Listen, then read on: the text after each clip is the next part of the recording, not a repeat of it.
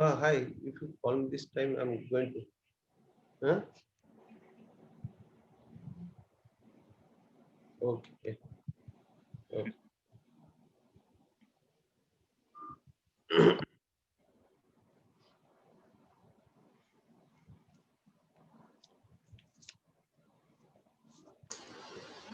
Yes, hi Vijay. We are now live. I think we can Okay. start now. Okay. Thank you. Um, So it's yeah, using the same let, link or it's a new link I had to generate, but I am going to circulate it you everywhere also because we know uploaded in the the live YouTube there itself? That in the yes, old this one, you just put the link there. People will click there and go there. Or if yeah, I'll do that. You are muted. you put the no, you in the chat box the link, I'll put there. People are waiting there. Yeah, I'll do that. Okay. I'll do that. We can start. Maybe we should be on time here. I'll do that within a minute. Okay. So, Okay. Okay. yeah, Thank very you very good much morning. for taking care of this. Yeah, sure. Okay. So welcome to the second day webinar of FSQT 2020 webinar. Today in the morning session we'll have 4 talks, and it includes 3 keynote talks and 1 invited talk. So so first talk will be given by Professor Yasuna Nakamura-san from Japan. So then followed by 1 more keynote talk before having 1 break. So now I would like to introduce Professor Nakamura-san briefly. So Professor Nakamura-san,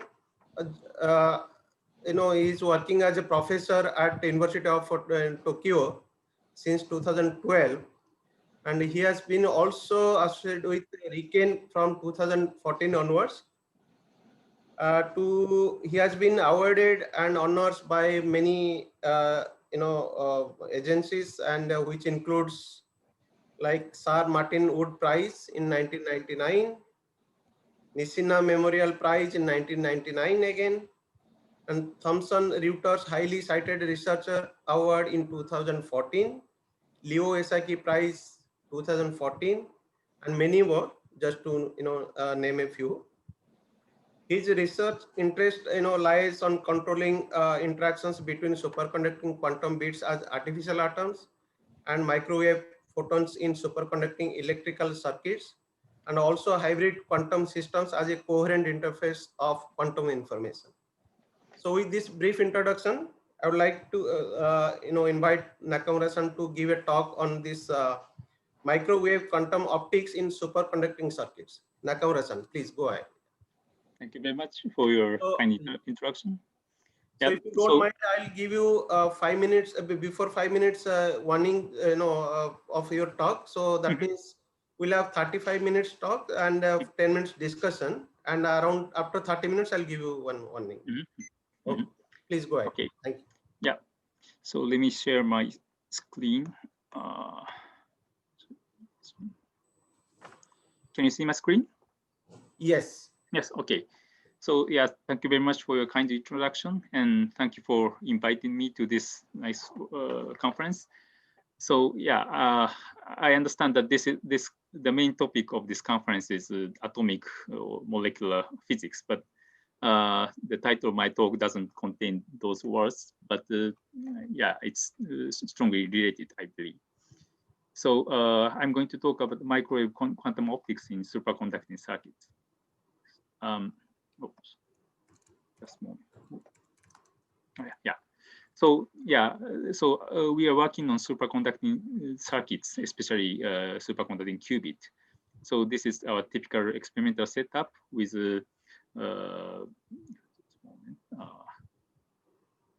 microwave cavity, and inside that we have our qubit. So this is our artificial atom, and so and in which we control the quantum states and also the photonic state. So for those who are not familiar with superconducting circuits, let me just give one slide as an introduction. So in the circuit, we can make a LC resonator, which works as a harmonic oscillator with equidistant quantum levels. But with the Josephson junction instead of inductance, so the Josephson junctions, the tunnel junction between superconducting electrodes works as a nonlinear inductor, and which distort the energy potential in this diagram. And then because of this nonlinearity or unharmonicity, we have non-equidistant energy levels. And then we can safely use the lowest eigenstates as a basis for a qubit. And so here we have a picture of our typical device called transmon qubit, where we have two superconducting pads fabricated on a silicon substrate. And then in between, there's a narrow bridge, and in the middle of the bridge, there's a tiny Josephson junction, the tunnel junction between two layers of aluminum superconducting metal. And so as you see, the scale of this device is almost a millimeter. So this is such a macroscopic object, but works as a single quantum bit. Okay, so this is our artificial atom. And so, yeah, let us first consider an atom. Okay, in this case, either artificial atom or natural atom trapped in a vacuum. So then we shine a laser or microwave on resonance with the atomic transition. So then the atom is excited, and then re-emit the photon, in this case, to say in all different angles. So here the interference between the incident modes and the re-emitted modes is not so good because of the totally mismatched spatial modes. And also the atom, natural atom, typically has a very small scattering cross section. So the interference effect is usually not so strong. However, if we confine an atom in a one-dimensional waveguide, then the case is totally different. So if we excite the atom with a resonant microwave or resonant light, and then the atom excited atom re-emit the photon backward or forward, and then here now the spatial mode matching is almost perfect, and there's a strong interference effect. So especially in this case, the transmission is totally suppressed because of the destructive interference. And then even with a single atom, we observe perfect reflection. So this kind of experiment is not that easy with a natural atom. And even though there's a series of beautiful experiments, for example, atom coupled with optical nanofiber, but in the microwave domain, it's much more easier. So for example, in this experiment, we couple our superconducting qubit, in this case, a really different type of superconducting qubit called flux qubit, to a one-dimensional microwave waveguide, which is a coplanar waveguide on a substrate. And then we measure transmission and reflection. So here, this is a transmission spectrum as a function of the flux bias to the qubit. So the magnetic flux shift the energy of the qubit transition. And so, yeah, you see some trace of the dip in the transmittance.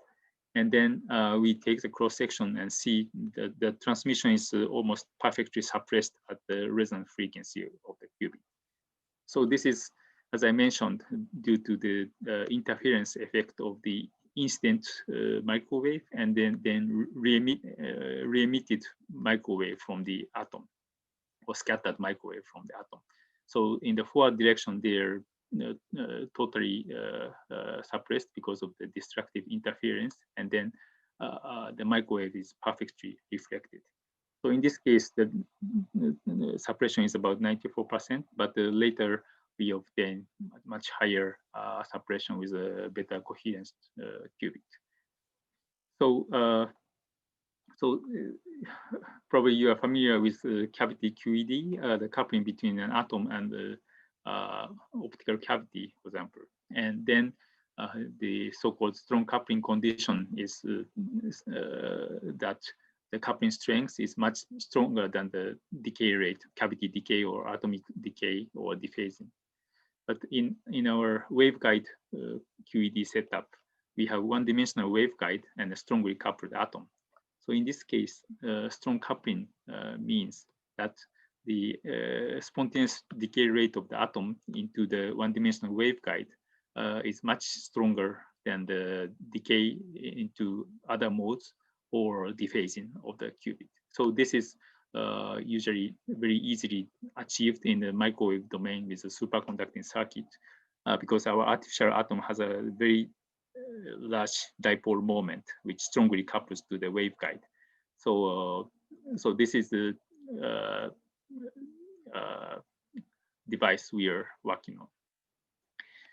Okay, so today I'd like to discuss a few examples of the application of this concept into in microwave quantum optics. So, of course, quantum optics is developed in the optical domain, sometimes with atoms, but now, thanks to the superconducting qubits, we can play with microwave quantum optics. So the first topic is microwave single photon detectors. So here the motivation is how we can detect a single and itinerant arbitrary waveform microwave photon without destroying it. So, you know, photodetectors are commercially available in the optical domain. For example, avalanche photodiodes or superconducting nanowire detectors. So usually the incoming photons are absorbed in the electrical device and then creates a lot of excitations which create voltage signals. And more recently in atomic physics, atomic physics, quantum non-demolition type photon detector was also achieved. So here, this is a beautiful work by Gerhard Rempe's group in Max Planck. And so the single atom is trapped in an optical cavity. And then depending on the state of, they prepare a superposition state in the atomic state. And then depending on whether photon comes or not, the phase of the superposition is flipped, and then after that, after the interaction, they can measure the atomic state and find whether photon has come or not. So in this case, the photon is just reflected without absorbed and without being absorbed, and then they can detect the arrival of the photon without destroying it. So, however, in the microwave domain, where the energy of the single photon is much smaller than the energy of the optical photon. So the ratio is, let's say, between the communication wavelengths photon and the 10 gigahertz microwave photon is 20,000. So detecting a single microwave photon is already a big challenge in that sense. So the first device we developed for that purpose is using actually artificially created lambda system in the dress states of our superconducting device. So again, in the context of waveguide QED, we consider in this case, 3-level atom inside the one-dimensional waveguide. So the atom is sitting at the end of the waveguide in front of a mirror. So and in this case, the atom has three levels in the lambda type arrangement. So when a resonant single photon wave packet comes in into the waveguide, that can induce the Raman transition from the ground state to the the other ground stable state with 100% efficiency, even with a single photon. And then at the same time, the absorbed photon is re-emitted as a down-converted photon. So why it can happen? So so considering the interaction between the atom and the photon, there are three possible paths. So one, the first is just a simple reflection. So the incoming photon is just reflected by the mirror, so without interacting with the atom. Or the photon is elastically scattered by the atom, so absorbed and then re-emitted at the same transition. Or there's an inelastic scattering, absorbed and then re-emitted as a different color photon. But because of the quantum interference, the first two processes are totally suppressed due to the destructive interference. When the decay rate of the excited state into this direction or that directions are equal. So then this say perfect Raman transition takes place even with a single photon. So so this could be used as a say deterministic down converter of the photon, or single photon detector, or single photon memory, those things. But actually we thought naively that creating such a lambda system in our superconducting circuit should be straightforward, but it turned out not. So how we created such a lambda system in our artificial quantum system is like this. So here we use a qubit coupled to a microwave resonator on chip. So so this system is again a Jaynes-Cummings type system. So cavity qubit coupled to a cavity. So probably you know Jaynes-Cummings Hamiltonian, and then the energy structures are like this. So G and E describes the qubit state, and 0, 1, 2, 3 describes the number of photons inside the cavity. So here I draw only the lowest 4 levels. So this is a typical Jaynes-Cummings, rather the lowest part. However, when we drive the system nearly at the qubit frequency, then in the rotating frame at the drive frequency, we can basically pull down these 2 levels by the driving frequency. So then, because of the interaction between the qubit and cavity, actually this transition frequency and that transition frequency is a little bit different. So we can create a situation like this nested level structure. And then depending on the driving power, the transition from this upper state, the rest state, to the two lower states, these transition rates can be controlled by the driving power, and also and the same for these transitions. So if we tune the power right, then we can find a condition where this transition rate can be equal. So this is what we call impedance matching condition, because as I mentioned in the previous slide, under this condition, the single photon can be deterministically absorbed by the atom. So without reflection. So that's the concept of impedance matching in a, say, electrical circuit. Okay, so here basically in this device, this cavity and qubit system works as an artificial lambda type atom in this rest state basis, and then we use this for single photon detector. So as a function of the qubit drive power, as a function of the input photon frequency, actually we found 2 places, 2 conditions where the reflection is totally suppressed. So here, for example, the reflection is suppressed by 25 dB. So it's more basically zero reflection at this particular point. So if we compare this with the theory, so this dashed line describes the theoretically calculated transition frequency. So it nicely matched with the experiment.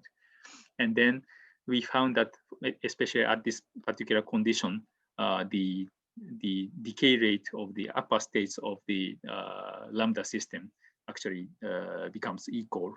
So where here this impedance match condition is fulfilled and the perfect absorption is observed. So by using that, we demonstrate the single photon detection. So again, this is the same plot. So here we have a very strong absorption. And then, so when we drive the qubit, we create this artificial lambda system in the dressed state basis. And so when single photon comes in, it is absorbed with, say, deterministically. And then after that, we switch off the drive and then measure the state of the qubit, whether it stays in the ground state or the excited state.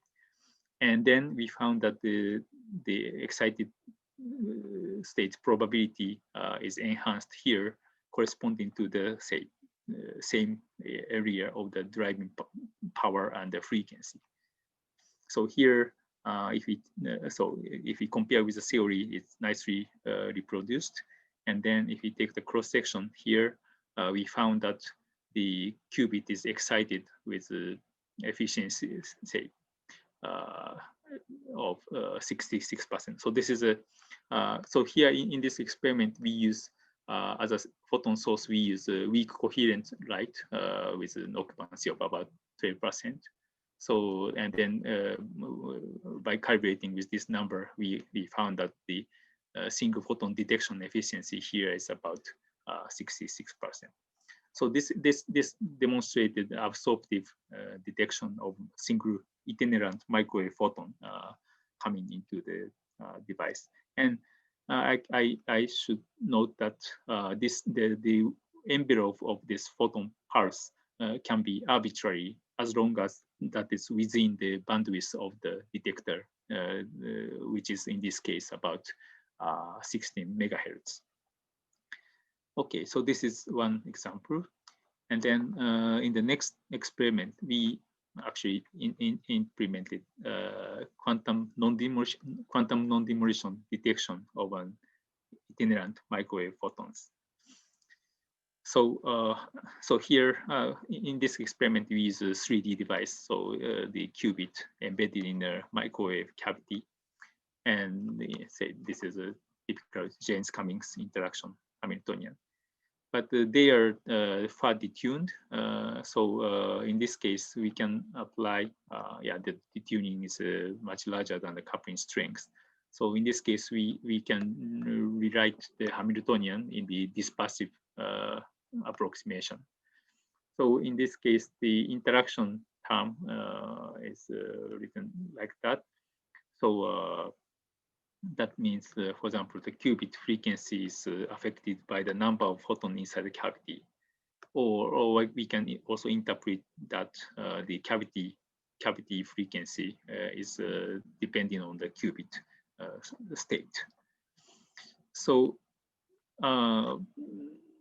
so if we measure the reflection spectrum of the cavity, in this case, for example, for the ground, when the qubit is in the ground state or in the excited state, we see the phase shift in the reflection spectrum depends on the states of the qubit clearly. So there's a finite phase shift due to this interaction.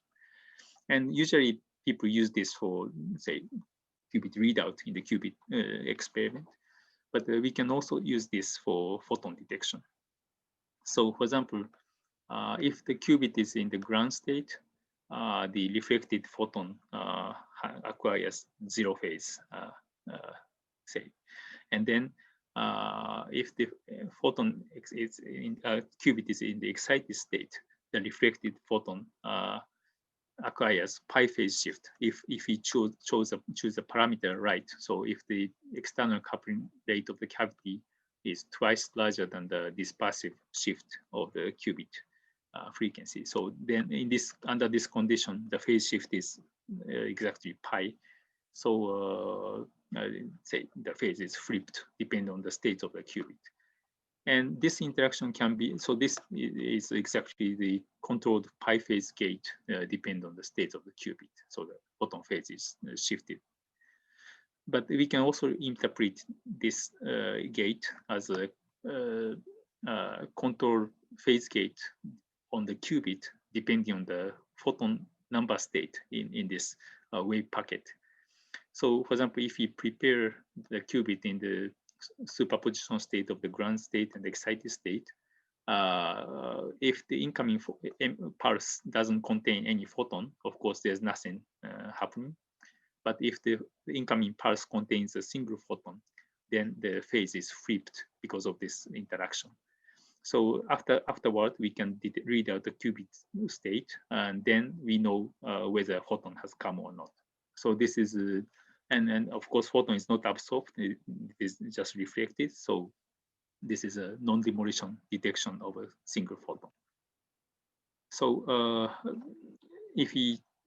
so in this experiment, we characterize the quantum efficiency of this detector by inputting a weak coherent pulse, containing a single photon probabilistically. And then as a function of the average photon number, the qubit phase flip probability changes. So by this fitting, we know that the dark count in this device is dark count probability is this offset, which is about 1%, 1.5%, and the quantum efficiency, the slope of this curve, is about 84%. So this is pretty good single photon detector with quantum non-demolition properties. So the imperfection is still there, and that's due to the internal loss of the cavity and dephasing of qubit and mismatch of the parameters, slight mismatch of the parameter. But we believe that this can be easily improved, and this efficiency could be easily beyond 90% or more. Okay, so I mentioned that this is non-demolition detection, so we need to confirm that by measuring the microwave mode reflected by the detector. So for that, we did the conditional Wigner tomography of the photon state. So after the interaction, we did the Wigner tomography of this flying qubit state or photon state. And when the qubit says there's no photon, the reflected mode basically is in the vacuum state with high fidelity. And when the qubit said there was a photon, then after the reflection, we monitor the state, and that gives a pretty good single photon Fock state. So with a 85% fidelity. So this demonstrates that this detector works as a non-demolition type detector. So, and yeah, for example, this can be used as a heralded single photon generation source. And indeed, this interaction is nothing but control phase gate. So if we don't monitor, if we don't measure the qubit, we can create entanglement between qubit and photon that we have also checked. Okay, so this is about the single photon detectors. Oh yeah, here's a result of the entanglement characterization. So in this case, we have about 96% fidelity of the qubit photon entanglement. Okay, so now I switch to the next topic. So here, so now I'm talking about the generation of the photonic state, or microwave photonic state, or flying qubit states. So here we generate time being qubit. So the photonic envelope with two peaks, and we don't know whether the photon is in the earlier mode or late mode. So the superposition in the qubit state is mapped into this photonic flying qubit state.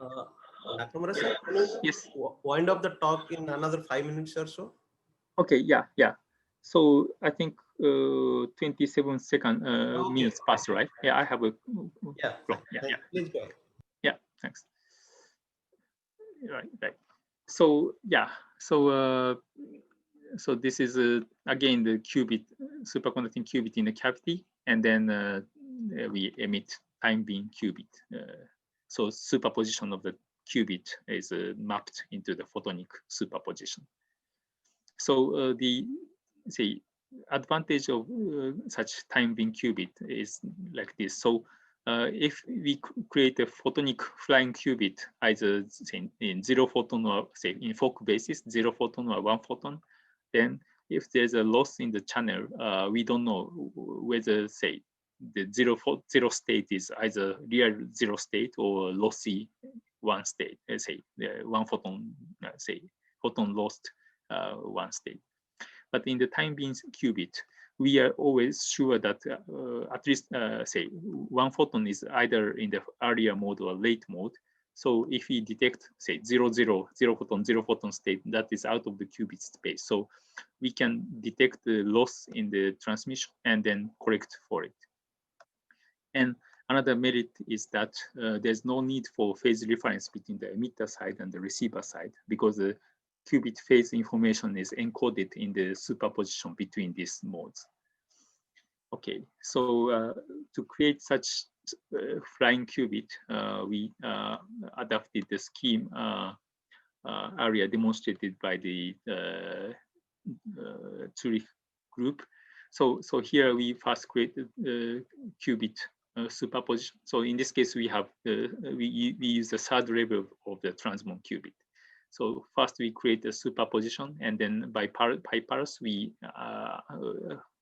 copy the superposition or move the superposition to the upper states, and then first we let these states in transferred into the cavity photon, and then by applying a parametric drive, and then the photon is emitted to the waveguide, and then after that the second part of the qubit superposition is excited and then transferred to the cavity and then emitted. So by doing that, we can map the qubit superposition into the photonic superposition. So yeah, for example, we can create such a double peak envelope single photon state, superposition state in a scale of microsecond.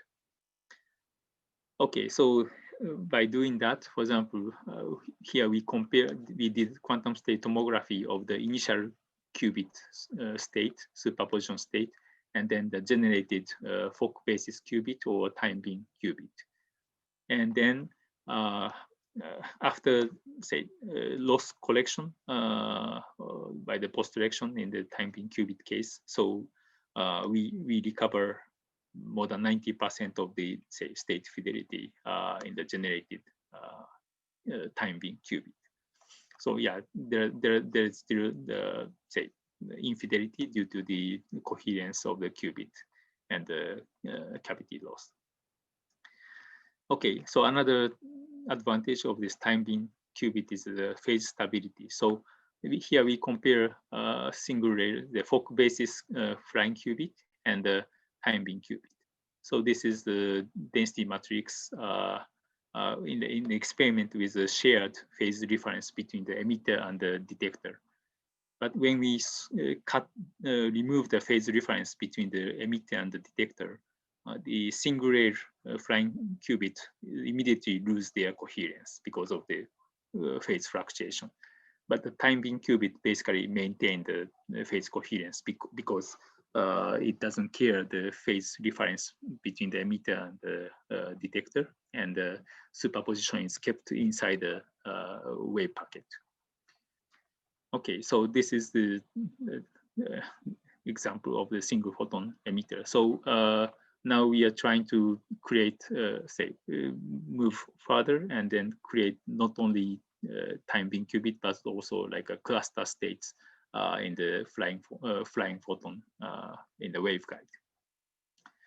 Okay, so in the final 3 minutes, I'd like to explain our latest idea and plan for the experiment of another example of microwave quantum optics device. So here we are considering quantum nodes for one-dimensional quantum network. So here we have one-dimensional waveguide, and on the waveguide we have several nodes, quantum nodes, and each node can emit photons directionally at will, and then absorb photons from either direction, or they can just transmit the photon without interacting. So, so how to construct these quantum nodes? So this is the idea. So in each node we have 2 qubits coupled to the waveguide with a given distance between the qubits, and then so if we prepare the superposition entangled state between the qubit, they can be emitted only in one direction, because again, because of the constructive interference and then destructive interference. So the photon is directionally emitted, and by controlling this phase, we can control the direction of the emission. And okay, sorry. Okay, so so we did the numerical simulation, and to give more controllability to the quantum node. Actually, indeed, we add a few more ingredients here. So in between the qubit and the waveguide, we add a resonator which mediate the interaction, and the resonator. The interaction between the resonator and the qubit is say controllable, tunable in time, and also we add another constant interaction between the resonators that is to compensate the interaction between the resonator via the waveguide. So if we have say compensation of this interaction, then this device works properly. Okay, so as I said, if we prepare the entangled state between the nodes, qubits, and then because of the interference, the emission to the right, is perfect, and there is no emission to the left. And at the same time, the qubit population will be empty after the emission. And for the directional absorption, so if we have a photon from one side, then the qubit, this system can absorb the photon deterministically. So in this case, after the interaction, there is no reflected photon either backward or forward. And then after the interaction, the state of the qubit is in the entangled state, and the phase of the superposition entanglement depends on the direction from which the photon comes. And also, when this interaction is switched off, the device fully transmits the incoming photon. So this can be in the idle state, and then the photon is basically transmitted without interacting with the node, as long as the bandwidth of the photon is narrow enough compared to the device parameters. Okay, so the transmittance is always almost perfect as long as the bandwidth of the photon wave packet is small. Okay, so this is the idea, and we are currently trying to implement this in an experiment, and hopefully we will soon obtain the results. So this is to construct the quantum network in using microwave waveguide and flying qubits between quantum nodes. Okay, so I think it's almost the time. And so before finishing, let me thank my collaborators in the University of Tokyo and in RIKEN and other institutes. And so what I talked today is microwave quantum optics in superconductor circuits. And even though I'm not working on atomic physics, our artificial atom is a crucial element in our experiment. And we can control and measure the itinerant microwave photons, and which can be applied to, say, quantum computing and network and sensing and so on. And we have, and other groups have developed many tools already in this research, but I believe there are more to be invented. Okay, thank you very much for your attention.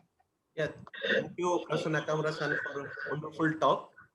So now the talk is open for discussion. So people can type their questions on both YouTube and here. So I have already received 4 questions, so I can read it out. First question is from YouTube by Avra Putinde. Is there any pathway to think photonic qubit systems are better than superconducting systems in simulation using noise models as such? Just a moment. It's not on the web, chat window here. It's in YouTube. So it's okay. So I cannot see that. Okay. so Can if you want to use, okay, let me copy it for you here. Oh, yeah. So it's,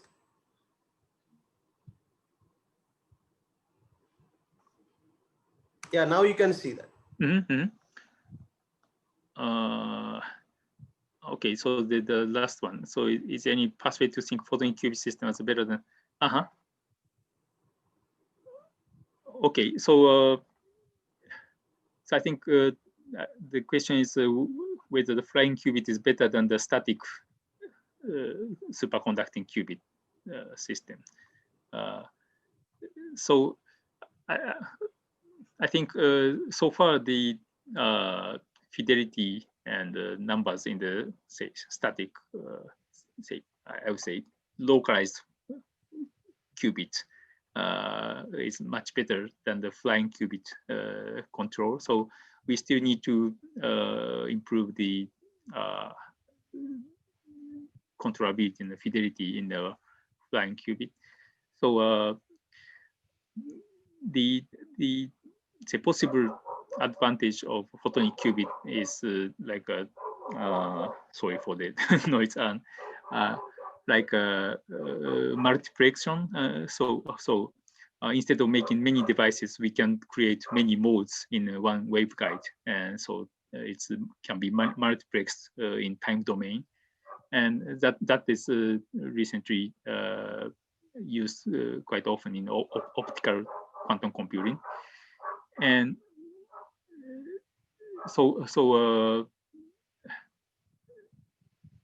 but there are still a lot of things to be improved in the, say, photonic qubit system in superconducting circuit.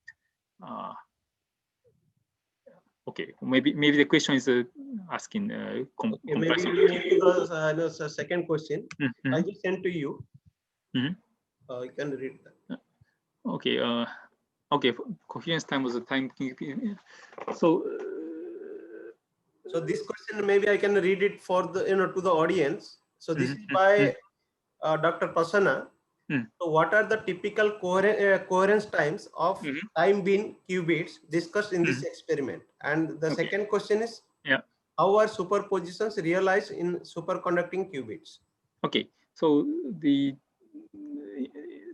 coherence time of the time qubits is probably dominated by the loss in the microwave channel, and that we haven't measured because we are transmitting for very short distance for those qubits. So, but we can imagine that, given the loss in the microwave waveguide, the coherence time could could be similar to the coherence time of the our microwave cavity in the best case, I think, in a very nice superconducting transmission line. Even though it's not easy to directly measure it, I think.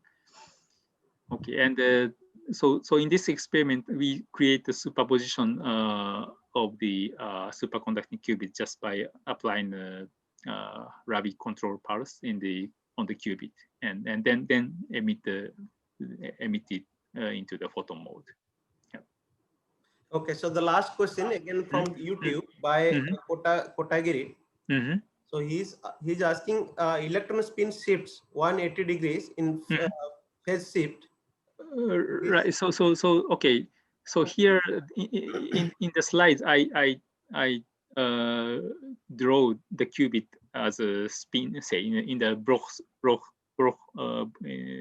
sphere. So the qubit state is illustrated as a spin, but indeed it's not an electron spin. It's a state of the qubit. So the spin in my slide represent the superposition of the qubit ground state and the excited state, and this phase in the Bloch sphere shifts 180 degrees in the phase flip interaction if we choose a parameter properly.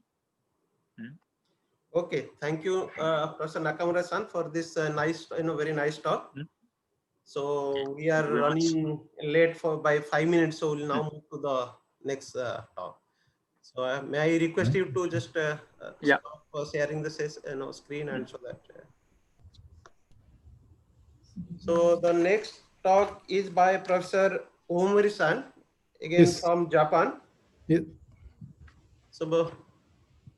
Right. So this is Kenji Omori. Okay, nice to see you, Professor Omori-san. Nice to see you. Yeah, just for formality, I'll just take 1 minute only.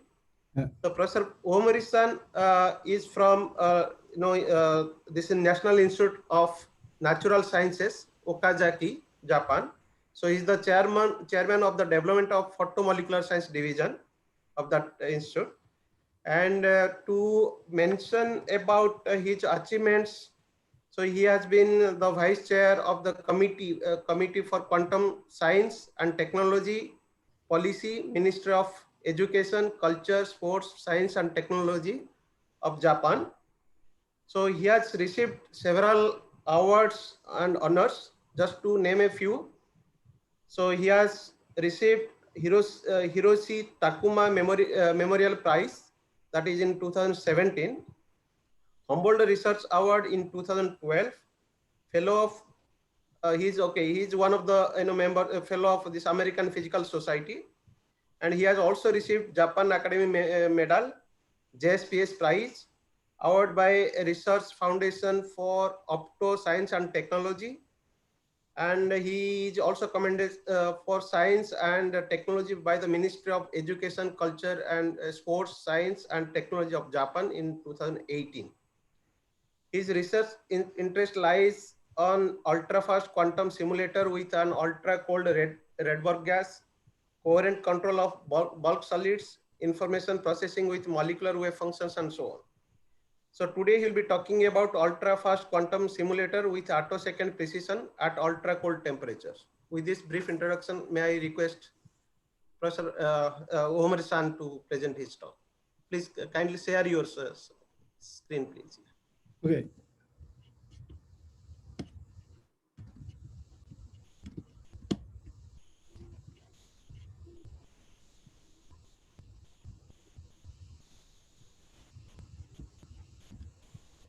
So can you see my presentation? Yeah.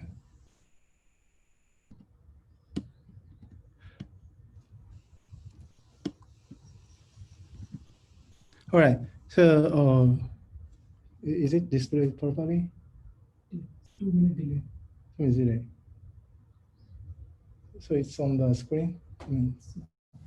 All right. Okay. So got it. All right. Yeah. Sorry. So and good morning. And let me thank Professor Sahu and the organizers for giving me this great opportunity to celebrate Professor Das.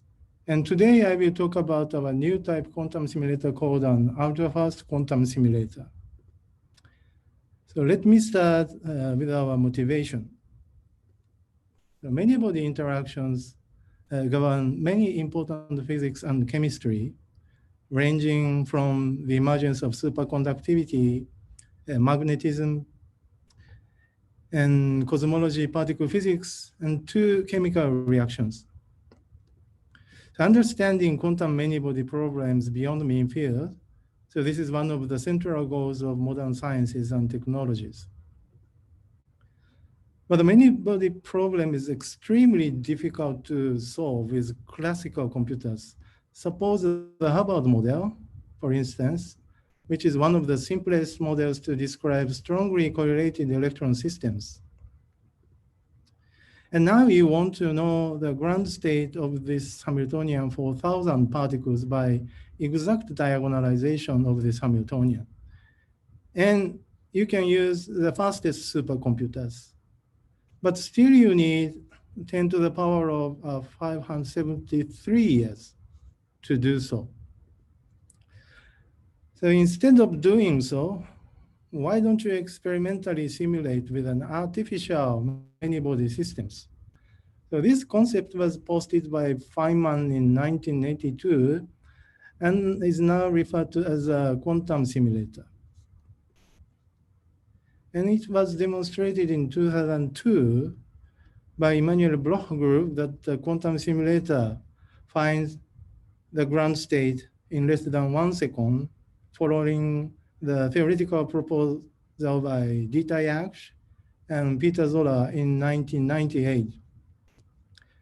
And such a disruptive aspect of quantum technology is called the second quantum revolution that can cause a disruptive innovation in drug discovery, material development, information security, and artificial intelligence. So various countries and industries have started huge investment in quantum technologies. Then how should Japan proceed? I collaborated with the Ministry of Education, Science, and Technology, MEXT for short, to launch a committee for the discussion of a quantum technology policy, where I have been serving as the head of expert members and the vice chair of the whole committee. And here we have conclusion as follows. So Japan needs originality with less financial resources than US, EU, and China. But Japan still has a presence in basic technologies internationally, including semiconductors, materials, and nanotechnologies, photonic crystal, and ultrafast optics, and so on. So we should establish our originality as soon as possible by networking and hybridizing these basic technologies. Based on these conclusions, I explained the importance of Japan's quantum flagship program to Mr. Yoshimasa Hayashi, Minister of MEXT, at that time in 2017. And then we launched quantum technologies flagship program, QLEAP, in 2018. And our project about quantum simulators and its applications to quantum computing has been selected large-scale basic foundation research. And now a bit more about the quantum simulators. A quantum simulator is one of the killer contents of quantum technology policies of various countries. And this is an example of a EU flagship program, where the quantum simulator is one of the 4 pillars, and its targets include development and design of new complex materials, and to support drug design. And these are all strongly correlated electron systems. Then how to generate a strongly correlated system artificially? The most straightforward way should be assembling a quantum simulator with particles whose forces could reach as far as possible. A Rydberg atom is expected as one of the most promising candidates from this viewpoint.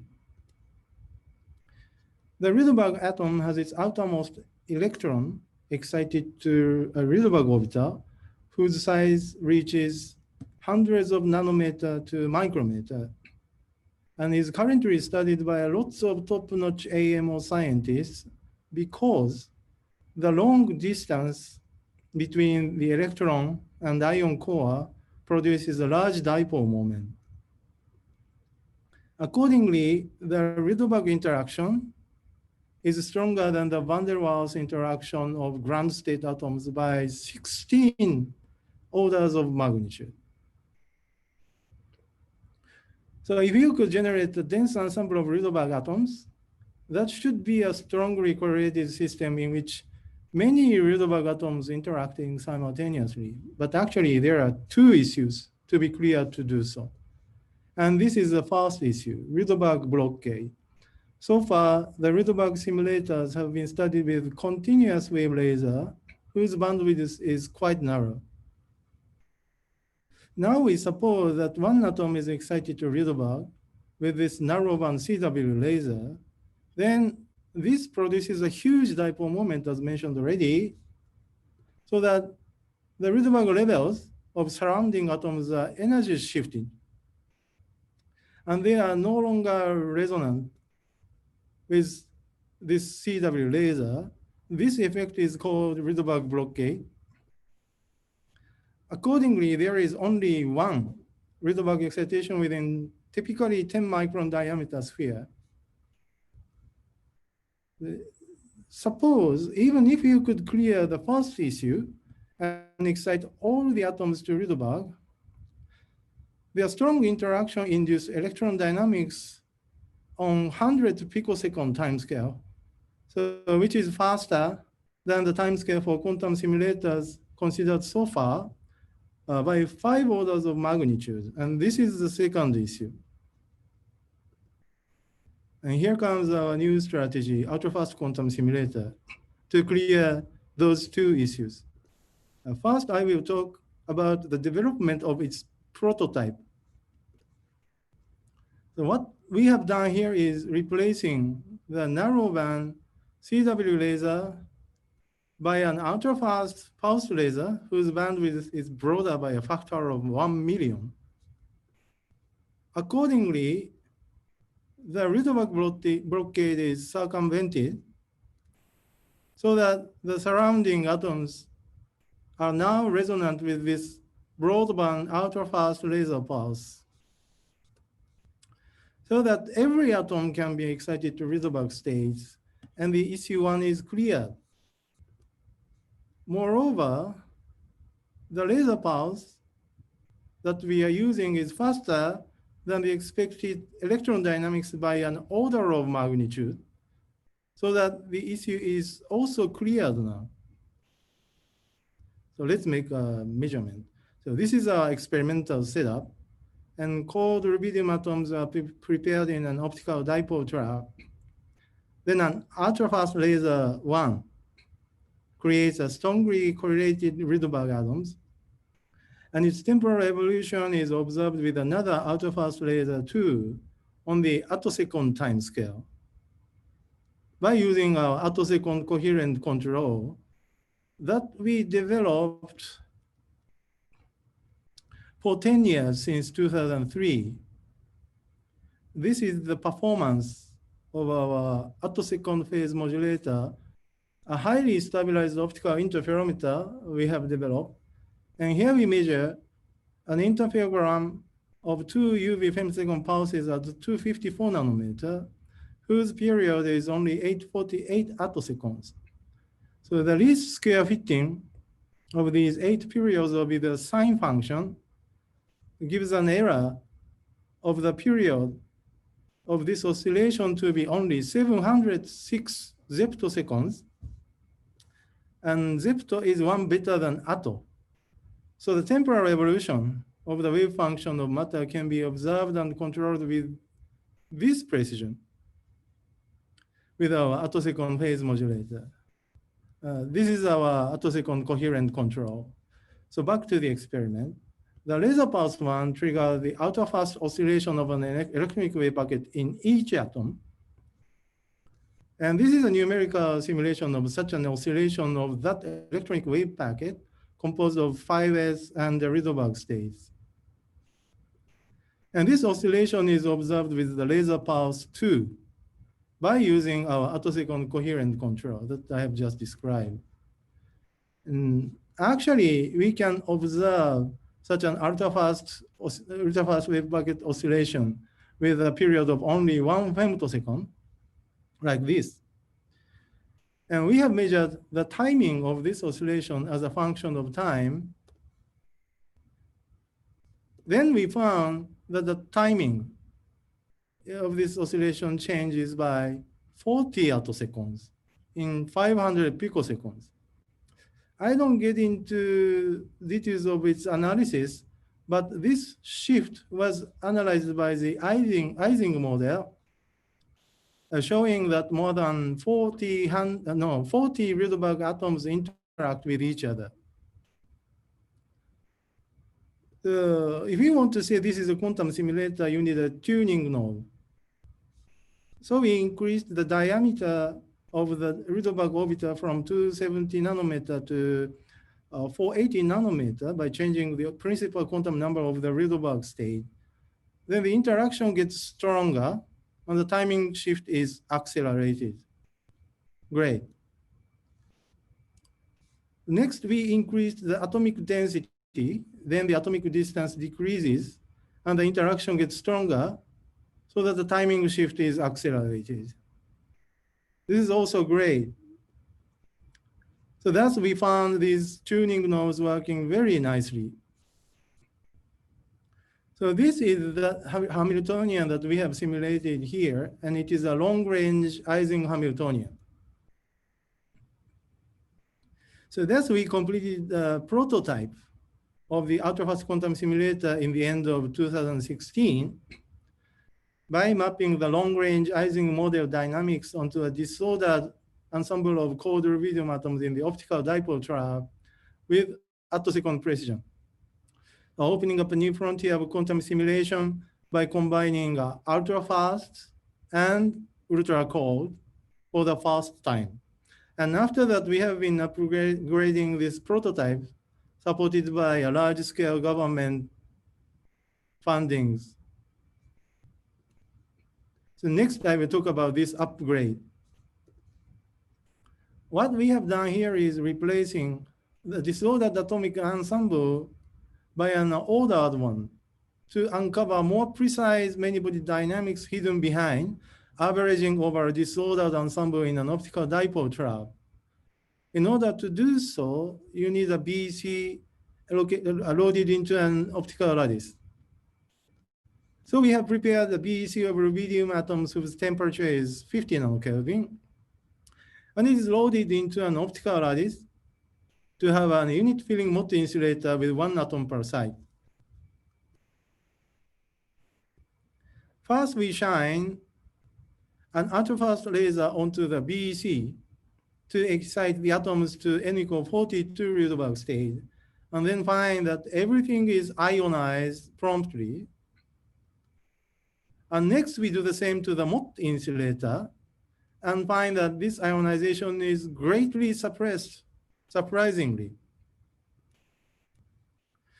This is because our ultrafast laser circumvents the Rydberg blockade so that in the BEC, there are many pairs whose Rydberg orbitals especially overlap.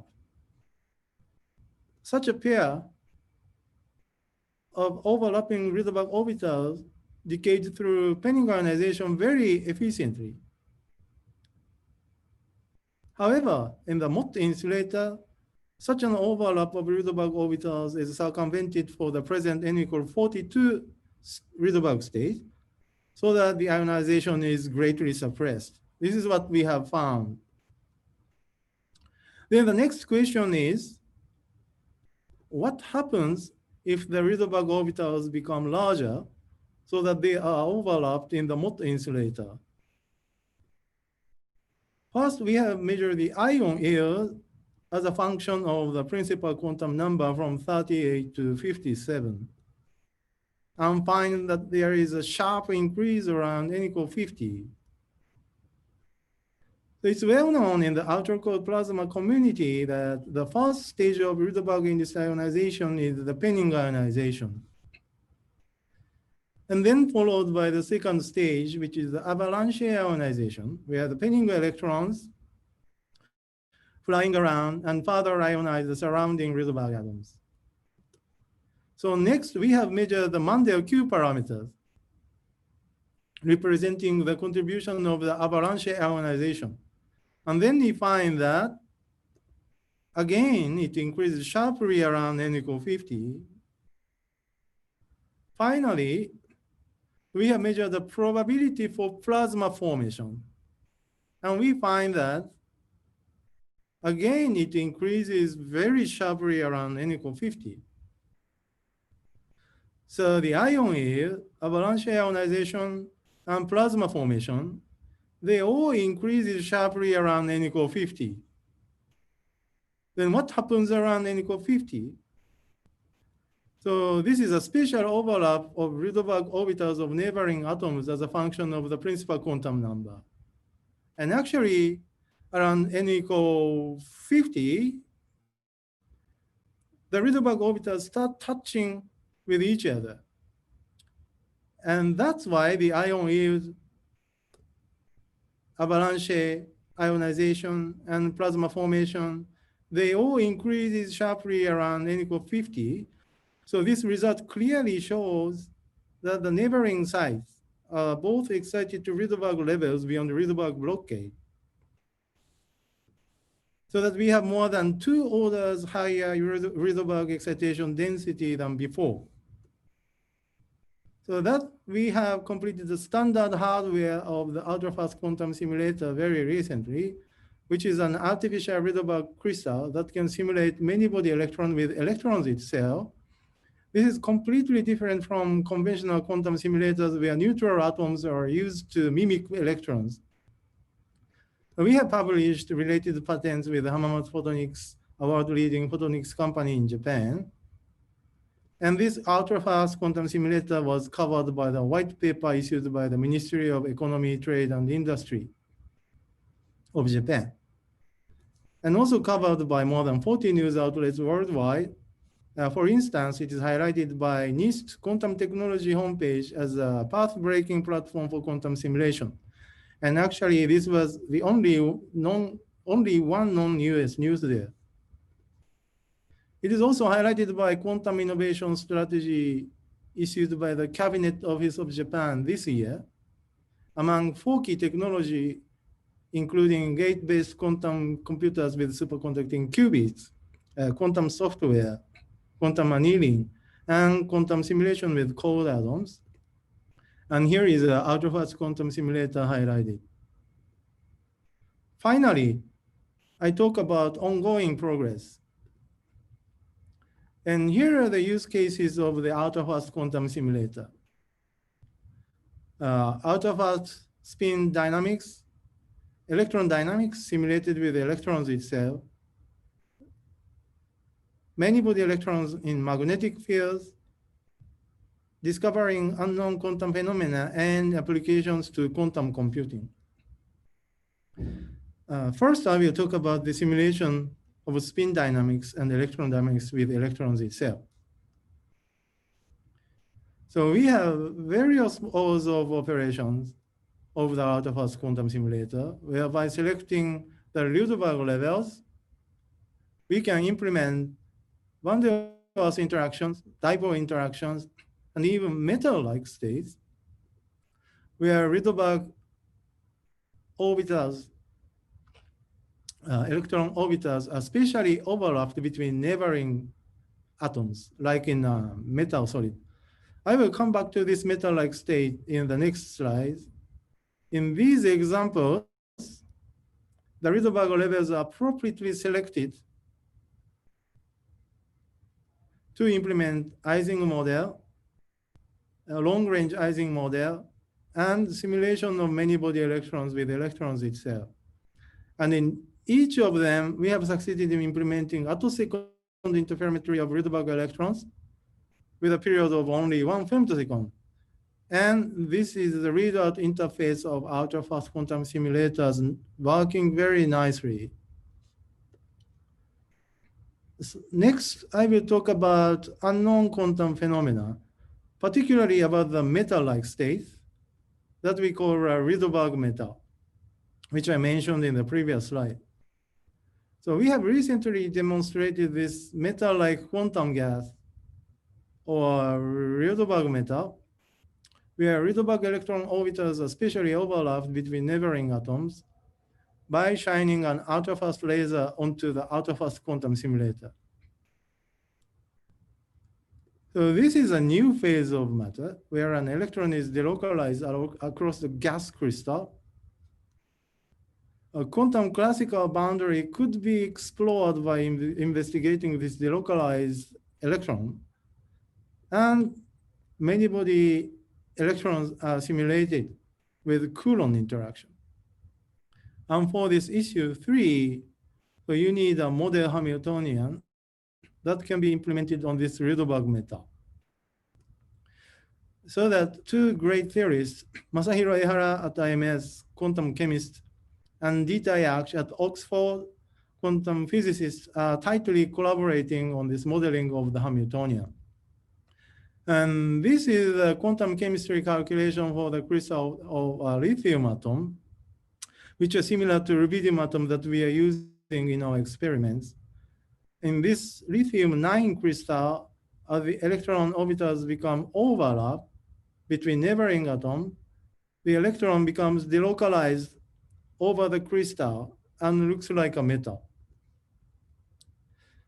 So next I will talk about applications to quantum computing. And here we set up a strong team among IMS, ourselves, Hamamatsu Photonics, a world-leading photonics company in Japan, as mentioned already, and University of Innsbruck, Professor Peter Zola and Wolfgang Lechner, and Tokyo Tech, Professor Hidetoshi Nishimori, a founding father of quantum annealing. One of our targets here is a coherent quantum annealer with cold atoms in optical traps based on the scheme referred to as LHZ architecture, proposed theoretically in Innsbruck in 2015 to 2017. And here is a comparison between our coherent annealer cold atoms and with the one by D-Wave 2000 with superconducting qubits. So there are many entries for comparison, but for instance, so let's look at this item first. This is coherent time divided by calculation time. For D-Wave 2000 is 0.001. That means that you need at least 1,000 calculations to get one correct answer. However, for cold atoms, it is more than 100. So in principle, you get a correct answer by calculating one time, if you forget about other noises. The next entry is an identity of physical bits. For D-Wave 2000, the superconducting qubits cannot be made exactly identical, but for cold atoms, they are all identical by nature. And this is a key feature for scalability. Another key point is single site addressing, which is necessary for computing, but which used to be very difficult for cold atoms until quite recently, but the situation is changing very rapidly. So next, I will talk about our recent progress from this viewpoint of single site addressing. And here we tightly collaborate with Hamamatsu Photonics, a world-leading photonics company in Japan, as mentioned already, to develop arbitrary trap arrays of cold atoms by using a spatial light modulator.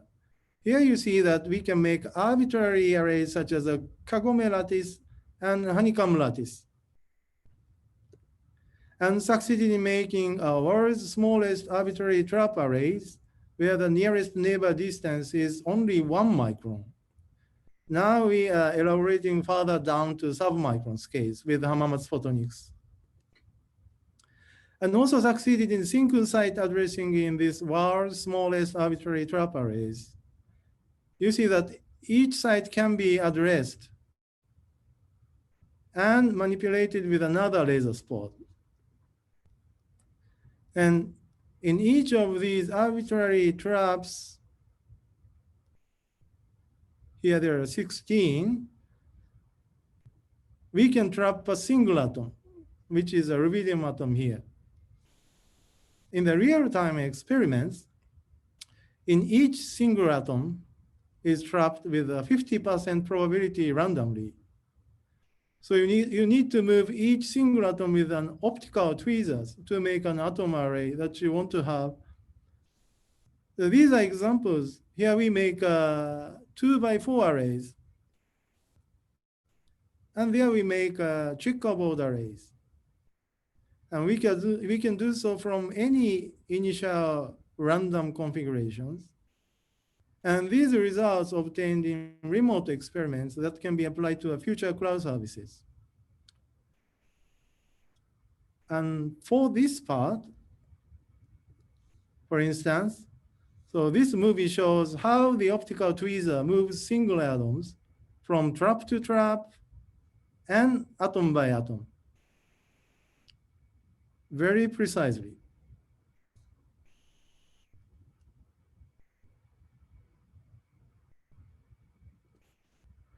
From these arbitrary atom arrays, there are 16, we can successfully read out the motion of the single electron in each single atom in the arbitrary array.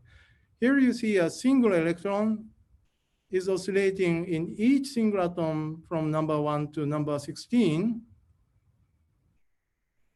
with a period of only 1 femtosecond. This motion corresponds to the motion of an electronic wave packet composed of the 5s and Rydberg states. And here we also create another type of electronic wave packet composed of 2 Rydberg states, 36D and 38S. And this is a numerical simulation of what that wave packet motion oscillating with 30 picosecond period. And from this very single atom, we can actually read out this oscillating motion of a single electron with a period of 30 picoseconds. And all these results that I have shown so far are obtained in the remote experiment that can be applied to a future cloud service. And now we are scaling up to 100 traps for 50 qubits. So let's see what happens next. May I request you to wind off your talk in another 5 minutes or so? Yes, I get it. Yeah. Okay, thank you. Yeah. So let's see what happens next. So we thank all these financial supports, particularly ongoing ones. Mixed Quantum Technologies Flagship Program, JSPS Kakenhi, Specially Promoted Research. This is the most prestigious scientific grant in Japan. And Alexander von Humboldt Foundation and Heidelberg University for Humboldt Research Award that promotes tight collaboration with top-notch scientists in Europe that I will introduce in the next slide. And finally, this is the team. All the experiments are performed here in Okazaki at IMS by Omori Group in collaboration with guest professors, Tetsuo Kishimoto from UEC, Matthias Weidemüller from Heidelberg, and Hiroyuki Katsuki from NICE. We have strong theory sub-teams at IMS, Tokyo Tech, Strasbourg, Oxford, and Innsbruck. And we are delighted to collaborate very tightly with Hamamatsu Photonics. This is Mr. Tetsuo, Dr. Tsutomu Hara at Central Research Laboratory of Hamamatsu Photonics, which is, as I told you, a world-leading photonics company in Japan. And thank you for your attention. Okay, thank you, Professor Omori-san, for finishing the talk before time. So now the talk is open for questions and discussions. So I received now so far 3 questions. who are from Dr. Bindya Arora. So first, let me read out the first question. What is Rydberg blockage? And sorry, I read it wrongly. Why is Rydberg blockage an issue with quantum simulators, whereas they are a must for quantum computers? The Rydberg blockade can be utilized for quantum simulation in many experiments so far. But here, what I pointed out is to create a really strongly correlated electrons. You have to circumvent Rydberg blockade because there is only one excitation in 10 micron diameter spheres. Yeah, this is one thing. And another question about the quantum computing. Yeah, whereas they are a must for quantum computers. They are a must. That's what she has mentioned. But anyway, she has another question, follow-up question. Can you elaborate more on how the Rydberg blockade is avoided? Avoided, okay. So maybe we should.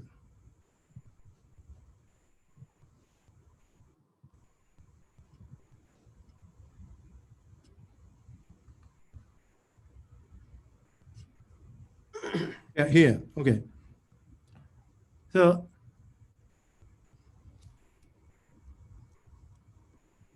there is a Rydberg blockade because that the people have been using CW narrowband lasers. So this is just reiterating what I mentioned already, so sorry about that. But suppose you have one atom excited to Rydberg with this narrowband laser to Rydberg. And then, as I told you, that this has a huge dipole moment, so inducing a strong electric field around, so that the Rydberg levels of these surrounding atoms shifted due to the strong dipole moment, so that this atom cannot be resonant with this narrowband laser, so that this is Rydberg blockade. So what we have done is that to replace this narrowband CW laser by a broadband pulse laser. So because the bandwidth becomes broader by a factor of 1 million, so you can circumvent this Rydberg blockade, because even if this energy shifted, this is still within the bandwidth of the pulse laser. This is one thing. So another explanation is that if you excite very fast, then you can excite the neighboring atoms before the effect of interaction reaches the next atoms. So that either way is fine from quantum mechanical sense. Okay, that there is one more question by Ms. Sumit. She is asking, can you elaborate more on scalability? How it is better for Rydberg atom approach?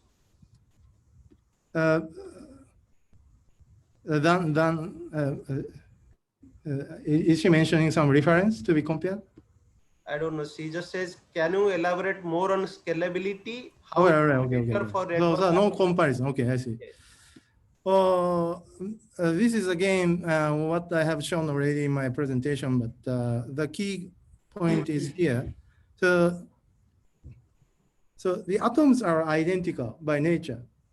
So that in many cases, from the for the scalability, so small differences among the different physical bits leads to dephasing, so that this leads to the error of the calculation. But here, the atoms are all identical, so that you can be free from this kind of issues for the scalability. This is one thing.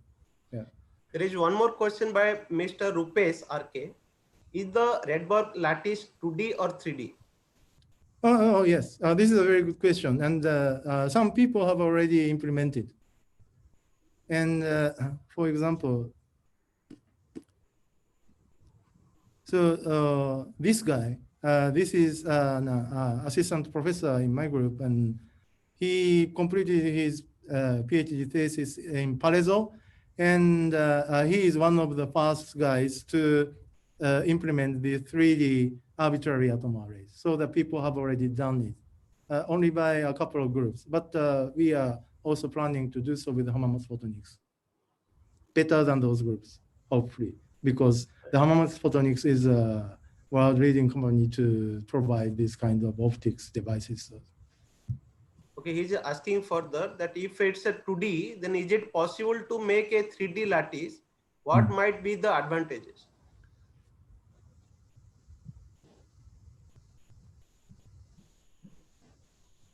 So you can compare the physics between the 2D and 3D, for example. Okay, so I think Yeah. this answers to all the questions asked so far. Maybe Yeah, many yeah. people will try to contact you by email if they have more questions. All right. I'd like to thank you now for this wonderful talk. It just tasted like, Tokyo banana. So it was a really wonderful talk. Okay. Since I'm going to continue this session further, so I'm not going to summarize the talk. So I'll do that, before the lunch session. So now we'll be we'll have break for half an hour for poster sessions, and also for tea. You can make a tea yourself and have it at home. And then we'll join back at 12 o'clock. Okay, thank you very much. Thank you.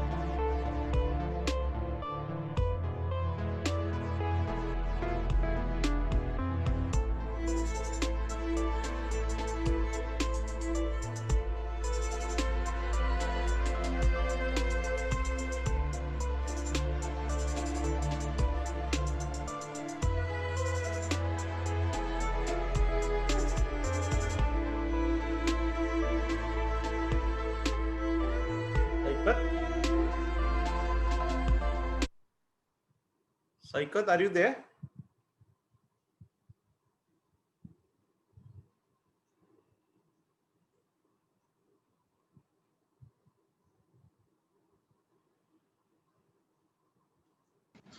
Hello. Oh, yeah, I can hear you. Yeah. Yeah. Can you hear me? Yes, yes. So nice to see you. This is the first time Yeah, we're. nice to see you. I think we met once in PRL. Just let me turn on the video. Okay. Yeah, I think so. Maybe it was brief. Yes, yes, we had met once. Not PRL. I think I had Patna. Yeah, maybe IIT Patna, exactly. Yes, yes. Now I remember it. 2018, I think. Right? But okay, we both had talks at same time, so that's why you could not attend each other's talk. Yeah, exactly. Now Yeah, I remember. Yes. It was parallel session. It was a very nice, extremely nice conference. Okay, thank you very much. But thank you very much for accepting our invitation. Yeah, but it's a great collection of speakers, and I guess Bhanuda should have given a small little.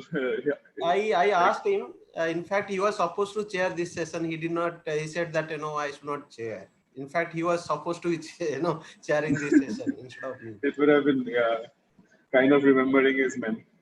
Are we having a kind of combined session like that where people will recall his association? We have the last day. Last day after the scientific sessions are over, we have all these formalities that day.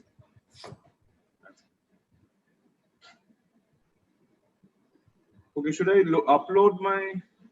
Yeah, maybe you can do that, and then we can wait for these people to join. Because the poster session is going on, and this is the last day for that. Yeah, right. For these people, for students, awards, and these things matters a lot.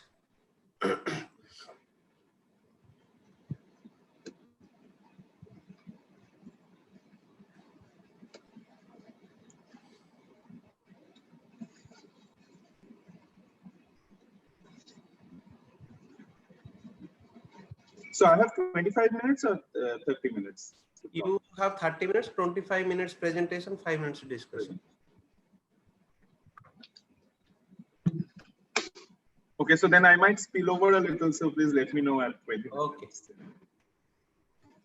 I'll warn you around after 20 minutes. Okay.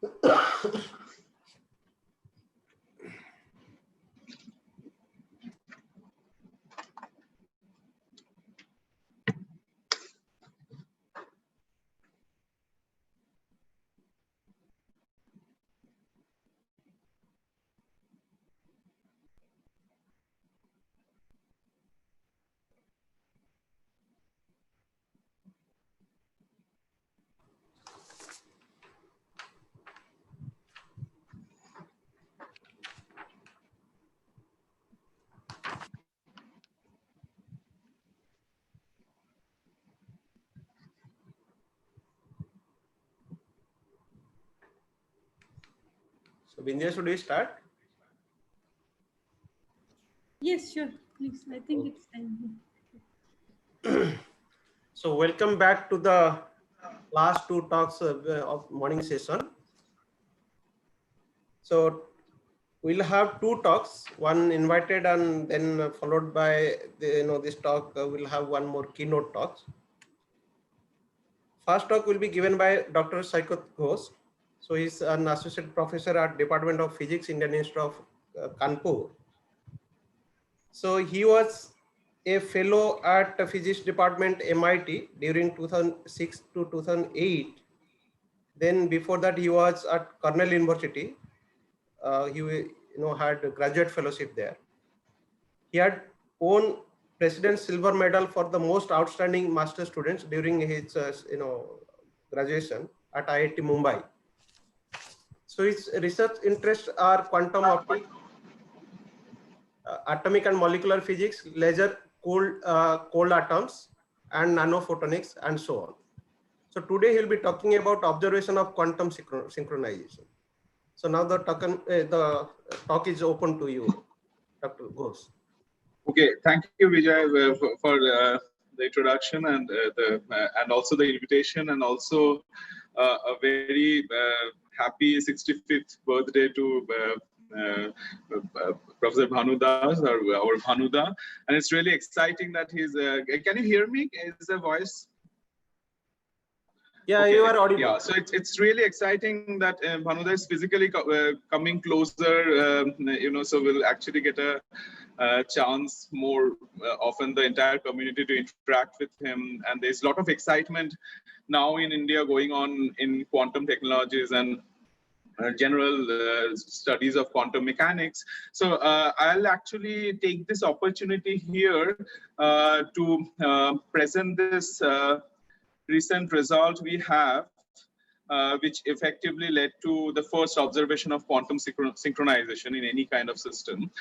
And so to explain the experiment and exactly what the physics behind it and so on, I'll first actually start with what is synchronization. I understand that this is a very august audience, like everyone is experts in atomic physics, but it might not be very familiar, the concept of synchronization, to many. So let me just give a very baby simple introduction. So it was actually surprisingly, though it's widely, this phenomena of classical synchronization occurs widely in nature, but it was surprisingly comparatively recently in 1665, actually Huygens for the first time kind of noticed that pendulum clocks in his bedroom will actually get synchronized. So he basically realized that there's a self-sustained oscillator. So there are some internal mechanism, but some weak coupling between them. And this actually becomes very key, that this self-sustained, there might be batteries or springs, which are actually sustaining the oscillators, but when they're weakly coupled, in this Huygens case, they were like through the wood walls of the room. But in general, if there's a weak coupling, that weak coupling can actually make this oscillators like go in sync, synchronize their period, or exactly be out of phase. So this, since then, so the first picture I had when I talked about in the opening slide, that's the same picture. These are actually amazing phenomena observed in nature, where fireflies, which are they have some biochemical process of the lights turning on and off in their back, these beetles, but actually certain kinds of fireflies, they synchronize this through the weak feedback coupling, they have visual coupling, they actually synchronize, and you see the entire forest kind of light up. It has been widely used in industries. Electrical engineers are experts in of analyzing, synchronizing in this 50 hertz, 60 hertz cycles. In windmills, people use synchronization to harvest more efficiently, but it's so widely used. For example, clapping in audience, it naturally synchronizes, the muscles, the heart pumping and so on. There's synchronization. Even people are now studying like synchronization in brain, neuronal networks and so on. So it's widely like, like once you see it, this oscillators, it's widely around. And just to give a very simple example, like a simple introduction to what this synchronization is. So the physics of synchronization starts with this concept of limit cycle oscillators, which are basically inherently nonlinear oscillators. There's some sort of a gain and loss mechanism, which actually eventually makes the oscillator settle to a certain amplitude, but there's no definite phase actually of the oscillator. So because it's not driven coherently by a single forcing. So as opposed to, this is actually in a phase space position momentum oscillator plot. So a limit cycle is basically something that's symmetric. This is actually a very important concept, which kind of eventually will translate to the quantum world. But effectively, for a limit cycle, there's a symmetry about an axis, whereas oscillator with a definite phase is actually of a localized point here.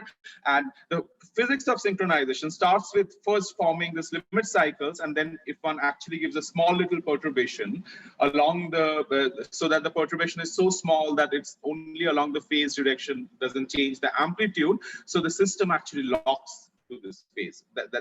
And so this phase perturbation can be weak coupling from the neighbors, or it can be a very weak external forcing. So just to kind of go a little bit more on this, that like when people talk about synchronization of an oscillator to an external forcing, it's often confusing to a forced harmonic oscillator. What we understand, what we learn in undergraduate, that a forced harmonic oscillator exactly is the same thing. It has a definite phase, it's oscillating, and so is a limit cycle oscillator, but their response to perturbations are inherently different. So for example, this is a time trace of a forced harmonic oscillator. It's doing sinusoidal oscillation. If one gives a phase perturbation, you see that after a while the phase perturbation dies off, because its actual phase is set by the forcing, and eventually it goes back to what it started with. Whereas a limit cycle oscillator, though there are internal nonlinearities which are sustaining it, if one actually gives a external forcing, a phase perturbation, this is very, very important, it actually picks up that phase perturbation. The state kind of localizes to that phase, what I was talking here, instead of this symmetric state, and then basically that's the physics of synchronization. It synchronizes to that phase perturbation. So basically the question is what the community has been asking for last 20, 30 years, is that can quantum objects, atom spins or harmonic oscillators actually synchronize and to external forcing or to each other? So the general approach has been basically to start from what we know, the nonlinear oscillators, van der Pol-like oscillators in classical synchronization, and then quantize those, kind of look for a mean field phase, like look at the phase space, like look for limit cycle states, and then look at very low excitation regimes and see if there's something inherently quantum mechanical. For example, like superposition of states, whether that actually gives inherently different features, quantum mechanical synchronization as opposed to classical synchronization, or even the fact that, the coupling actually happens because of quantized exchange of energy packets. So that has been the direction, and it's usually kind of fairly hard experimentally to people have cooled down artificially made oscillators down to down to its ground state, but still like engineering this nonlinearities, then as a result observing synchronization has been hard. But nevertheless, people were also asking like a question of a different kind, that can inherently quantum systems like spin systems, can they synchronize?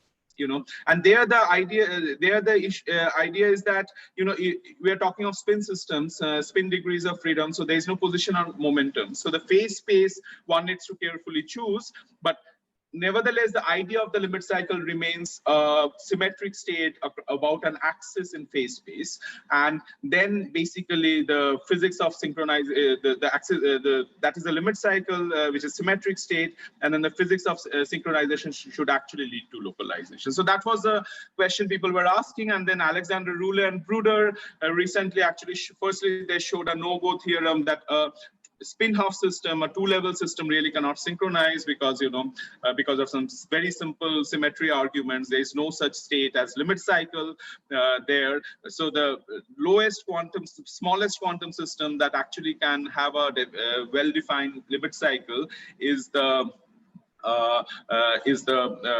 spin-1 system. So this is basically what they considered. And for example, if one actually prepares the spin in the middle state of the spin-1 manifold and then stabilizes it with this artificial, this decays which decay from this state to that and that state to this. So this population is stabilized. If one takes that state, just a 3×3 density matrix, but project it in the spin coherent state basis, which is basically a parameterization in theta and phi with this combination 1, 2, 3 being this 1, 2, 3 states.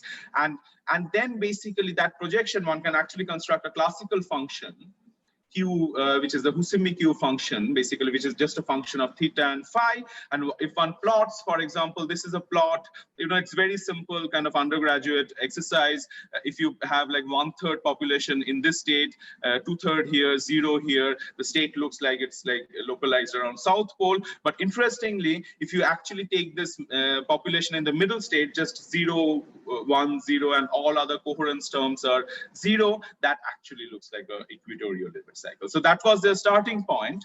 So basically you start with, that is how you create a limit cycle state. And so the state basically has only the middle one, which is 1, and the rest is 0.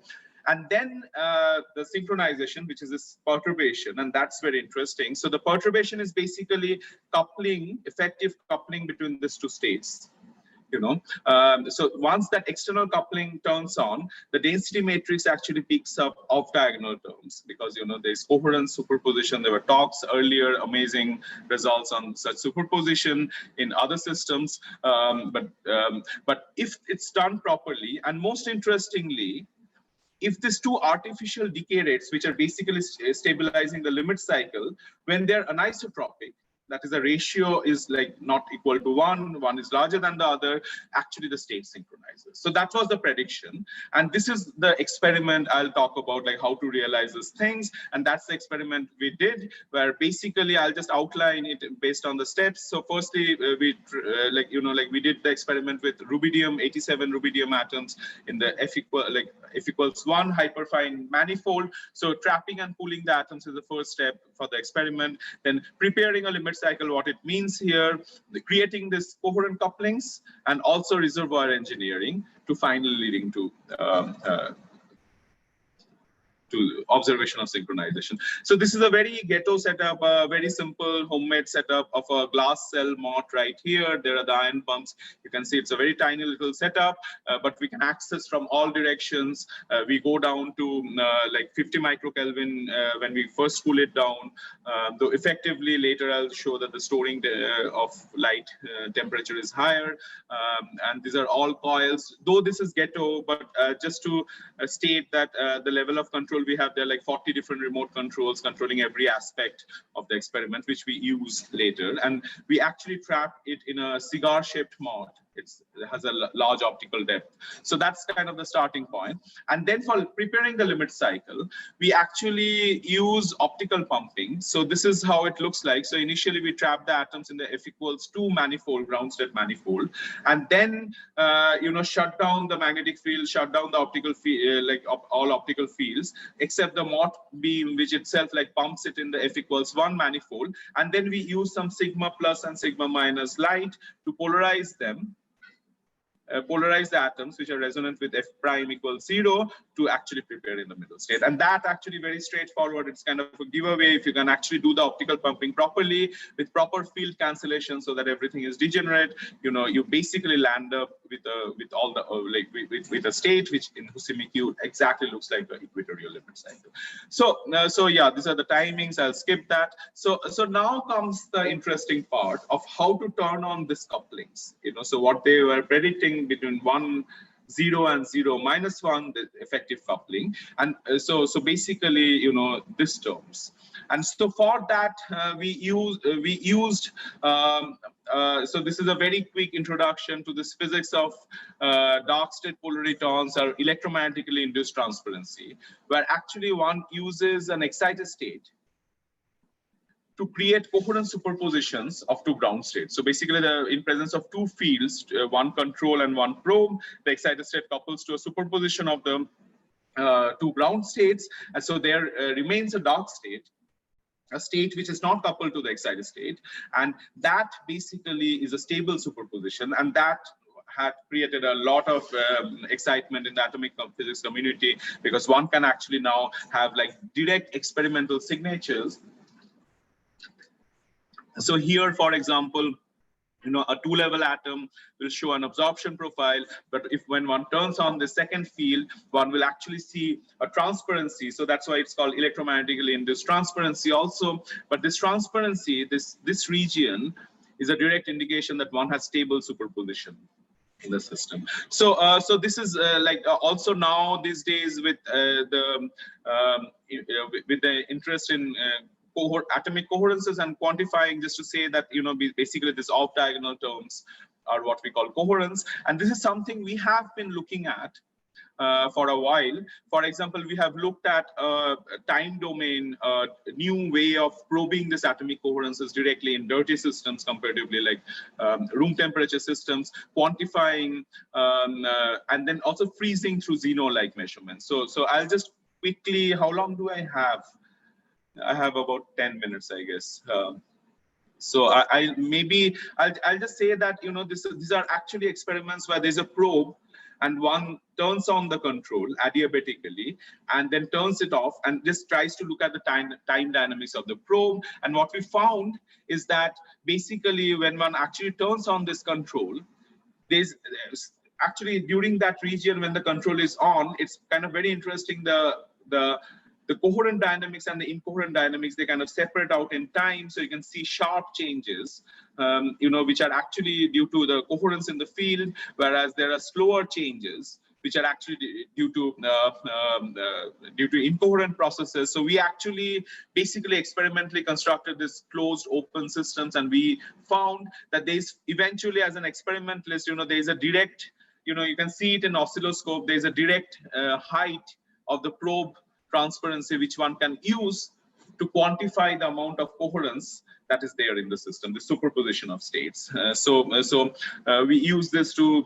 separate out, distinguish between EIT and Outlet towns, and so on, and also the Zeno kind of measurement. So I'll skip these parts, but this coherence, this idea of coherence that we have been studying actually forms the key behind this, behind this turning on this coupling of the spin systems. So this is how, for example, the version of coherence that we use for our experiments are what are also traditionally called stopping and storing of light in a system. So literally, light can be actually, a pulse of light can actually be stored in a finite system. This is like a 20-year-old physics. And this is how, for example, in our lab, a typical experiment looks like, that there's a probe light, actually, suppose there's a pulse of light falling on a detector, you see the pulse, nothing special, but you trap these atoms in the middle, this cloud of atoms, and if the light is resonant, you will basically see this red trace, which is all the atoms are getting absorbed. And now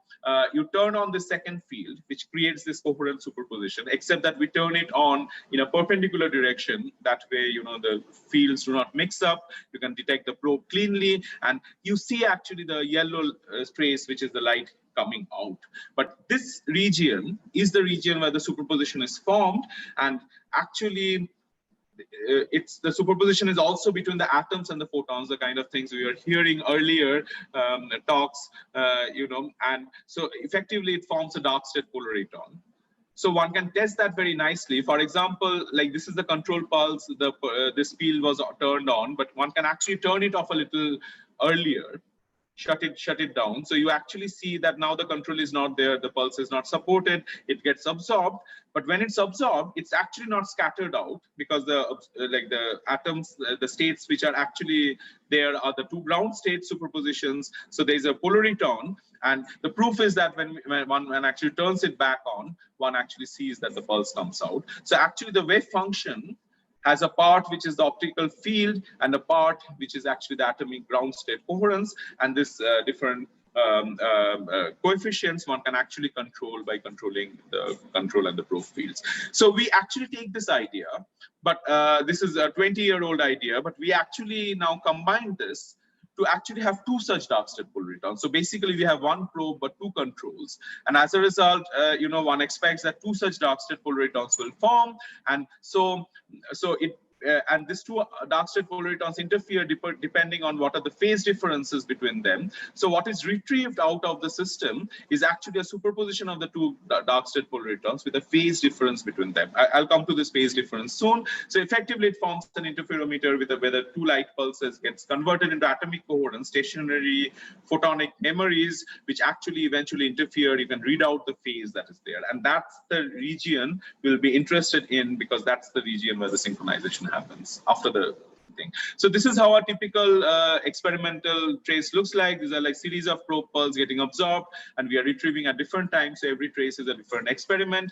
And the proof that actually the superposition of the dark state polariton happens is that when we do that experiment with a small magnetic field, what we find is that the retrieval, actually there's oscillation, because the magnetic field is actually causing a relative phase difference.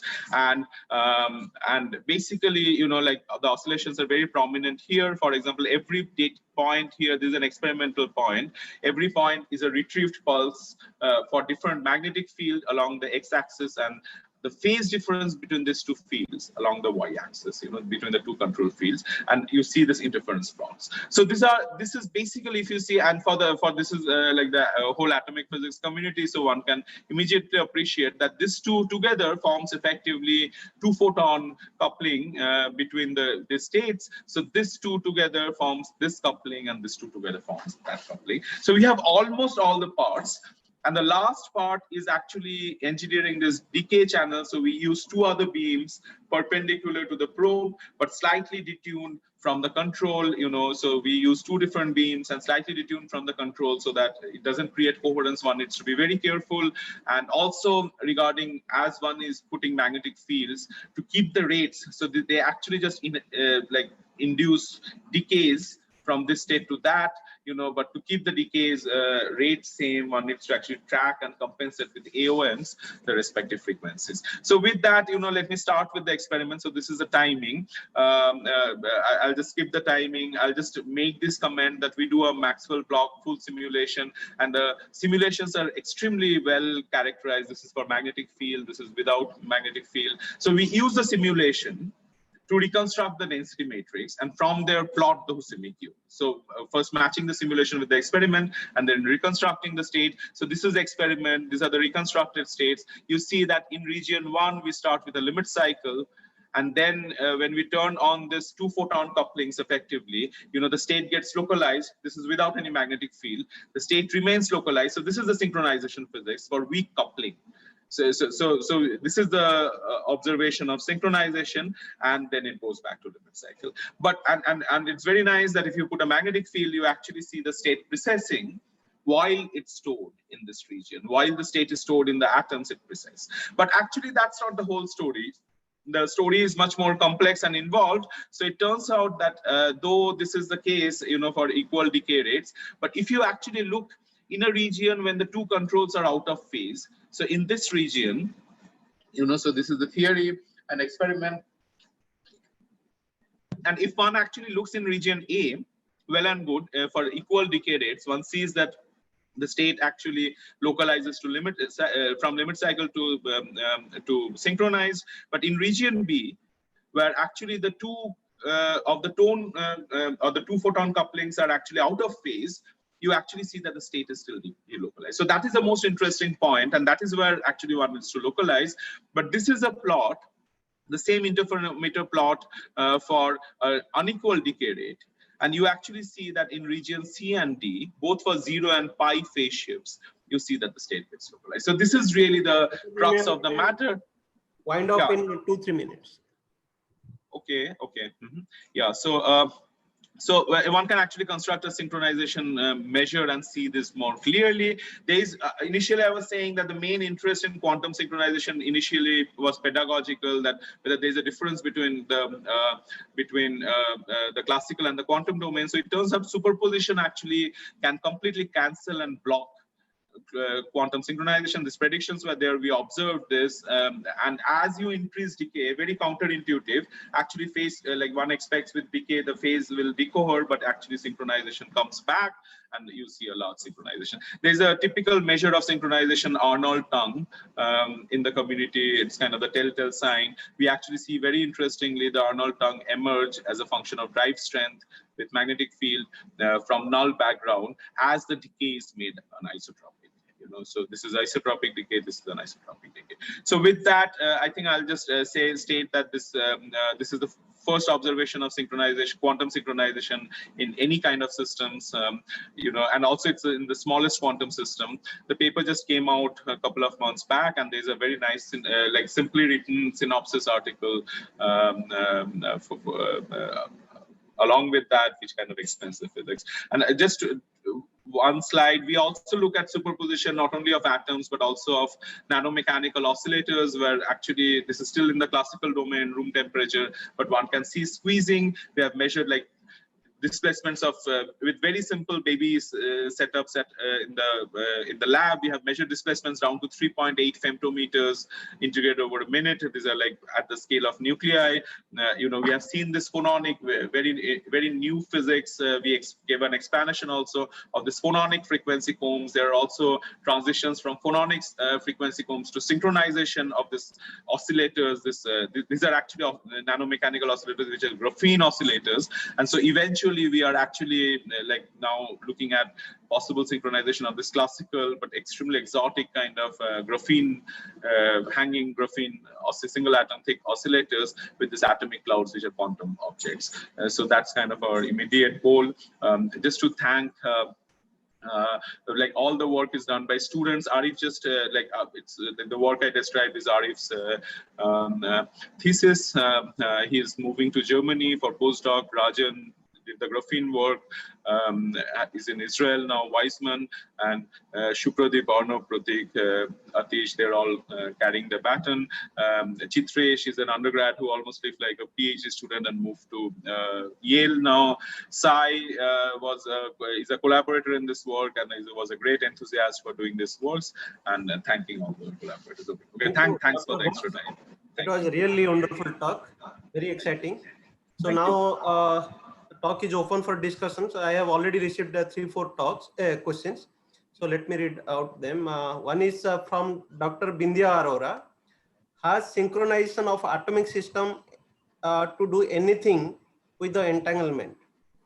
Yeah, so that's a very important question actually. So so these are questions which are partially open. So Bruder and Roulet, like following that work, they did some more work. There's another work in PRL where they precisely try to see actually, now synchronization of two such spin systems, coupled to each other, and they try to look at it as a measure, along with a measure of entanglement between them, but there are also these very counterintuitive things, right? Like for example, decoherence improves synchronization, as I was showing in the blockade regime. But for example, we know that decoherence actually reduces entanglement. So these are questions actually are very interesting. We are also working on these things, and we are, for example, interested in whether photon correlations are connected to synchronization, whether one expects more synchronization to have more correlation, more G2 or so. Yeah. Further ask, it seems like the atomic systems might be sharing some information with each other, and somehow one atomic state might be getting affected by the other. So keep them in synchronization. Is this true? So I don't know what you mean by information, because like technically there's a definition of information, and one can actually say that like these are like some distributions, and so there's basically a channel which is the weak coupling, and so there's a like so there are entropies corresponding to all this, if that is what you mean by information. And people are like, for example, Sai with other collaborators, I think recently proposed information theoretic measure of synchronization. Yeah, so if you are talking from the information theoretic point of view, there is exchange of information, and the synchronization physics can be looked at as probability distributions localized, so in information measures. And if you talk in the colloquial sense, yeah, there is a weak coupling between them, and as a result they are talking to each other. So in a colloquial information they are talking. Yeah, we'll move to other questions because we have less time. So there is a question in YouTube by Mr. Kottagiri Ganaprasad. He is asking how close are the results of the density matrix calculations, that means amplitude, intensity, population, phase difference, to the experimental results. So yeah, this is nice.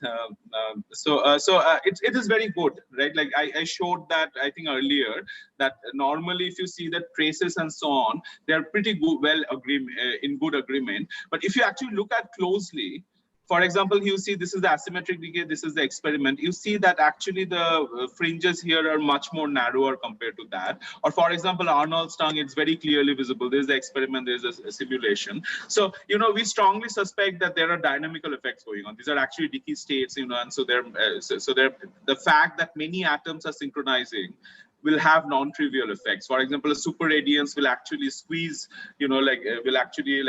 make this narrower, and that might be like, so there are probably collective effects. And these are also questions like, which are very open questions. Yeah. There is a so till now, the simulations are single atom simulations, and the experiments are actually with million fold. And there is a question by Professor Bimalandev. He's asking, how do you engineer decay rates? Can you elaborate a little bit on this? So thank you, Bimalanda, for asking this, because this is usually a little technical. And so the way firstly we do it is we have two other beams which are actually resonant. They are circularly polarized, sigma plus and sigma minus, resonant to f prime equals 0. So you see that they cannot make a transition from this state. So this state remains dark. These are the same beams we use for optical pumping also, spin polarizing the atoms.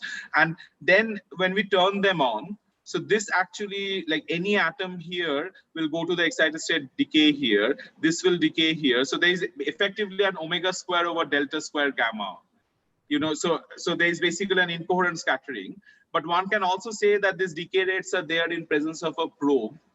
So these two together might start forming some superposition. So that's what I was trying to say, that one needs to be very careful, that one needs to detune enough, this one photon detuning, so that one doesn't create such superposition. And then there's this other issue, this other issue that, like when you are actually like, so these are decay rates, right? But we are using actually kind of a two photon process to simulate this decay rates. So as one putting the magnetic field to see the rotation, this detunings will change, and that will change the decay rates. So you will basically be comparing apples with oranges. So one actually needs to compensate the detuning of the decay rates so that the rates remain constant.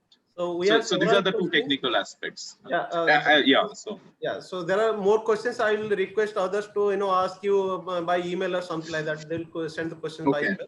But maybe quickly you can answer only one last question from YouTube by Mr. Rupesh. Is the synchronization process approximately adiabatic? Approximately adiabatic. That's what you asked. Yeah. So it is like in the sense that I think the question that is being asked is that when you are turning on the interaction Hamiltonian, whether you are turning it adiabatically. And so actually, so like I must say there are two things about this adiabaticity. Like for us, actually, we use an excited state. and we want to be adiabatic with respect to the excited state. So that is the adiabaticity of the experimentalist we are concerned about. So the excited state decay is 30 nanoseconds. We need to be turning on and off pulses slower than that, so that the excited state is basically you can actually like just integrate it out, you trace it out basically. So effectively you have a spin one system, ground state. But I don't know whether you are asking the question of the adiabaticity between the levels, you know, whether the effect. So that I'm not sure. I think like I'll request Mr. Rupesh to email you that question. So yeah, that we can talk more now, on that. yeah, we'll move. Thank you very much for this wonderful Thank you. talk. We'll move to the next Thank you.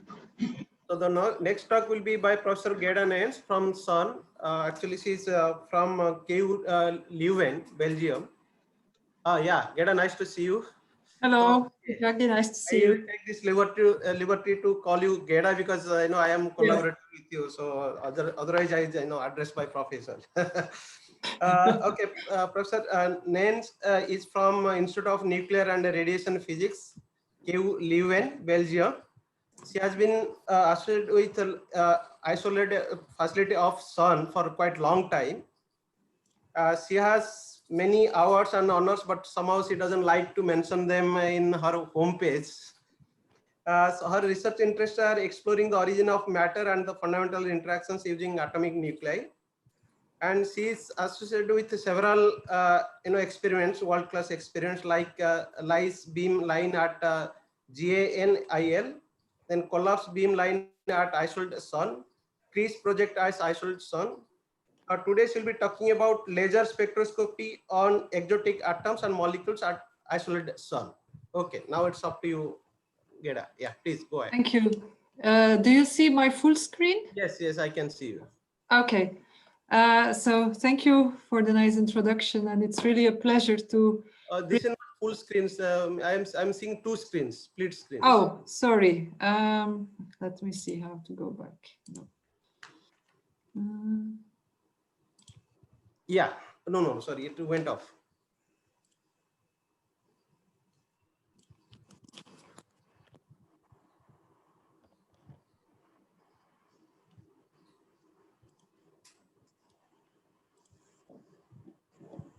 And it's still not okay. Maybe it's okay. You can go ahead. Is it okay? Yeah, it's fine. Oh, sorry. I'm sorry for this. Okay, so it's a pleasure to present you the work we do at ISOLDE on exotic nuclei and also recently exotic molecules using a variety of laser spectroscopy techniques. So I will present you an overview of some of the techniques we have at ISOLDE using lasers to study exotic nuclei, atoms and molecules. Okay, so here's the layout of my presentation. So I'll first introduce briefly what ISOLDE is, then I will explain you what we are calling exotic atoms and molecules, how we are producing them, and then I'll introduce you to 3 of the experimental techniques we are using and show you some highlight results. Okay, so ISOLDE is CERN's radioactive ion beam facility. It's located in Switzerland. And we are taking about 50% of the protons that are accelerated in the accelerator complex of CERN from one of the first synchrotrons, which is the PS booster, which provides us with energies of protons of 1.4 GeV. And these are then sent onto the targets at the ISOLDE target station. ISOLDE stands for Isotope Separation Online, and it's a method that has been developed more than 50 years ago now, and which is a nice technique to produce and select beams of radioactive short-lived isotopes of good quality and in many cases very pure, and of course sometimes also with some contamination. So here you see the chart of the nuclei, which is the playing ground for nuclear physicists. So on the z-axis, on the y-axis, we have the number of protons. And so every line in the chart is an element defined by the number of protons in the atomic nucleus. And on the x-axis, you have the number of neutrons in the isotope, giving us, thus specifying the different isotopes. So those black dots in this chart are the stable isotopes that we know here on Earth. There's about 300, and the colored ones are the radioactive ones with decay properties or decay half-lives that get shorter and shorter as you are going further away from the valley of stability. And so these are what we call exotic nuclei. They don't occur naturally here on Earth. You can only produce them at accelerator sensors, for example, as we do at ISOLDE at CERN. And we can also embed some of these nuclei in molecules, and then we can also produce the molecules and study them like we have done very recently with radium fluoride, of which I will also say a few words at the end of my talk. So for those interested to read a little bit more what we can do at ISOLDE, in particular in the field of what I would say low energy, nuclear structure and atomic physics, please have a look at the recent CERN Courier. It just appeared a few days ago. It's also online available, where we have described the atomic techniques like lasers and traps that we are using to study atomic nuclei. So, as I said, we have a beam of 1.4 GeV protons, and that's the uniqueness of ISOLDE. This is the only facility in the world where radioactive isotopes are produced in this way, using very high energetic protons on a very thick target at ISOLDE. If we then, for example, use a target which has a uranium nucleus inside, through a variety of reactions induced by these high energetic beams, spallation, fission, and fragmentation, we can produce isotopes all over the nuclear chart. And the colored ones here are those that have been produced till now at ISOLDE. So in fact, we have over the more than 50 years been producing by now more than 1,300 very exotic combinations of protons and neutrons, isotopes or long-lived excited states in the isotopes, which we call isomers, and for more than 74 chemical elements and with half-lives typically of the order of tens of milliseconds or more. So the lower limit is on the half-life is mostly identified or defined by the fact that these isotopes have to diffuse and effuse out of the thick targets where they are produced. In order now to select one isotope out of the hundreds that are produced in this typical reaction, we need very selective techniques, and lasers, of course, are ideal for that. You are all experts in this audience. So we are using the resonance ionization laser ion source since 1994 at ISOLDE to selectively ionize one particular element. So by choosing the lasers with well-defined wavelengths, we can resonantly excite the atoms that come out of the ion source of one specific element. So all isotopes of one element are then ionized, and then by applying mass separation, we make a selection along the isobaric line in the nuclear chart. And so combining these two techniques, we can get pure beams of one isotope of one particular element.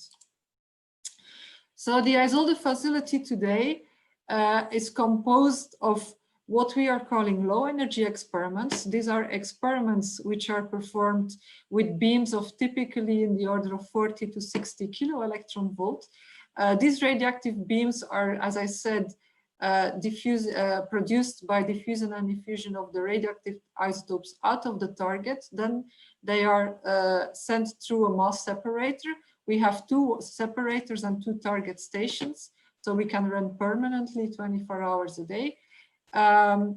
The high resolution separator and the low resolution separator, general purpose separator, and they both feed a variety of experimental setups in the low energy experimental hall. We also have an RFQ pole trap here to further cool and bunch the beams which are produced through this beamline here. Since 2001, we can also reaccelerate the radioactive beams. I'll not talk about this part of the project here in this talk, but this allows us to accelerate radioactive beams. Now, since 2018, we can reach up to about 10 MeV per nucleon. And we have also 3 experimental setups dedicated to the study the reactions and the reaction products from reactions with radioactive ion beams. So the ISOLDE collaboration, just to give you an idea, consists of 16 member countries, mostly are from Europe. We have also one non-European country. And as you can see, there's also a few Indian members, Indian people, member of our collaboration, or at least they are coming to ISOLDE for doing experiments. And we are running typically 45 to 50 experiments per year. So on the low energy side of ISOLDE, we have a variety of dedicated experimental setups. For example, we use spanning traps and multi-reflection time of flight spectrometers to measure the mass of the exotic isotopes.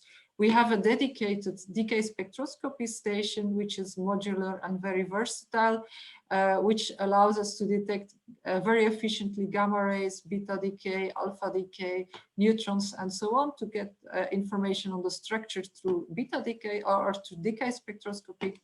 And we have a variety of experiments based on lasers, where we use them mostly to study the nuclear structure by measuring the nuclear moments, the nuclear mean square charge radii, so the size of the nuclei, and the nuclear spins.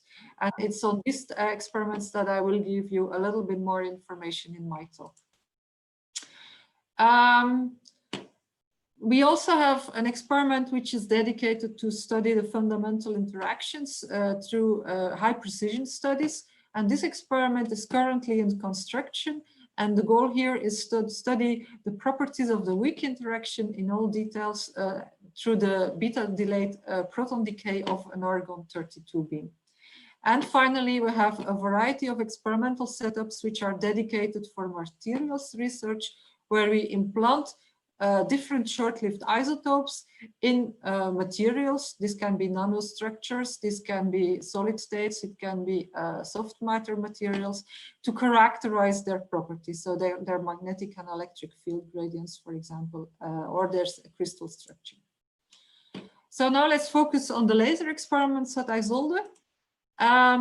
Laser spectroscopy can be performed at ISOLDE on beams of exotic isotopes that, as I said, have typically half-lives of more than 10 milliseconds, because that's the production limit, and with production rates of at least an one or of the order of more than one isotope per minute. That's for the most sensitive techniques, and the more, let's say, day-to-day techniques are typically requiring about 100 isotopes per second.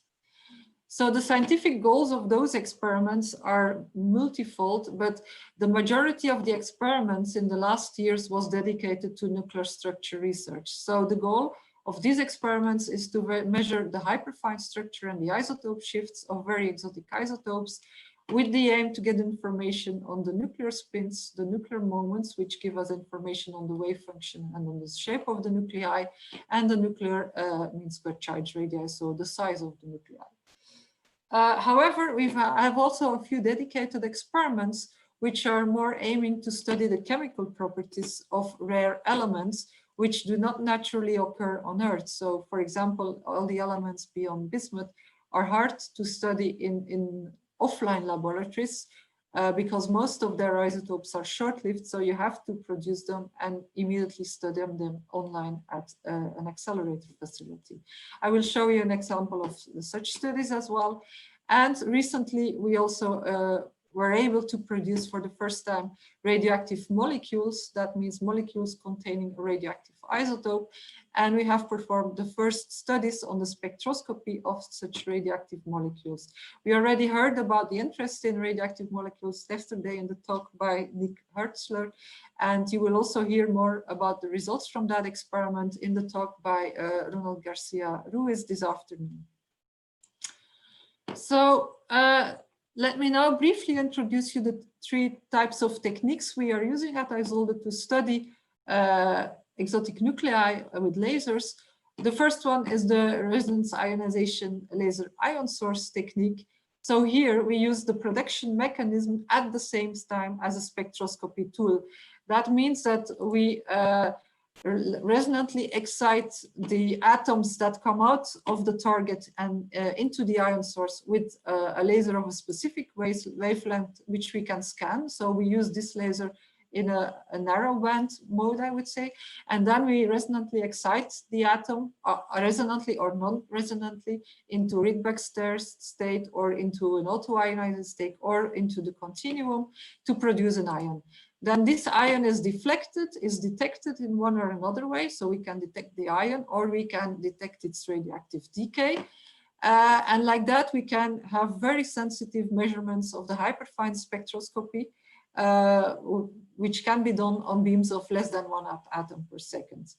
The resolution, however, in these experiments is quite low, typically of the order of 4 or 5 gigahertz, because the ions are produced in the hot cavity of the ion source. So we have to heat the target typically to 2000 degrees Celsius in order to get the radioactive isotopes diffusing out of the target. And then they come in this very hot ion source, and due to the Doppler broadening, the resolution is not so high. So to improve the resolution, we have 2 types of other experiments. One of them is existing since more than 40 years at Isolde. It's the collapse experiment.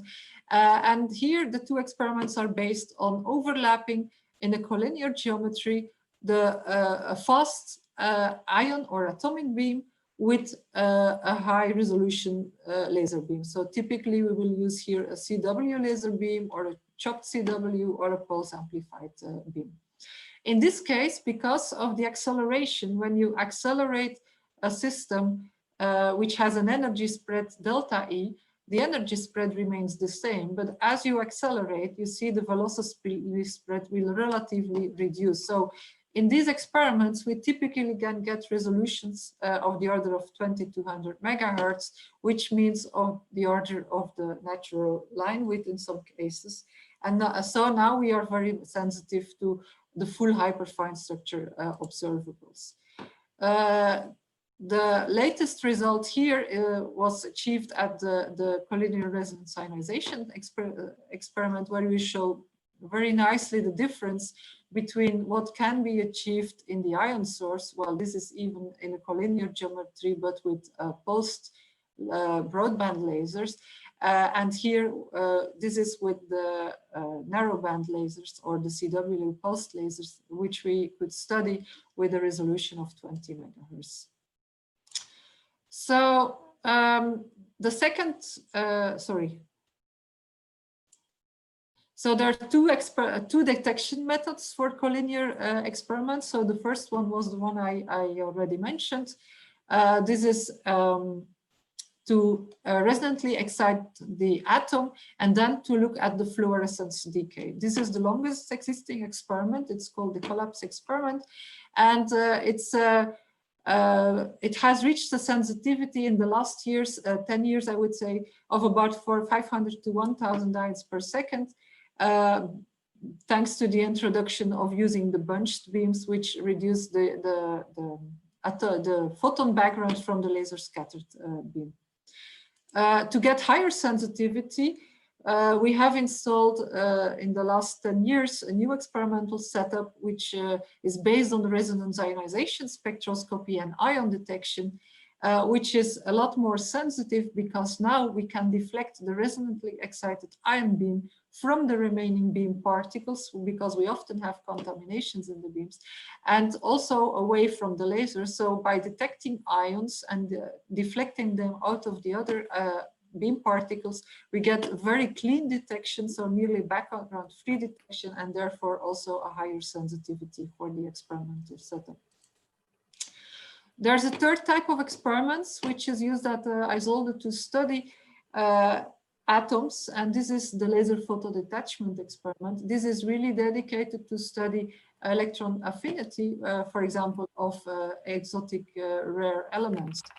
In this case, you want to produce the ion, first a negative ion, and then you want to overlap it with a laser beam in order to detach the last electron, in order to study how easy the last electron is bound to the atom or to the negative ion. So I will now give a few examples from each of those experiments. And I'll start with the results from the ReLIS collaboration. So the resonance ionization laser spectroscopy. So in this experiment that I will show you here, it's about the shape staggering in the mercury isotopes. So the proton beam was hitting a molten lead target, and then a variety of isotopes is diffusing into the ion source, where the different atoms are overlapped with 3 lasers in order to resonantly excite mercury isotopes. So the first transition then is scanned in order to perform the spectroscopy, and the 2 other transitions are used to then ionize the mercury isotopes. Once they are ionized, they are accelerated and sent through a mass separator so that one particular mercury isotope beam can then be sent into a detection system. And in this experiment, 3 detection systems were combined in order to be sensitive to the most exotic isotopes, also in cases where there's a lot of beam contamination. So when there's a lot of ions, you can simply detect the ions in a Faraday cup.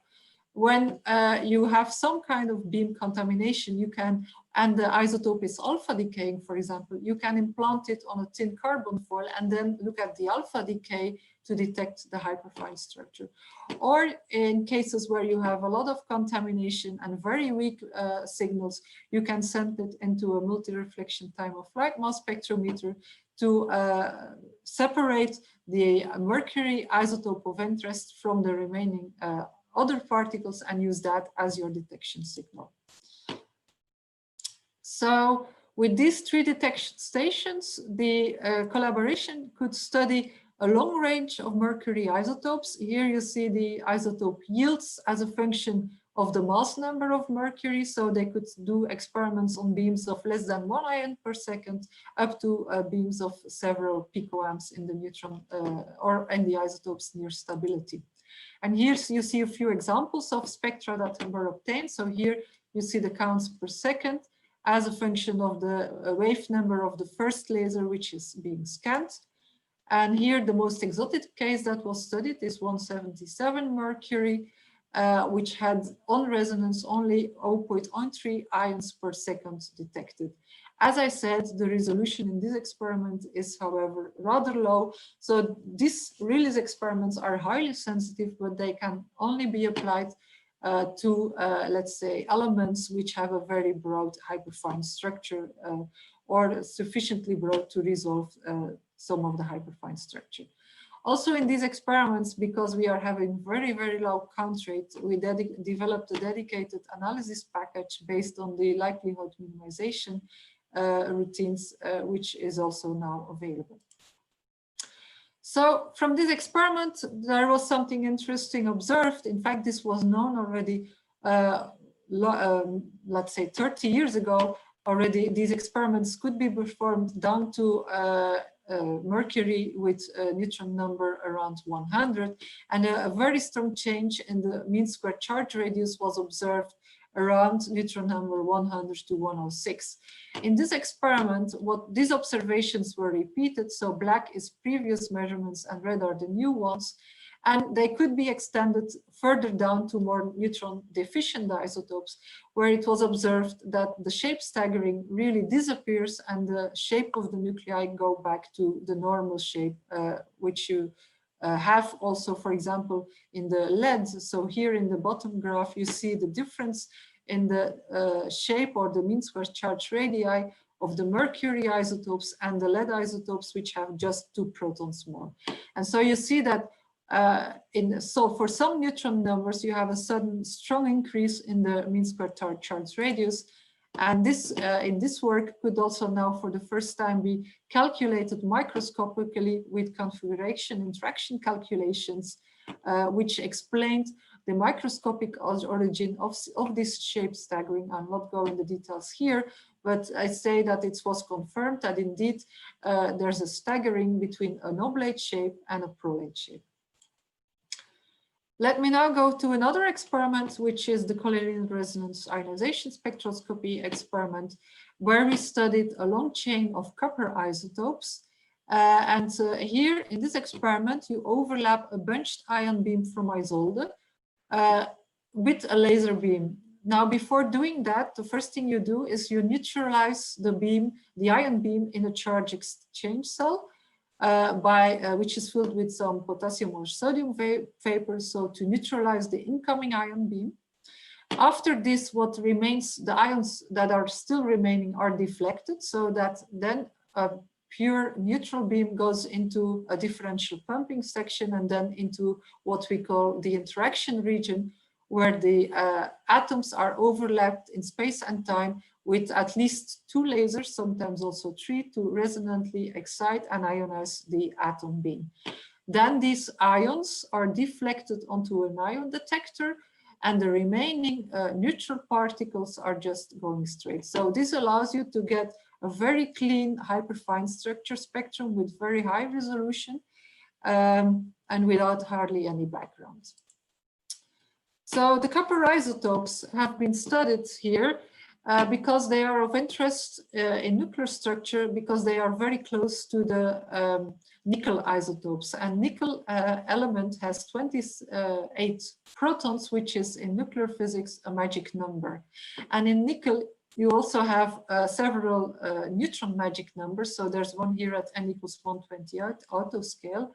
But there's also the very neutron-rich doubly magic nickel 78 with 50 neutrons. However, it's impossible to produce this isotope at Isolde because of the chemical properties. It sticks to the target, the nickel element. But we can produce quite easily or efficiently the copper isotope. So to understand the doubly magic nature of this isotope, we've been studying the properties of the copper isotopes. And here you see some sample spectra. So again, you see the count rate in Hertz as a function of the laser frequency relative to the center here for 76 copper. So that's a very exotic isotopes with more than 10 neutrons from the stable copper.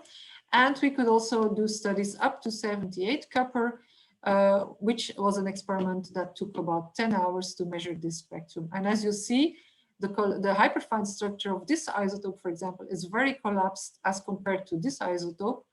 And so you need this very high resolution to resolve all the different hyperfine peaks in the spectrum.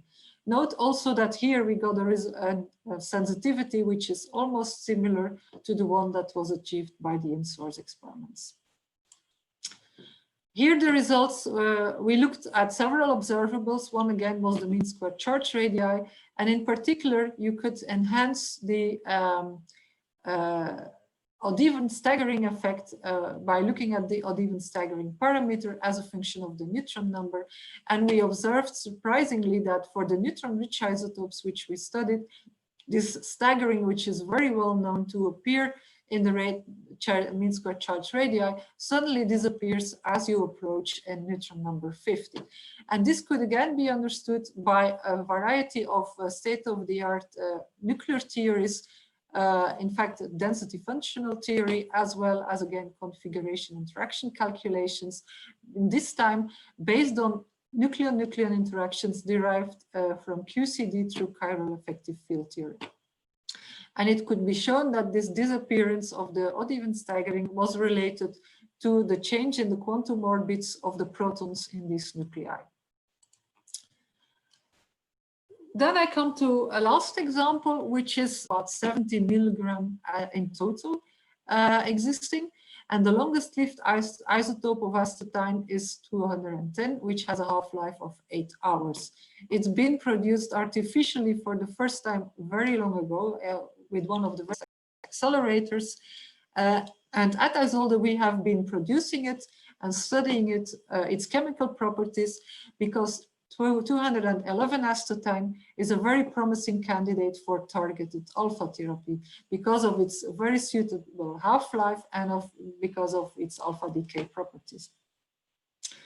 So the chemical properties were not yet very well understood, and it was known that astatine in some cases behaved like a metalloid and in some cases like a halogen. So it's what is called a hybrid. It's in this row here in the of the Mendeleev stable. And the goal of this experiment was to measure for the first time the ionization potential as well as the electron affinity. And this was done. May I request you to wind up in another 5 minutes or so? Okay, I will try to do that. Thank you. So from this experiment, the ionization potential could be measured for the first time. So this was again done with the Rillis in-source spectroscopy experiments, which I already showed you. And they also performed an electron affinity measurement using the Gandalf experimental setup. So here the acetine was produced as a negative ion and then accelerated and sent into the Gandalf setup, where it was overlapped with a laser beam, and then this laser beam was scanned. And in order to look when the electron that was attached to the negative ion is being detached, and then by fitting this function, the electron affinity could be determined with a 50 microelectron volt precision for the first time.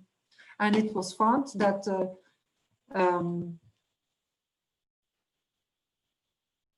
that the electron affinity of acetine is the smallest of all the halogen elements. However, it's still larger than all the other elements, so it still likes to capture an electron into its last p orbit in order to form a more stable configuration.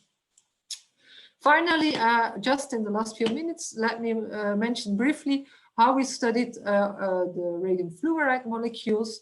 This was a very challenging experiment. In fact, when we started it, it was what we call the high risk, high gain, because first of all, we had many experimental challenges. We didn't know if we could produce radium fluoride because it's never been done. So it was done by injecting CF into the target system, target ion source system, hoping that the radium, which was coming out of the target, would combine with the fluorine to form radium fluoride ions in the surface ion source. Then these were mass separated, sent through the RFQ pole trap, which is gas filled. We didn't know if it would survive this cooling and bunching process. Then it was sent into our charge exchange cell in order to be neutralized, because we wanted to study the radium fluoride in its molecular ground state. And finally, we had to overlap it with two lasers in order to resonantly re-ionize it, or resonantly excite it and then ionize it. And here we only had some theoretical calculations of the first excited state that would appear in the range of 740 to 800 nanometers. So in order to have a chance to find the first resonances, furthermore, the ionization potential was also predicted, and we knew we had to use laser light of less than 370 nanometers in order to ionize the molecule.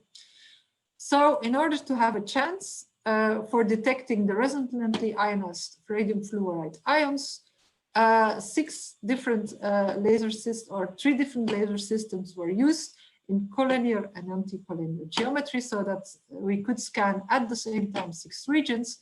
And amazingly, in just 4 hours, the first resonances appeared here in the spectra, very close to the predicted range of 1300 inverse centimeters for the first excited state. So once, of course, you've located the resonance, it's easy to switch to more higher resolution mode with the lasers. And then we could, for example, study the first vibrational excitations in this radioactive fluoride, radium fluoride molecule. We could also study the half-life, show that of the excited state, that it's less than 50 nanoseconds. And we also could study a few of the other excited levels. And finally, combining all that information, it's clear that, and we could also, look at the the decay, the feeding into the other vibrational states, seeing that this is less than 5%. So all in all, it turns out that as it was theoretically predicted, radium fluoride is a very suitable molecule for laser cooling. Okay, so let me come to my conclusions. We can provide exotic beams of atoms and molecules at Isolde.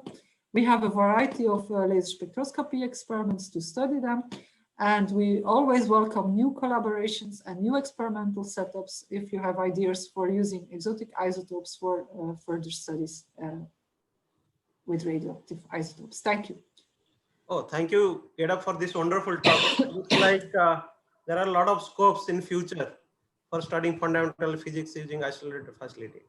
So we have received a couple of questions, so maybe I'll just read them for you. Yeah. One is by Professor Anders Kastberg from Nice University, France. He's asking, when you do collinear spectroscopy on neutralized beams, how do you define the interaction region? Since I assume you cannot use a post-acceleration stage with neutrals. How do you find the interaction region? So we detect the ions that are or the atoms that are, we overlap them with the lasers in this whole long beamline, and then we have event by event detection. So we look at when the ions are resonantly excited by the lasers, and we overlap the lasers, so which are pulsed both in time and in space, and so we make the overlap so that it happens in the interaction region. Okay, so there is a question by a student. She's asking, is alpha therapy better than carbon ion radiotherapy? Alpha therapy is a very targeted therapy.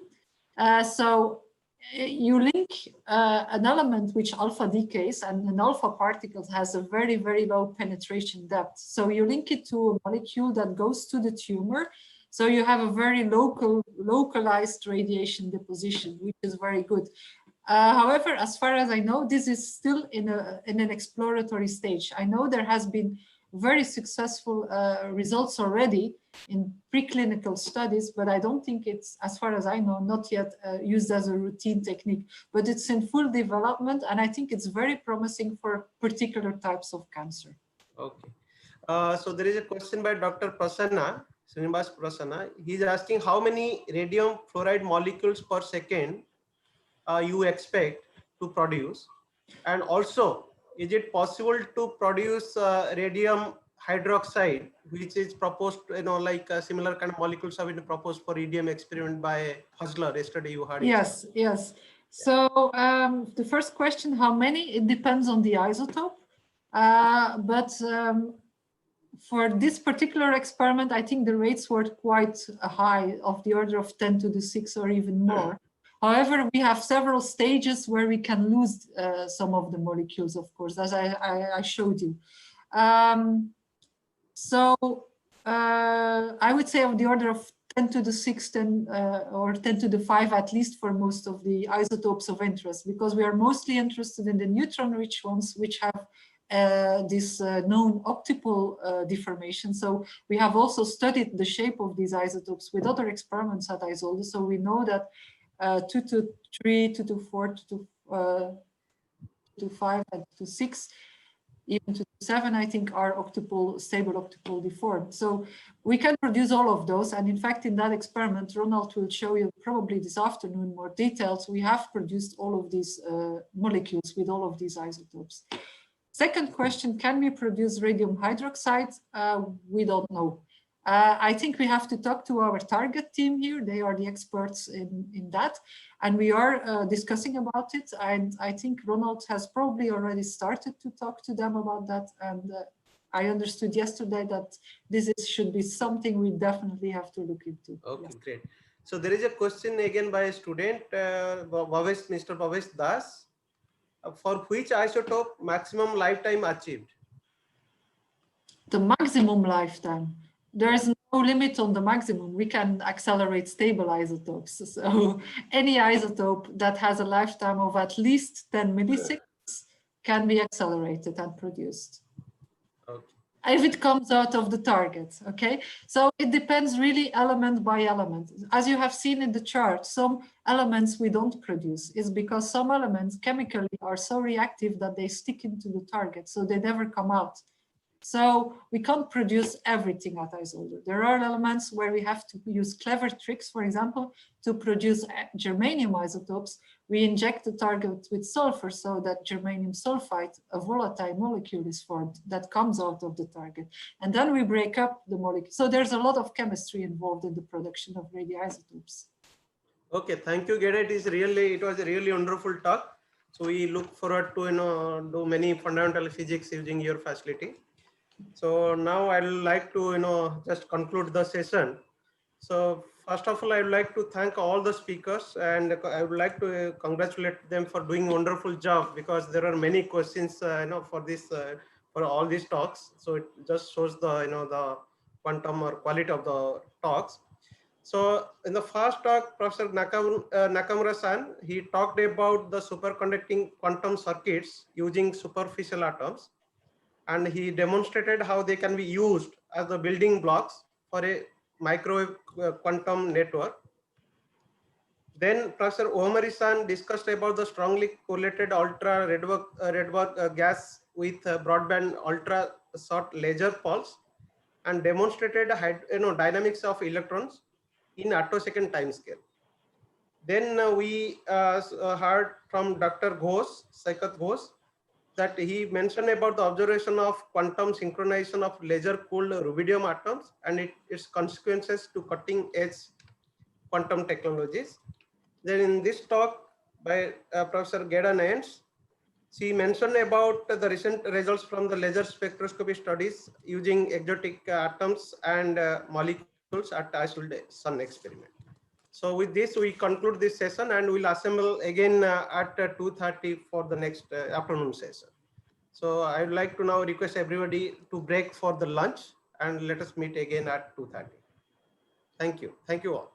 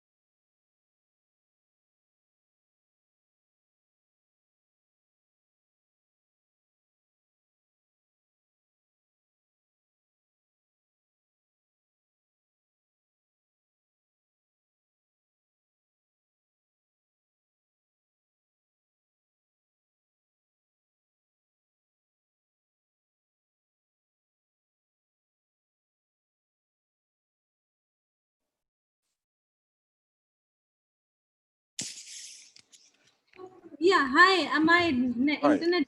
Yeah, it was fun, acting funny. So I think the audio is working fine, and I can see you perfectly. Yeah.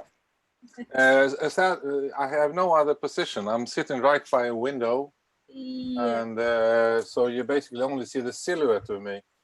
Yes. And I'm not sure what to do with that because I have no real curtains here. I can try to close the blinds, but Maybe. otherwise. Okay. Yeah, but you're using a desktop and a monitor.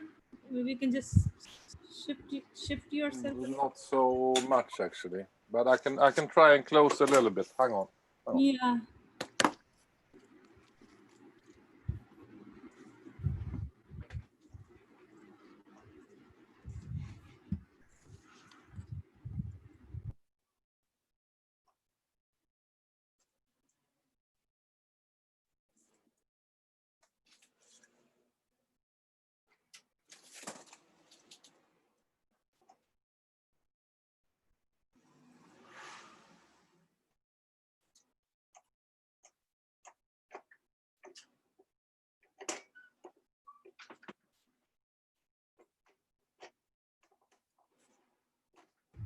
Yeah, I think this looks better.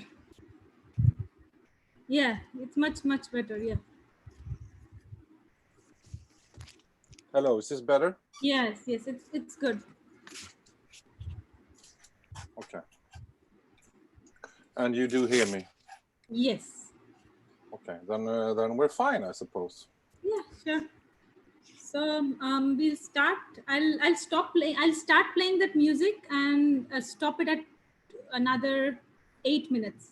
Perfect. Okay. I'll be ready. Okay. Sure. Okay, see you.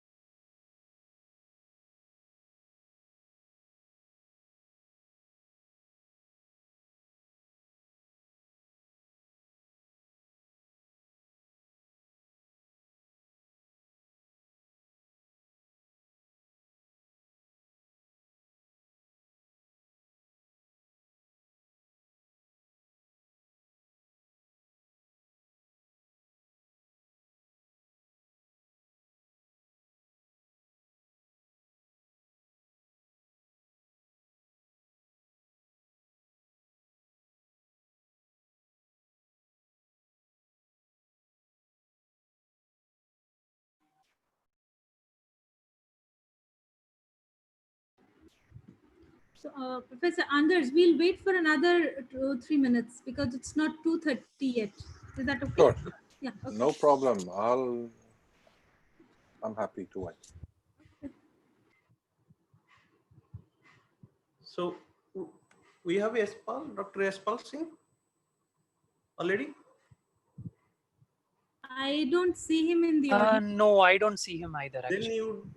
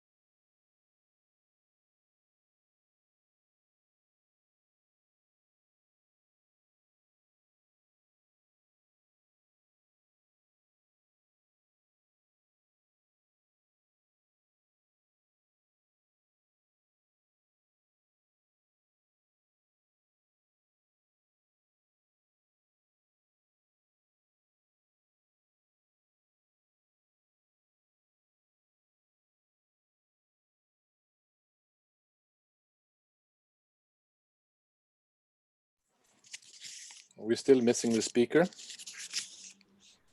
Yes, I don't see both of them in the participants. Well, if we have the first one, that would be a good start. Yeah. If I knew it before, I would have sent the email. Just now I wrote to him. I don't know what is happening. Some people are writing weird emails. They are using old emails, old links. I don't know. I sent couple of reminders. They have all. You don't have a phone number or WhatsApp? No, he's from UK. I know, but you could still have a phone number. No, I don't know him directly. I just invited one person. Then he had recommended me this person's name. Okay, I have a phone number on his webpage. I can try and call it.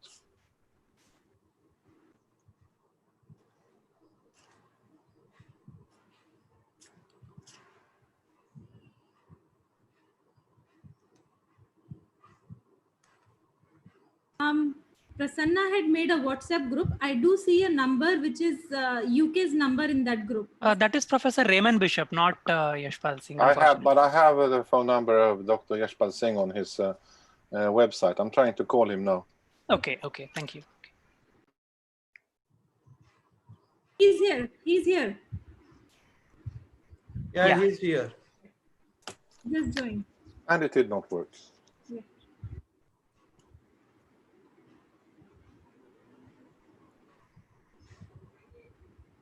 So the next... Can you hear me? Can you see me? Yes, we do. I was just in fact. Ah, there we go. How do you do?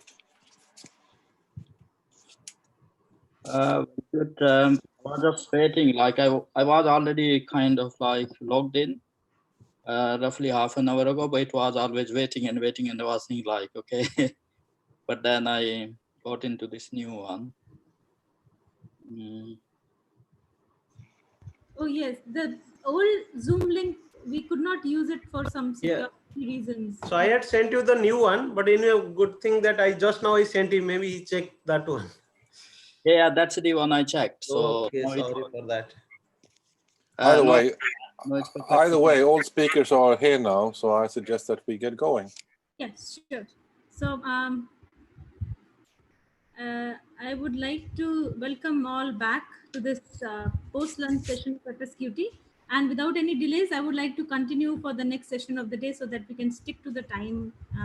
The chairperson for this session is Professor Katzberg, and who is one of the organizing team members of FSQT, and he needs no introduction. He is a professor at the Institut de Physique Nice and Université Nice Sophia Antipolis in France. So he's a fine experimentalist who works with cold atoms and measurement of atomic properties. Without any further delays, Professor Katzberg, to you. Okay, thank you very much, Bindia. And I will also repeat that I wish everybody welcome to this afternoon session. And where to start with, or actually during this afternoon, we will have speakers from Europe and North America. And again, without any further delay, we should get going with the first speaker. So I am happy to invite Dr. Yashpal Singh, who is based at the School of Physics and Astronomy at the University in Birmingham. And the title of his talk is Quantum 2.0, UK NQT Hub in Sensors and Timing. Okay, you have 35 minutes plus 10 minutes per question. Please, be my guest. Thank you very much for your kind introduction. First of all, I would like to thank all the organizers, in particular like Vijay and his colleagues, to invite me to speak here.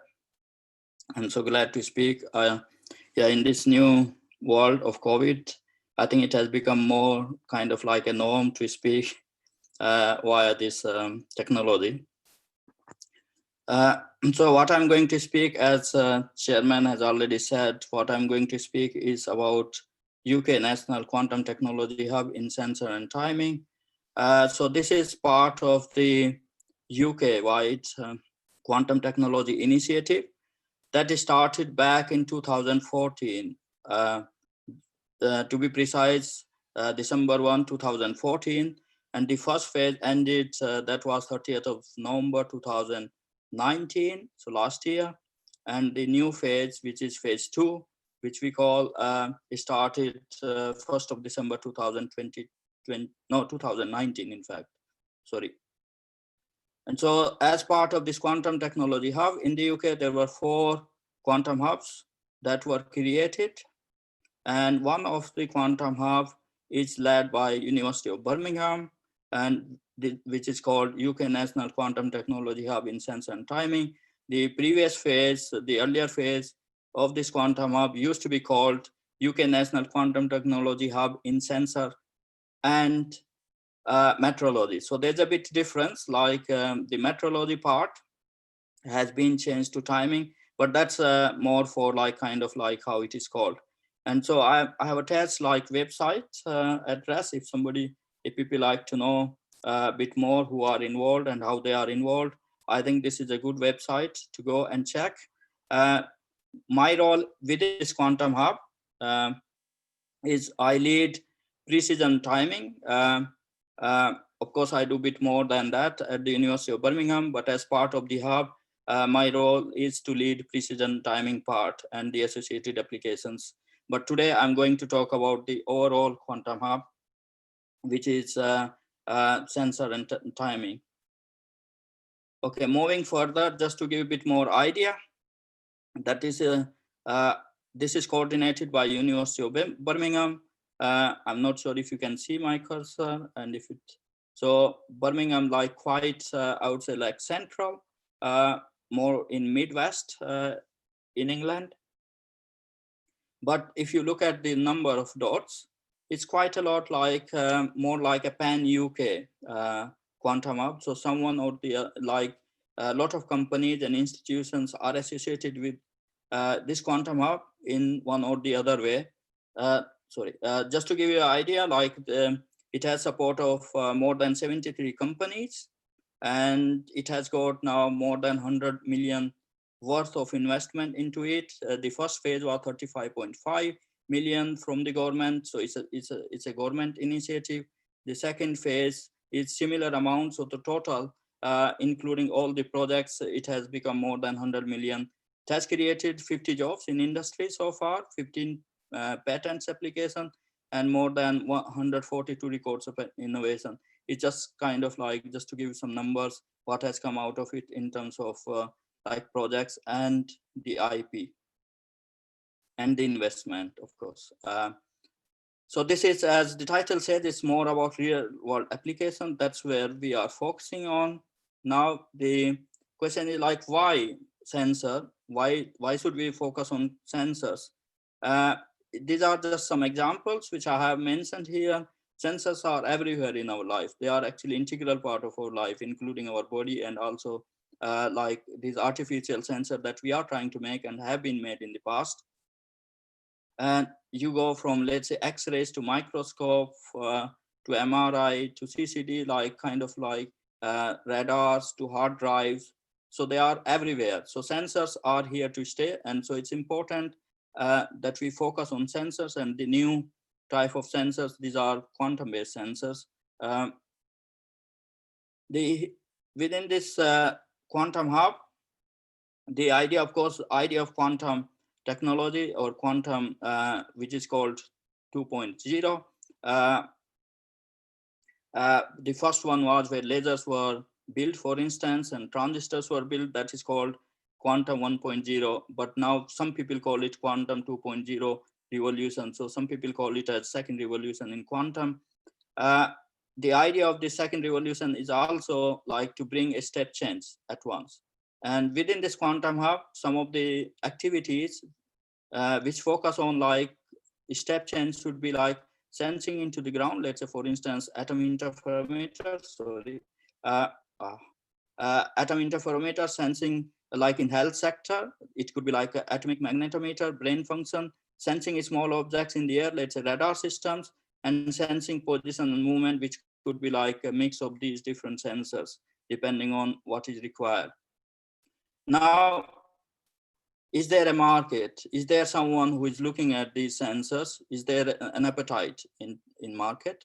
And now you could see that, and these are also kind of themes that you could see within this quantum hub. And timing, for instance, the price tag is, in terms of impact, is of the order of 500 million. So these numbers, please don't take it too seriously. These are more like back of the envelope kind of calculations, and these are typical physicist number, but there has been some thoughts into it. And the gravity sensing, for instance, around 300 million. Gravity gradient is of the order of 1 billion. Magnetic field sensing is around 1 billion, and inertial sensing again it's atom interferometers typically is around 500 million, and atom sensing terahertz around 400 millions, and quantum property of light of the order of 100 million. So there is a very, very good appetite. There's a very good market that could be built and is already existing based on this quantum technology. And that's why a lot of people are focusing on quantum technology initiative. It has gone worldwide now. Like UK was probably the first one to initiate in a more coherent way a dedicated approach to quantum technology. Then, of course, now it's in Europe, it's in US, it's in China. And I can see now India has also started to get their things a bit more off the ground, though in a much smaller scale at the moment. So it's a very well worldwide phenomena, and the investment, I think, is estimated to be more than 15 billion now into quantum technology initiative worldwide. Now, what is roughly the idea within this quantum hub? So this quantum hub is very much focused on atoms, and a lot of activities within this hub, in fact, focuses on these are cold atoms, and I'm going to talk about it a little bit more. But the idea is that the idea is like using the light. You have a light, let's say lasers, for instance, and you can manipulate the internal and external degrees of freedom of these atoms. And based on what you are looking at, you can get the desired result. If you are interested in measuring the gravity, then you can measure gravity. If you are interested in rotation, your output could be rotation or time or magnetic field. So depending on, this is really kind of like, the bedrock technology, or I would say like this central idea on which this quantum hub is actually working on. So as I said, like a lot of activities, in fact, majority of activities within this quantum hub is based on laser cooled atoms. And this is kind of like, I would say like foundational work that was already done, starting, let's say, and has already achieved this 4 Nobel Prizes within this field, starting 1997, where the concepts of laser cooling were already established. And then there was following Nobel Prize in 1997 to Stephen Chu, Kohen Tanuji, and Bill Phillips. Then there was another Nobel Prize that was where first Bose-Einstein condensation was achieved. That was actually in 1995 when it was achieved for the first time, but then it was followed by Nobel Prize in 2001. Then in 2012, that was more on the quantum measurement, and that was given to Harose and Wineland. So there is a fourth one that I put it separate. That was in 2005. And I think within this quantum hub, the important part is that frequency comb, that was achieved earlier when people used to make, like if you wanted to count ticks from in optical domain, then it used to require really full of your rooms, kind of like it used to be a big exercise. But then the frequency comb technique was achieved. That particularly the credit goes to Ted Hens and John Hall. And for that one, they achieved, they were awarded Nobel Prize in 2005. So that's particular about this hub and how these Nobel Prizes are really relevant to the work that's going on within this hub. Now, the idea of laser cooling in principle is quite simple. Let's say if you have a two-level system, and within this two-level system, if you have a photon that is coming in, and if the frequency of the photon is really at the right level, in the sense like if it matches the transition frequency between these two levels within the atom, then it can be absorbed, and then it gets a momentum kick. The atom gets a momentum kick equivalent to what this photon came with, and then it gets momentum kick in the direction of the photon. And this is just to, and you might say like this, compared to the atom, this photon has a very small momentum, but actually if you keep doing it to the atom, it's like, you know, if you keep pushing kind of like, you know, tennis ball at the back of the elephant, and you keep doing it, there's a point where there's enough momentum and the elephant start to accelerate. And that's the idea of it. And because the atoms have very precise resonance line, and then the frequency of this photon has to be very well matched. There is another effect, in fact, which is Doppler one, which we see when we have a car coming towards us or going away from us. Then we see frequency either increasing or decreasing.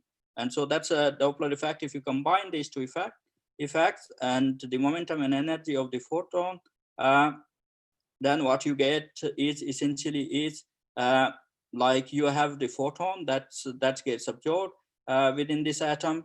And if the photon has slightly less energy than the transition frequency within the atom, and if the atom is moving because of the Doppler shift, if the Doppler shift is good enough so that the photon can be absorbed, then the atom makes a transition from ground state to the excited state. But when it decays back to the ground state, then it can decay anywhere. So it's a spontaneous emission. But what happens within the spontaneous emission, the total momentum transfer to the atom over many cycles is averaged to be 0, while the momentum transfer coming from the incoming photon is in the direction of the photon. At the same time, the energy of the photon it came with was less than the energy that was required for this atom to go up. And because of Doppler shift, it was able to bridge that gap. But when it decays, actually decays with higher frequency, that it means the atom has also lost the energy, which means the energy of this spontaneously emitted photon came at the cost of the kinetic energy of the atom. So essentially what happens is you can slow the atom down, and that's what for us is cooling, is slowing the atom down. If the atom, if you want to slow the atom down, let's say if it has got like velocity in all three directions, X, Y, and Z, then you can bring like 6 lasers from all directions. And so that you can really decompose the component of the velocity in all directions, and you can push the atom using the laser light from all 6 directions, minus X, minus Y, and plus X, plus Y, and so on. And so in the end, you can really get a cold ensemble of atoms really hanging inside a vacuum chamber and more like a light bulb, a small light bulb. In particular, like if you have strontium, then it emits blue light, which can be seen from naked eyes. Of course, in case of rubidium, you require infrared camera typically to see these atoms. But nevertheless, you can cool these atoms, you can trap these atoms, and it's quite robust. Now, what you can do when you are able to cool these atoms, you are able to trap these atoms. Now, what you can do is you can build, for instance, one of the things that's going on with this quantum hub, that's about timing and focus of timing, let's say optical clock. And then how you do really build an optical clock. So these are kind of modules to build an optical clock, or you can call them kind of like subsystems of an optical clock. So what require, as I said, like a lot of work within this quantum hub. In fact, a majority of the work is based on ultra-cold atoms. And when I say ultra-cold atoms, these are typically of the order of 1 microkelvin. Sometimes, of course, using BEC could be less than that, like 100 nanokelvin. But this is typically of the order of 1 microkelvin atoms that we operate on in many of the applications, particularly, let's say, if you want to build optical atomic clock. So you have a laser system, and this laser system is for cooling and trap. And typically, if you want to build an optical clock, so what you do is you take away all the motions of the atoms, so you trap them. In case of neutral atoms, you use lattice, optical lattice, and you confine the atoms in an optical lattice. If you use an ion, then of course you can use, let's say, for instance, Paul trap to trap these ions. So once you have cooled them, you have trapped them, what you do is you build a very ultra stable a laser, which is typically called clock laser. And this is typically stabilized against high finesse cavity of the order of like 1 hertz, or sometimes like nowadays, of course, it has gone to the level of the order of 10 millihertz. That's really kind of like a state of the art. But 1 hertz is already, I would say, the typical number. And then you shoot this laser onto these atoms, and then you make the transition from ground state to the excited state, which is let's say clock transition at f0. And then you detect the emission. Typically, it's fluorescence using the detector, and it feed it back to the laser. So you stabilize this laser against the atoms. That's the idea. But now you have got the laser, so your tick is really in optical domain. If you want to use it for anything, you need to get back to your RF domain, and that you do it using a frequency comb. That's what the Nobel Prize in 2004 was. And using this frequency comb, you are able to translate optical frequencies into RF domain, and then of course you are open to applications. So that's the idea of this atomic clock, optical clock that we are pursuing here in Birmingham, and as part of this quantum hub. In our group that I lead, we have 3 systems. That's IQ clock, we call it this project, and the idea is to get stabilization better than 1 part 10 to the power minus 16, but it should be transportable, like of the order of 1,000 liter, instead of like sitting in a room. Then we have it's a European consortium that we are part of it, but we built the atomics package and control system, and contributed immensely to this particular project, Space Optical Clock, based on strontium. So our optical clock activity, timing activity, is typically based on strontium. And so there is, this is at German Standard Institute at the moment, but it has already achieved 3 parts 10 to the power 18 stability and uncertainty 2 parts 10 to the power 17. So it's already one of the best European clocks, or one of the best in the world. And that was arguably, I would call it, first transportable clock, optical clock. And then the third one that we are working on is a miniaturized lattice clock, where the volume has been decreased. If you see a factor 10 down, form factor has reduced by factor 10, but the precision has still been kept the same, of the order of 1 part 10 to the power 16. So idea is really to miniaturize and to take these devices really for real world applications outside the lab. So that's the idea. Now, where is the application? So we are focusing on one of the particular applications that we are focusing on is really radar. So radar is a timing device. So you have a radar system, you shoot it to the target, a pulse, for instance, and then it comes back. But when it comes back, like after scattering from the target, it comes back and you detect it. And based on that one, of course, you can define the position and velocity and other aspects of this particular target. But what is the detection is that's limited by your phase noise. So if you look at the frequency versus the phase noise power, and if your carrier frequency of the pulse, let's say, was FC, and if you look at the F naught, which is offset frequency from your carrier frequency, and within 1 Hz band, and if you translate into phase noise plot, then you have a given phase. But if you have so the phase noise typically comes from the oscillator. That's the backbone of a radar system. So if you have a good oscillator, then you have a better phase noise plot. If you have not so good oscillator, then you have not so good phase noise plot. And idea is like to use this ultra stable optical clocks to build oscillators which are really ultra stable, and they have much better phase noise characteristic than typical commercially available oscillators. So that's the idea. And you could already see that if you have from this, if you have a stationary target, then your phase noise is more dominant. If you go away at higher frequency, which means high velocity targets, then your phase noise limitation is much less. So it's particularly there is a problem within slow moving targets, like for instance drones. They are slow moving, and then of course this is the era of drones nowadays, and you could see actually that that's a real data, and you could see that your detection could be limited by clutter limited phase noise in certain cases. So you need better oscillators than these are currently available, especially if you want to deal with like drone systems and slow moving targets.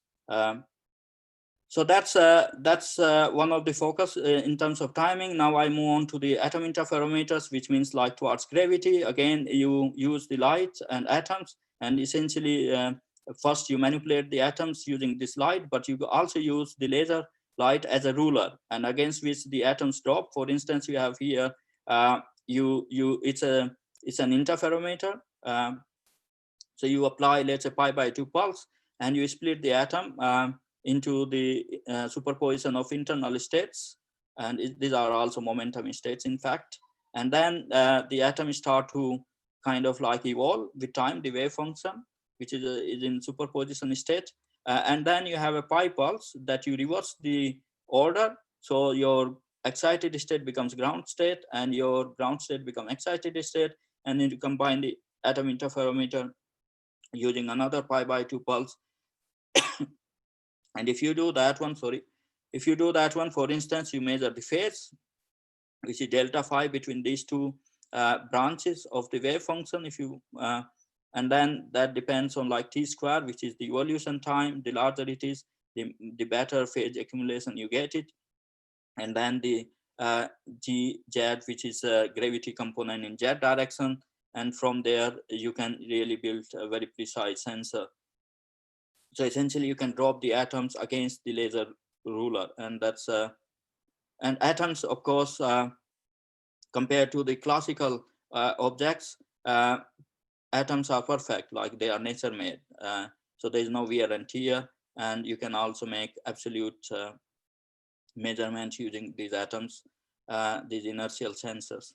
So they have certain advantages, but for instance, using these atoms, like you can build camera. Is essentially, you can imagine it's like a camera, which is one of the projects which is called Gravity Pioneer in our group, not directly led by me, but a colleague of mine. And then you can see what is underground, essentially. And so you can build a camera for underground. And that's also quite important for urban infrastructure. For instance, like just to give you an example where measurements have been made, there is a repair. Let's say there was a measurement done on railway tracks in the UK, And there were two measurements using, these are classical sensors, just to make a point, which is CG5 and CG6. And if you look at the measurements, then you could see that there is a void, and they didn't know actually there was a tunnel.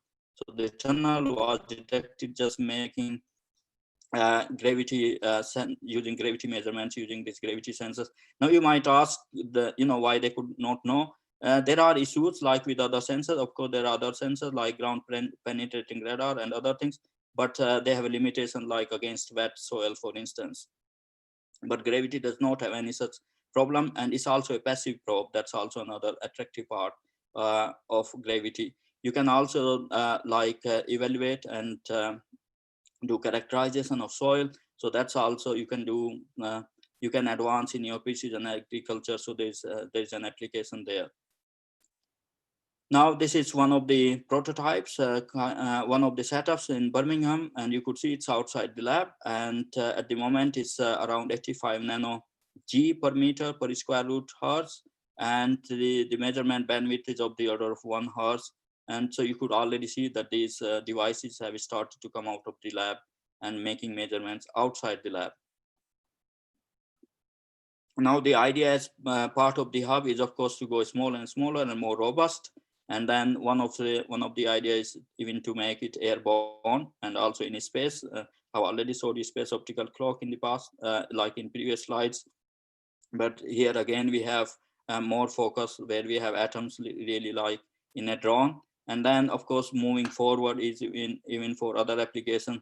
Let's say this is around 6 feet, around 180 centimeter, and then making these sensors now to much smaller scale. As you can see, like it's of the order of like less than half a meter. So there's a big change that's happening in different, like when you move from gravity 1 imager to gravity 3 imager, for instance. Of course, we have a strong focus in our quantum hub on space as well, and we are working together with this company, Teledyne E2V. They have a lot of experience in space, and idea is to make things more compact, robust, and based on cold atoms. And so this program CASPA, which was funded by Innovate UK, this is where this project has been done, and we are working more on this.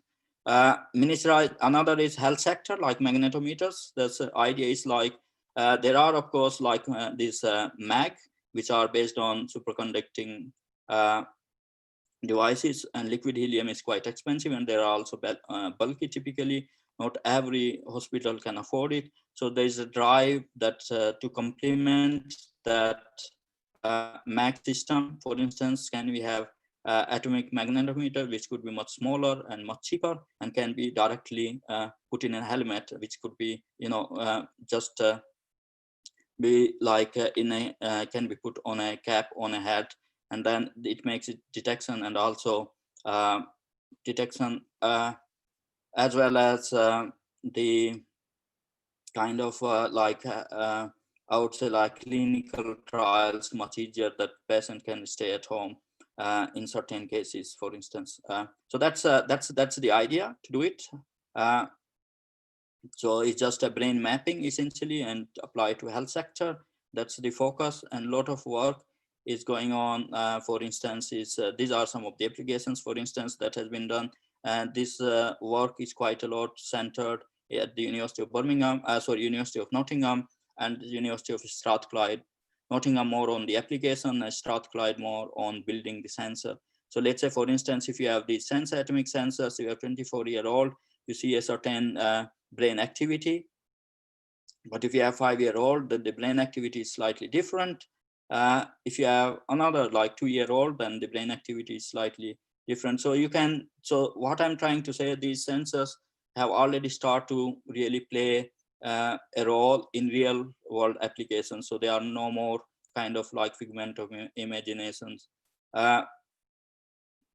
So you could also, of course, you can also start to think of like human brain interface, human machine interface and virtual reality. And there have been some measurements you could see when playing chess or something. You could see that the brain activity could be different, for instance. Now, there are, of course, like concurrent EEG, which is electrical signal, of course, and then the magnetic signal. Both are important, but in certain cases, magnetic detection is very useful. For instance, if you have, let's say, if you compare mag, which is based on magnetic field, and which is based on electric field EEG, and there are some like high frequency components are not so much visible in magnetic sensing compared to electrical sensing. So they complement very well.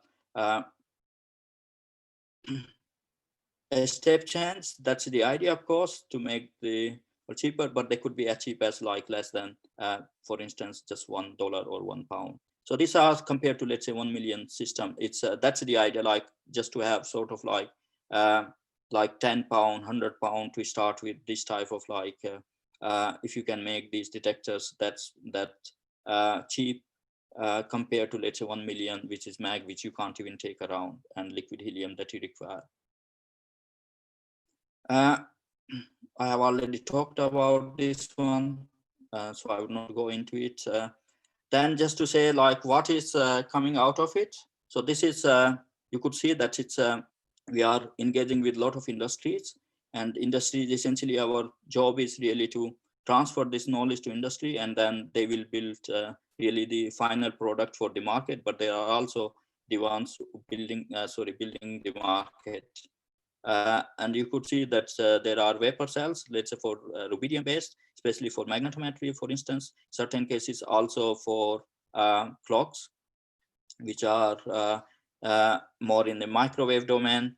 And you could see the frequency doubler, for instance, and then, building new types of lasers, and really kind of like building the cap around it, housing around them in a more professional way, more on industrial scale. And these components go from, let's say, from atomic to vacuum to lasers. So it's a kind of like, you could see that there's a strong supply chain that is building because of this quantum hub. Then there are, of course, slightly bigger devices like quantum gravimeter, quantum accelerometer. Of course, this is M-Square. It's a one company under Teledyne, and RSK, which is more in really far-end user for gravity mapping and data interpretation, for instance. So these are photographs at the University of Birmingham, of course, in collaboration with these industry partners. And I think I would stop here. I have taken my time, roughly, I think around 33 minutes or something like that. Happy to answer if there are any questions. Thank you very much. Thank you very much, Dr. Yashpal Singh, and thank you very much also for your excellent timekeeping. We do have a few questions that has come in, and I'll take them in some order. First of all, a question from Kotagiri Gangaprasad. What is the uncertainty of your gradiometer, and what are the systematic phase shifts that you considered? Sorry, could you repeat the question again? Sorry. Sure. What is the uncertainty of your gradiometer, and what are the systematic phase shifts you considered? Yeah, okay. So this, of course, this work is not led by me in principle, but at the moment, I think some of the things that which we need to work on, for instance, is that when we take the lasers out of the lab, for instance, is they are temperature dependent. So that's one of the things that normally trouble us. Then magnetic shielding. So like having, at the end of the day, that we need to have very, very good level of magnetic shielding. That's another thing that bothers us. Then, of course, sometimes also like it's a limited time of flight as well. You know, when you make things compact, the idea here is not really to get so much like to replace really the classical sensors in terms of precision. But the idea is, can we increase the bandwidth? And bandwidth means like, because if you take a classical sensor, let's say CG5, for instance, it takes a long time before you make a measurement if you take from one point to the other point.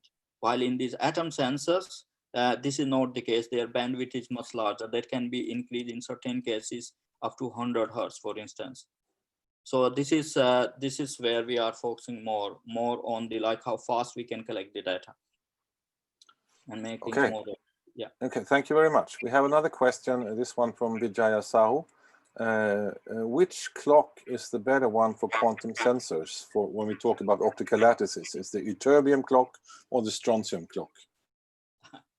I think both are better and both are good. It's very difficult to say which one is better because both of them have shown really similar level of precision and uncertainty. If you both of them have reached in -18 in terms of stability, in terms of uncertainty also in -18. So both of them are equally good, I would say. But in terms of like building, let's say, strontium has certain advantages because there are more groups which are using strontium. So which means the supply chain is slightly more advanced laser systems than ytterbium, for instance. But in terms of fundamental, I don't see much difference. I can add a question myself to that subject. What about mercury clocks operating in the UV? Yeah, mercury clocks, they have certain advantages. Like for instance, in CERT in Paris, they have built one. But I think, in my opinion, these clocks, mercury clock in particular suffers mainly from technology. For instance, as you said, like they operate in ultraviolet region, kind of like around, I think it's around 200 nanometer, if I'm not mistaken, but it's much further away, 461 nanometer. And so every time they need to have like systems which are 2 times frequency doubled.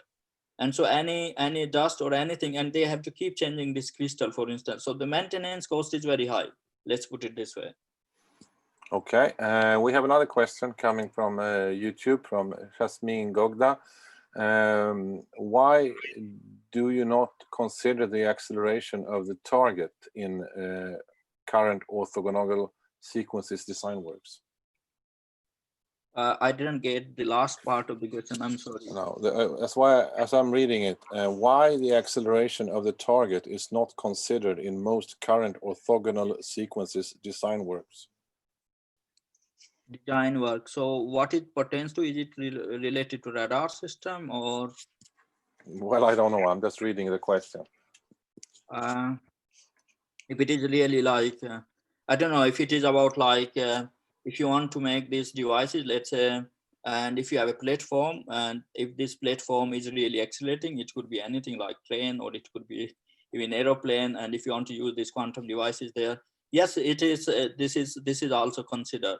In fact, this is one of the things we consider, like kind of like if you want to keep these atoms, let's say if you have atom-based device, and if you want to send to space, and then if you have this rocket, you have like 70 G thrust, for instance, will it work or not? But you have to think about building the sequence. Do you want to operate it after it or before it? I think it also depends on application, but this is very much the case that we consider. Okay. I have another question here. Considering your clocks, do you need to calibrate them with the cesium standards periodically, and how do you deal with that practically? So when it comes to optical clocks, typically preferred choice is like you have another optical clock and you compare one optical clock against the another optical clock. Because if you use for cesium fountain or other cesium clocks, yes, you can have the validation against UTC, for instance. And in fact, this is one of the plans in one of the our projects. So we are going to have a UTC rack against which we will validate one of our optical clock, but then you are limited to maximum -16 range. And so you are not able to go beyond that one. That's the limitation. Then you have to like contend with. And it doesn't bother you that you won't have any absolute accuracy unless you compare with the cesium standard? That's where some of the people are thinking that it's an outdated idea now to have second defined against cesium. But when it happens, how it is going to happen, I think it is yet to be seen. That might take some time. But people do it against UTC, that in that sense, and people do it. But this is not preferred choice, because then you compromise. You don't know the ultimate stability of your clock. Okay. One more question concerning the comparison between ytterbium and strontium. Concerning deep space observation, which one would be the better in your opinion? This is also from Vijaya Sahu. Yeah, it depends. I don't know. I think what is the application in mind, but both of them, as I said, I think the advantage, and that's where some of the people are moving, in fact, including ourselves. If you want to build second generation, these gravity sensors, in certain cases, especially if you want to increase the sensitivity, where people are thinking of gravitational wave detection, for instance, including putting them in a space, for instance. Strontium and ytterbium both have advantage because they have zero magnetic field, zero magnetic effect in their ground state, at least to the first order. So you don't need mu metal. So both of them, in my opinion, are, I know like there's some sort of like, people have compared, there's like group in Hanover, and they made some sort of like comparative study between strontium and ytterbium, and they chose to go with ytterbium. And ytterbium might have certain, if you are looking for higher mass in certain cases, and if you are comparing that, then ytterbium could be a choice, for instance, where higher mass could be an advantage. But if you are looking for like internal properties, they are particular, I would say pretty much the same, like Q factor is very similar in both of the cases.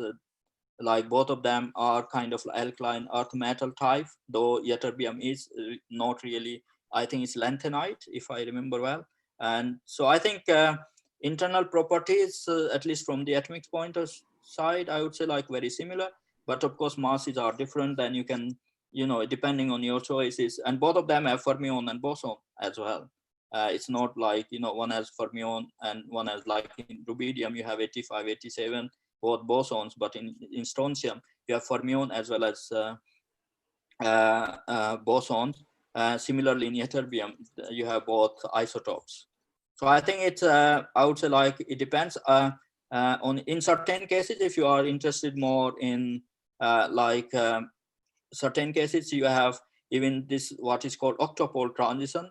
Of course, it's very, very fine. It's not easy really to do it. Like if you want to do alpha measurement, then in that cases, maybe ytterbium is a better choice. I think it depends also on kind of like, you know, the application you are looking at. Okay. But from metrology point of view, I would say they are pretty much very similar in their properties, atomic properties. Okay. Well, thank you once again for Dr. Yashpal Singh for this excellent talk. And we will move on with the schedule. And our next speaker, Professor Raymond Bishop, are you online? Yes, I am. Excellent. Then let's move forward. So we're going to stay in England, but we're going to move a little bit further north. So as mentioned, next speaker is Professor Raymond Bishop, who is at the Department of Physics and Astronomy at the School of Natural Sciences at the University of Manchester. The title of his talk is a bit long. It's strongly correlated and highly frustrated spin lattice systems and their quantum phase diagrams, a microscopic treatment via the coupled cluster method. Now you have, Professor Bishop, you have 35 minutes plus 10 minutes approximately for question. Please be my guest. Thank you very much, Anders. My title is indeed a little long, but the point that I'm really trying to make to this audience is that the coupled cluster method, which of course is so very well known amongst quantum chemists and atomic and molecular physicists, and of course is one of the subjects of great interest of our honoree, Bhanu Das. The point that I would like to make in this talk is that the coupled cluster method by now has a far wider range of applications. And in particular, one of those is to spin lattice systems, and that's the subject that I want to talk about today. So first, happy 65th, Bhanu. Many more years to come, and it is a great pleasure to have this opportunity to pay homage and my personal respects to you today.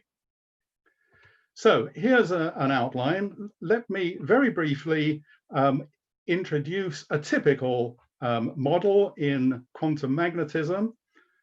Let me then spend a few moments talking about the coupled cluster method in its generality, and then let me go on and give you a flavor of the results that the method can obtain in this new field. So, quantum magnets. The great beauty of quantum magnets is that their Hamiltonians are extraordinarily simple.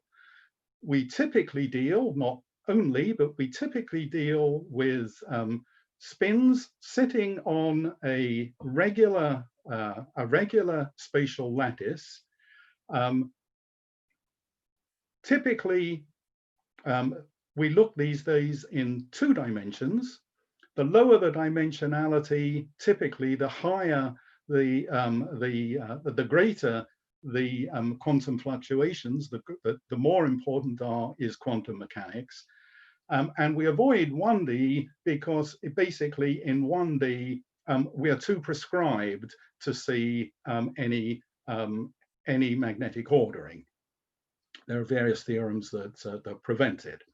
So we typically look at 2 dimensions. One of the easiest is the square lattice.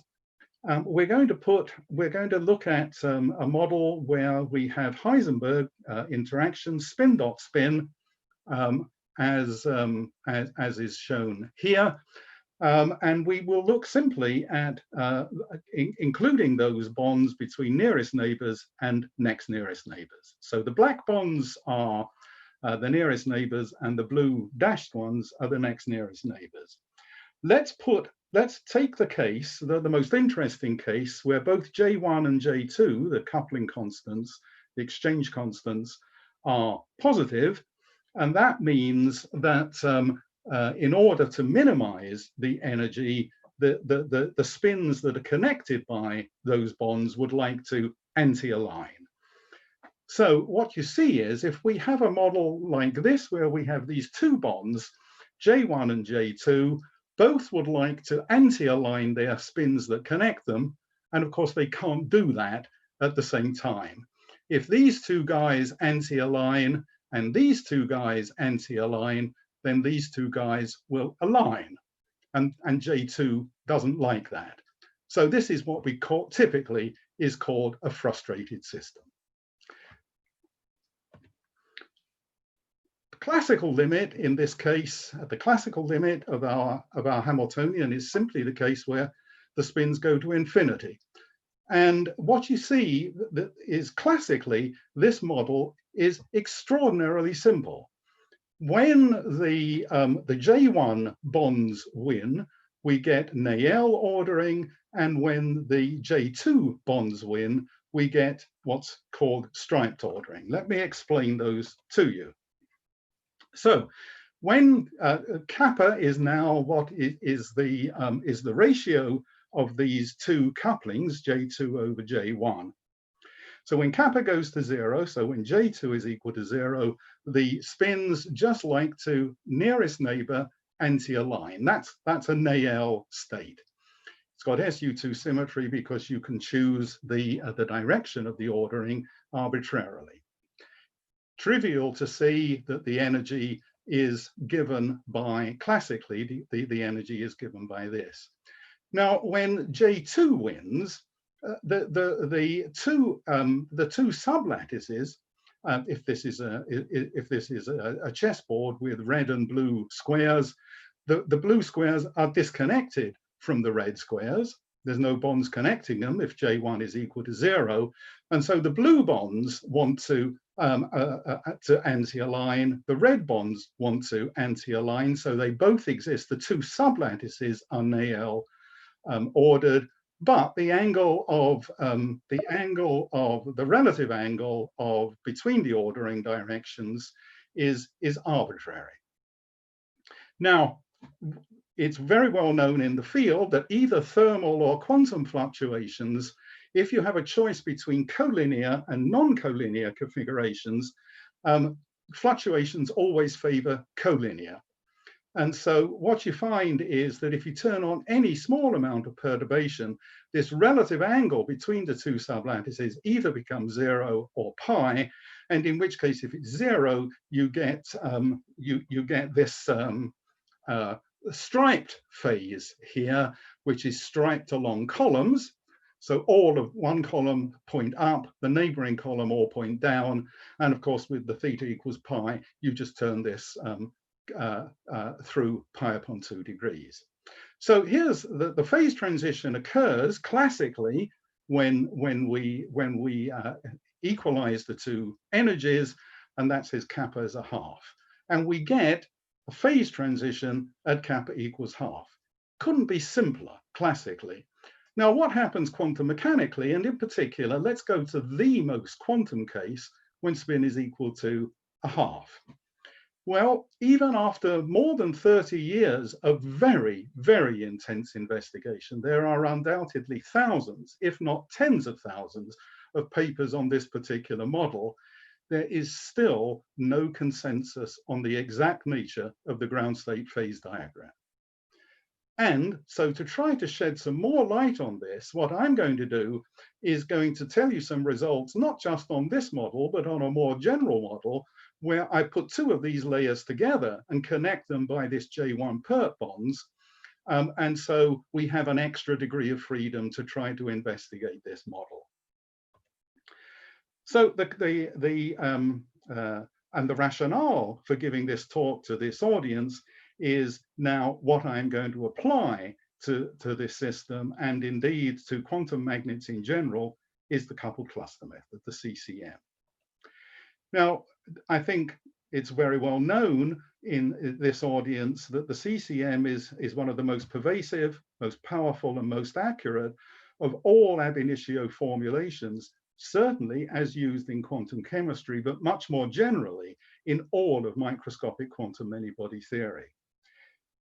You know, all of you, I think, that it's been very well used in quantum chemistry and in atomic and molecular physics, but it's also been applied in quantum field theory, nuclear, subnuclear, and many areas of condensed matter physics. And in all of those fields, it's yielded numerical results that are amongst the most accurate available. Here's a single slide giving you a sort of once over of some of the fields of interest. Atoms and molecules, the electron gas, atomic nuclei, dense nuclear and baryonic matter, lots of models in quantum optics and solid state optoelectronics, lots of models in continuum quantum field theory. It's been applied to things like 5⁴ field theory, a pseudoscalar coupling theory of pions and nucleons. It's also been applied to quantum fluid dynamics of a condensed Bose fluid. And all of this success motivated us some years ago to start applying the method to systems on a regular spatial lattice. Now, we started, in fact, looking at lattice quantum field theory, and the original interest was to look at lattice gauge field theories, in particular to look at QCD.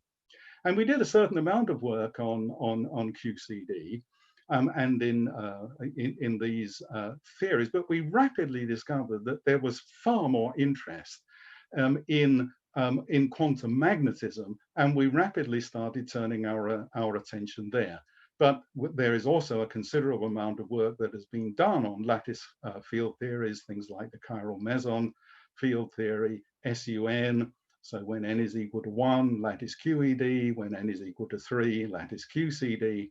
And there's also a more limited amount, but existing work on electron lattice models. So instead of the spins, where you allow the electronic degrees of freedom, for things like the lattice Hubbard model. So what I'm going to use is the coupled cluster method, the CCM, what's nowadays normally called the normal coupled cluster method, where the ground state wave function of our strongly interacting many-body system, psi, is given with respect to a suitable model or reference state by an operator in the typical CCM exponentiated form. Now, what is perhaps less well known even in quantum chemistry, but is often hidden in other ways, but it's completely equivalent to saying that actually what we do to parameterize the equivalent bra state, which I'm going to put a tilde on at the moment for reasons that I want psi tilde and psi to be normalized to 1, and this guy would not necessarily be normalized to 1 by itself. But I'm not going to give it its explicit Hermitian form. Instead, I'm going to write what we would have would be e to the s dagger. We don't like e to the s dagger for reasons that will become clear later. We like e to the minus s rather than e to the s dagger, but they're not the same. But we put an extra correlation operator in here that I call s tilde that makes them the same. Note, we have lost manifest hermiticity. And you may throw your hands up in horror at that, but let me tell you in a moment that there are extraordinarily good reasons for doing so. We then decompose these two operators in terms of a set of, a complete set of multi-configurational creation operators. These are, of course, many-body. This index I is a set index for a set of particles, or in our case, a set of spins. And we do the same over here. And these guys, the Ci pluses and the Ci minuses are Hermitian conjugates of each other. They're defined so that these Ci minuses are destruction operators with respect to the state phi. In other words, the model state is chosen to be a generalized vacuum state with respect to this set of operators. So I've got to be able to choose a state phi and a set of operators. The moment I do that, I am off and running on the CCM. The only thing that I require is that in principle, this set of operators acting on the model state give me a complete set of wave functions. In other words, that they span the entire Hilbert space, and very importantly, that they mutually commute. Now, in a typical atomic physics calculation, you would say that phi is chosen to be a single slater determinant, and then these operators, the Ci pluses, create particle hole pairs on top of that particular slater determinant. In our case, what I will show you is that the state phi can be chosen to be a classical ground state. For example, the Néel or the striped state in the model, the J1, J2 model on the square lattice that I've just been talking about. And what I'm going to do is I'm going to choose spin axes on each site so that in whatever local set of axes I have chosen, the model state has all of the spins pointing down. In other words, I just make a passive rotation of my local set of axes so that all of the spins point down. That's just a choice of spin axes. It doesn't change the Hamiltonian at all, of course. And then the great advantage of that is that how do I span the entire Hilbert space? Well, all I have to do is to start flipping spins. And so these creation operators are products of single particle spin raising operators. And by definition, they mutually commute.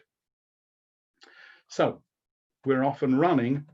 How does a spin half a case differ from a spin one case? Well, the only thing that the only place that they differ is that in this particular product, if I have spin half, I can own each spin can only be flipped once. If it's spin half, if it's in the minus half projection, I flip it once into the plus half projection, and I've got nowhere else to go. If it's a spin one particle, I can flip it twice. If it's a spin 3/2 particle, I can flip it I can flip it 3 times. Now, what have I got to do?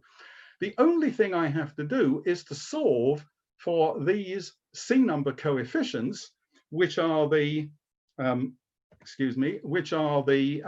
the components that sit in these CCM correlation operators S and S tilde. How will I do that? Well, I will plug those parameterizations into the ground state Schrödinger equation for the Keck and Brahe states.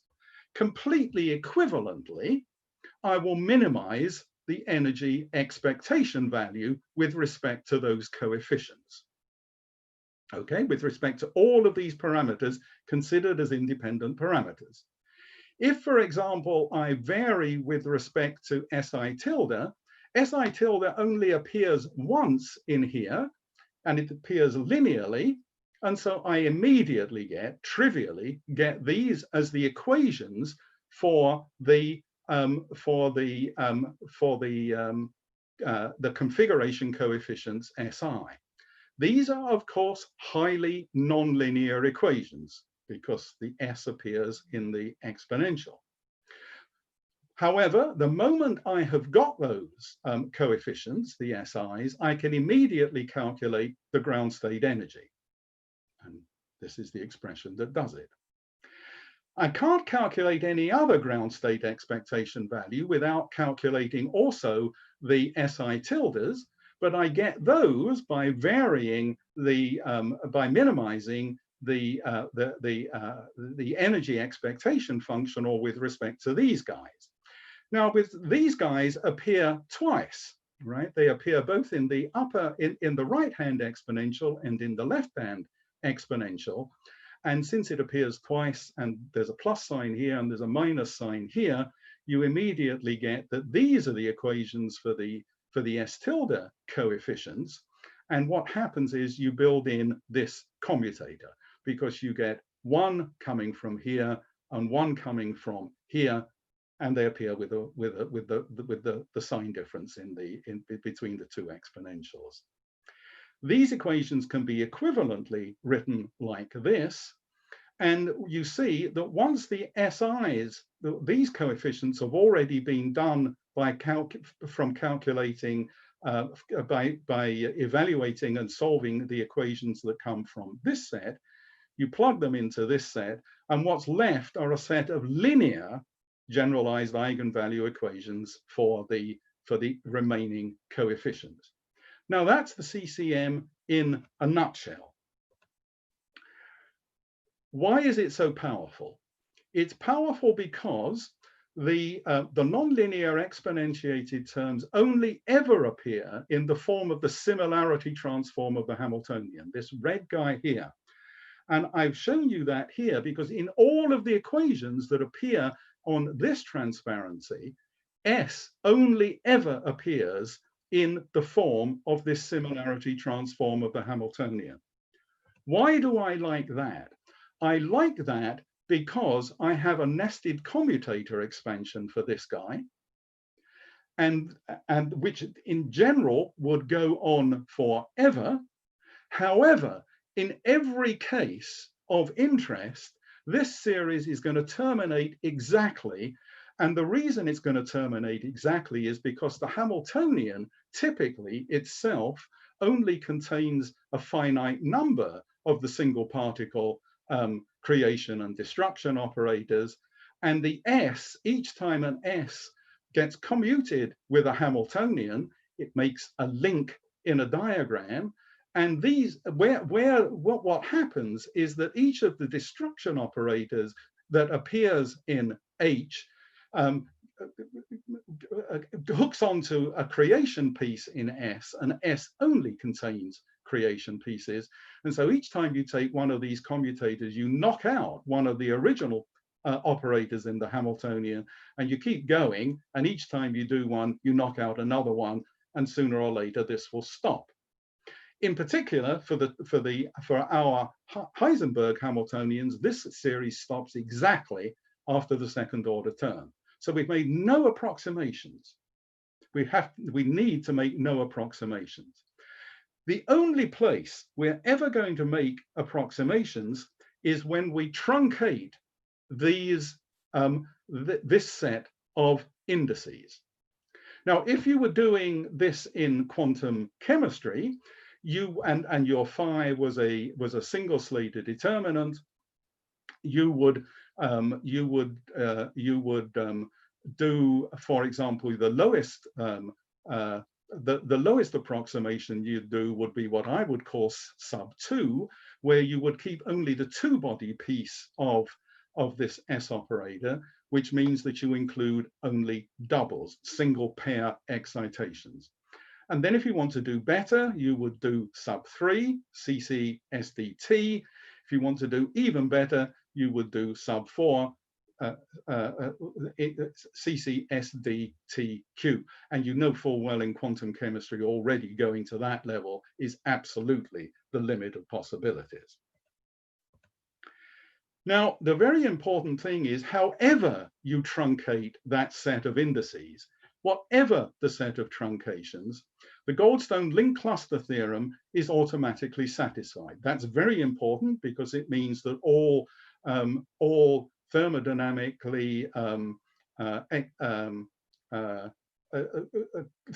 quantities that scale like the particle number properly scale like the particle number, and it means that you can go to the infinite thermodynamic limit immediately. You never have to do any finite size scaling. Less well known is, and very importantly, I say equally important, but it's probably even more important than the Goldstone link cluster theorem, is that you also satisfy the Hellman-Feynman theorem for whatever truncation you make. And the Hellman-Feynman theorem is very important because it means that all of the quantities that you calculate are consistent with one another. What we have given up is manifest hermiticity. If you insist on hermiticity, you would break the Hellman-Feynman theorem. If you ask what theory satisfies the Goldstone link cluster theorem, the Hellman-Feynman theorem, and hermiticity for all truncations, the only answer is the exact theory. So you have to give up one, and CCM chooses to give up manifest hermiticity. The nice thing about that is actually that you can test, because you can check later as an internal check to what extent hermiticity is preserved. Now, so we have to learn how to make truncations. Now, I'm not going to make the same truncations as is done in quantum chemistry. I'm not going to do singles, doubles, triples. What I'm going to do is I'm going to use the lattice geometry to define the approximation schemes. But in so doing, I'm going to retain all of the space and point group symmetries of both the Hamiltonian and the model state to determine at any level of truncation what the number of coefficients, the number of independent coefficients that I am retaining. And the way I'm going to do that is I'm going to describe something called the L sub M scheme.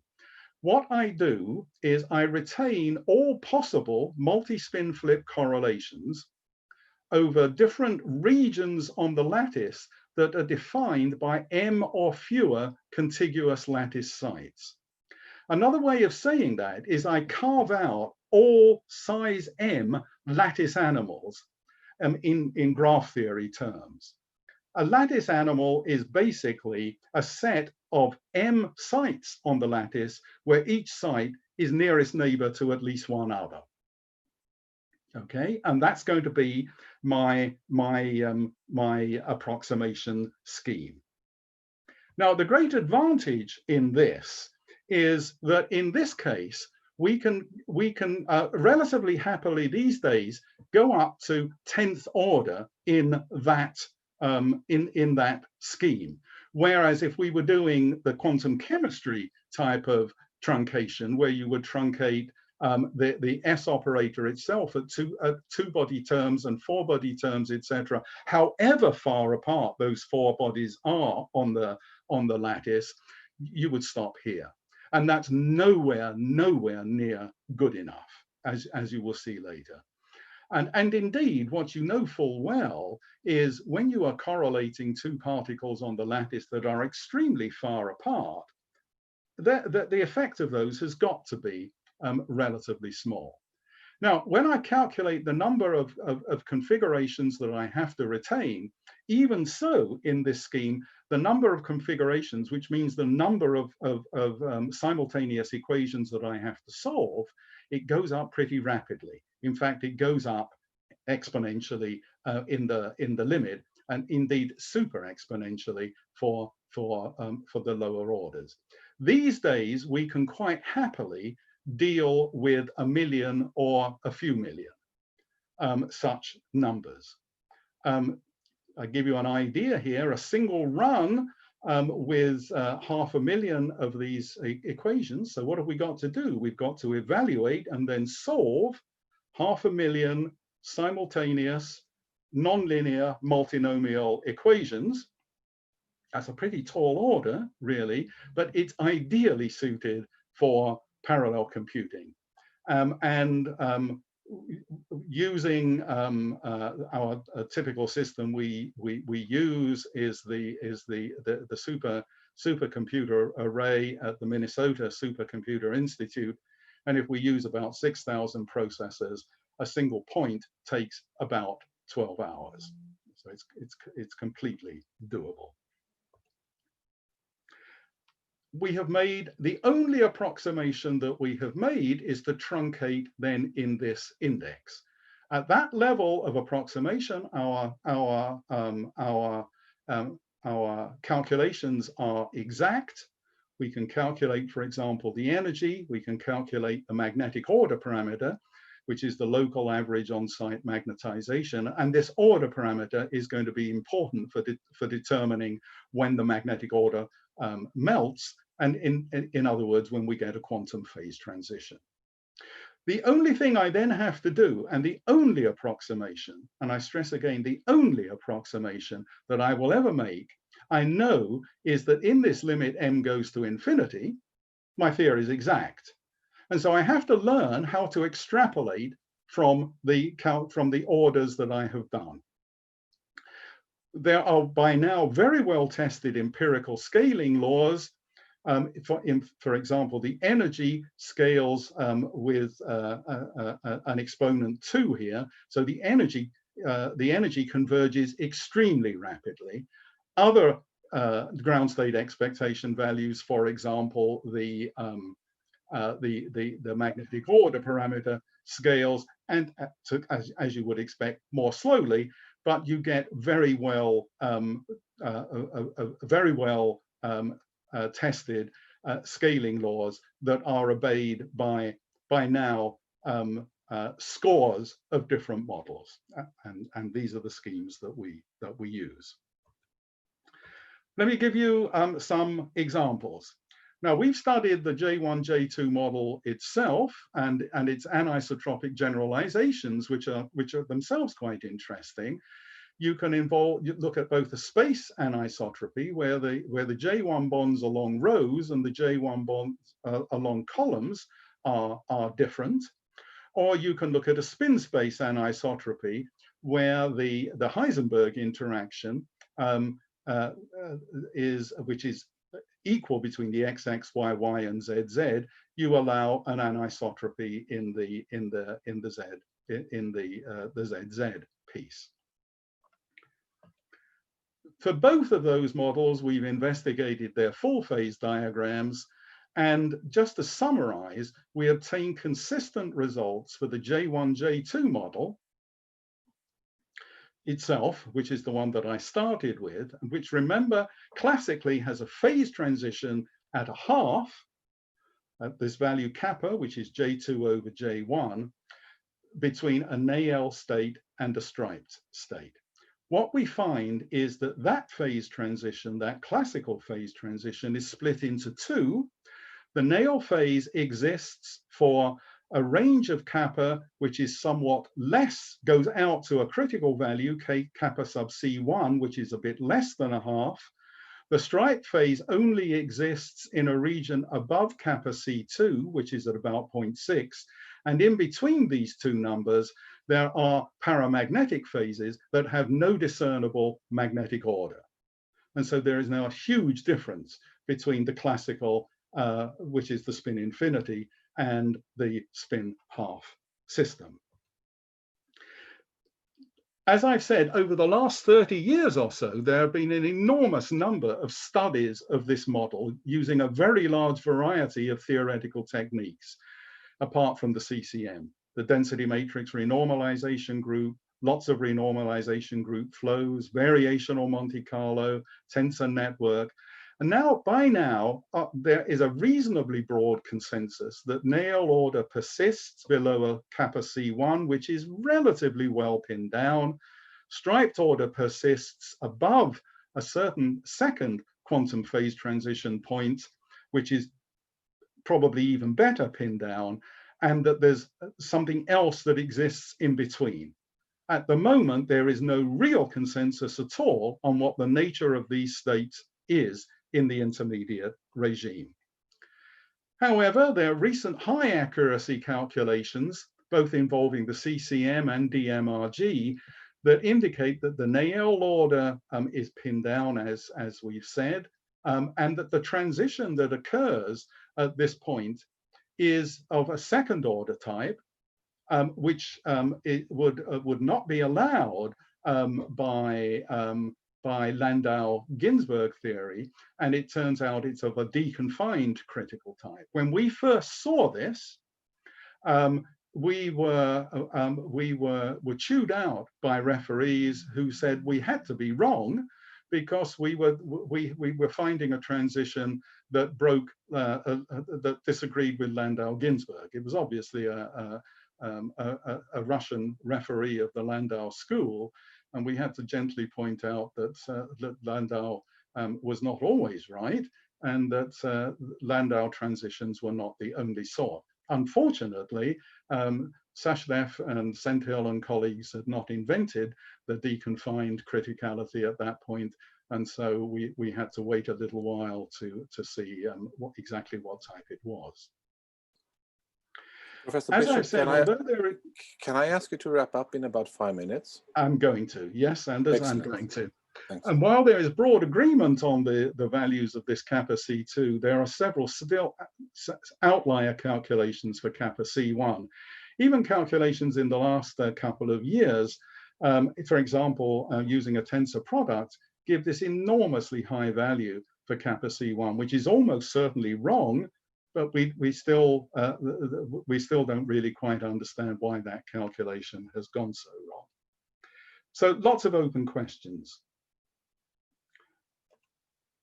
Very, very quickly, I'm going to give you the flavor of what we can do with the CCM by doing two of these layers, putting them together as a bilayer by adding a J1 perpendicular bond between the two layers. And so now we have a model with two coupling constants. We can put J1 equals 1, and then, or J2 over J1 equals kappa, and J1 perp over J1 equals delta. And we can look at the phase diagram in this larger space. So the effect of delta is now to provide competition without frustration. What do I mean by that? Well, classically, delta has no effect at all. It just couples the two layers, but the two layers will themselves order however they want.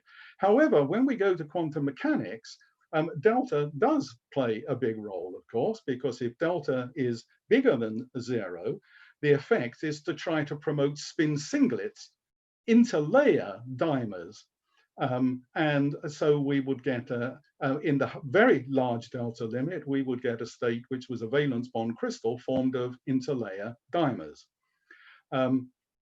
It's not frustration, but it is competition. Because I'm out of time and because you're less interested in the absolute details, let me just flash a few transparencies of the sort of results that we get.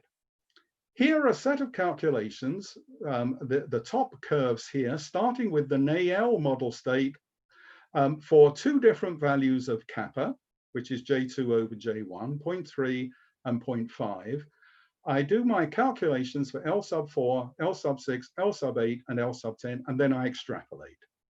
And what you see is that this is the magnetic order parameter that's being calculated here. And as I increase delta, first of all, from delta equals 0 means the monolayer, we increase, but ultimately we start to decrease, and the magnetic order melts at that point. Very interestingly, for higher values of kappa, we get these curves that open up. And so we get several transition points. I can look at the same thing with the stripe states. I can put those sorts of results together. And finally, I build up, and this is the run that I really want to essentially end with. We get this phase diagram for the bilayer. Delta equals 0 is the monolayer that we started with. Néel order out to kappa C1, striped order above kappa C2, and something in between. Now, what we see is when we turn on this bilayer, what happens is, first of all, as you increase in either direction, delta positive or delta negative, the Néel order persists further. That's fully expected because turning delta on means you're heading towards higher dimensionality, and phase and quantum fluctuations have less role to play in higher dimensions. We get a quantum triple point here. We get a beautiful avoided crossing here. We do not get a further triple point here, and we get a paramagnetic region in which we can look at the various phases in between. Summarizing, I know of no more powerful method than the CCM for dealing with these strongly correlated spin lattice systems. We've used the CCM for many other models. Here's some examples. There's probably, I think, actually more than 200 papers now using the CCM for spin lattices. And in every single case, our results are as good as virtually any competing methods. Let me end by wishing Bhanu a happy birthday again. I've known him and admired his physics for many years. We became very good friends early on. And if my chairman will indulge me for 2 more minutes, let me just show a couple of photos of Bhanu. These were taken in Bangalore while I was visiting him at the Indian Institute of Astrophysics. This is when we took a small vacation together during that trip when we went to visit Hampi for a few days. This is cherry blossom time in Tokyo when I was visiting him at Tokyo Tech. This is again a side visit that we made together in Kamakura. More interestingly, perhaps, I think probably the last time we met was at the recent Progress in Many Body Theory meeting in 19th meeting in 3 years ago in Korea, where our convener Bijaya Sahu was also lecturing as well as was I. And here's Bhanu again during the excursion that we made to a temple complex in South Korea. So finally, thanks very much for your attention. Thanks, Chair, for allowing me to go over by a minute or two just to show these last pictures and to pay my respects once more to Bhanu. Happy birthday, Bhanu. Thank you very much, Professor Bishop. It was indeed a pleasure to see your lovely pictures. Remind us all of good times that we have experienced. We also, we have a few questions that have arrived, and I will try to cite them. First, one question coming in from Rahul Maitra. Do you flip the spins to represent the Néel state by a single determinant? Well, we're not really dealing with Slater determinants, of course, because Slater determinants refer to electron and electronic degrees of freedom. Here we have only the spin degrees of freedom. And what I'm saying is that my model state is a state in which all of the spins are pointing down. Of course, they're not pointing down in global axes, but I put my local axes, I put a set of axes on spin axes on each side so that the spin points down with respect to that set of axes. And so that's my model state. That's the thing that plays the role that you would have in an electronic system of a Slater determinant. And then the only thing that I have to do to build up the entire Hilbert space is to allow any one of these, or as many as I want of these spins, to flip. If it's a spin half, it can only flip once. If it's a spin 1, it can flip twice. And so here are my here once again down at the bottom are my multi-configuration or creation operators. Okay, thank you. We have another question, this time from Ariadar. How can we extend this to bosonic lattice Hamiltonians? Is there a guideline to choose correctly the reference state for these systems? Yeah, the answer, there is a yes, we can. In bosonic lattices, what you would typically do is to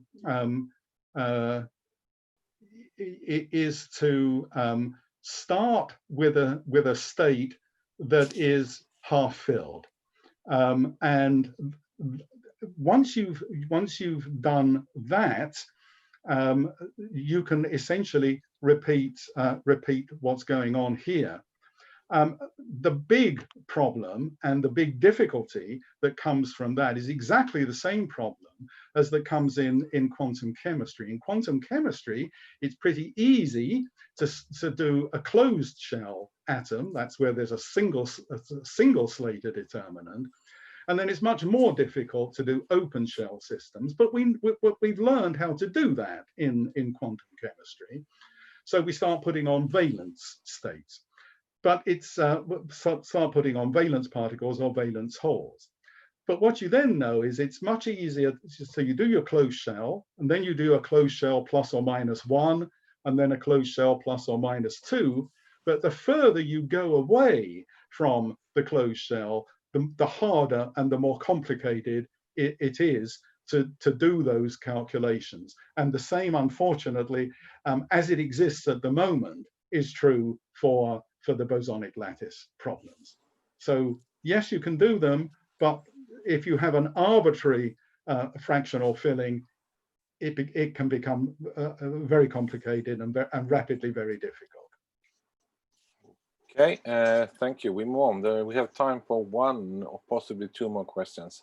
This is from Bijaya Sahu, and the question is, for calculating first order properties or expectation values, does normal coupled cluster methods or analytical gradient method includes more physical effects? Which one of them?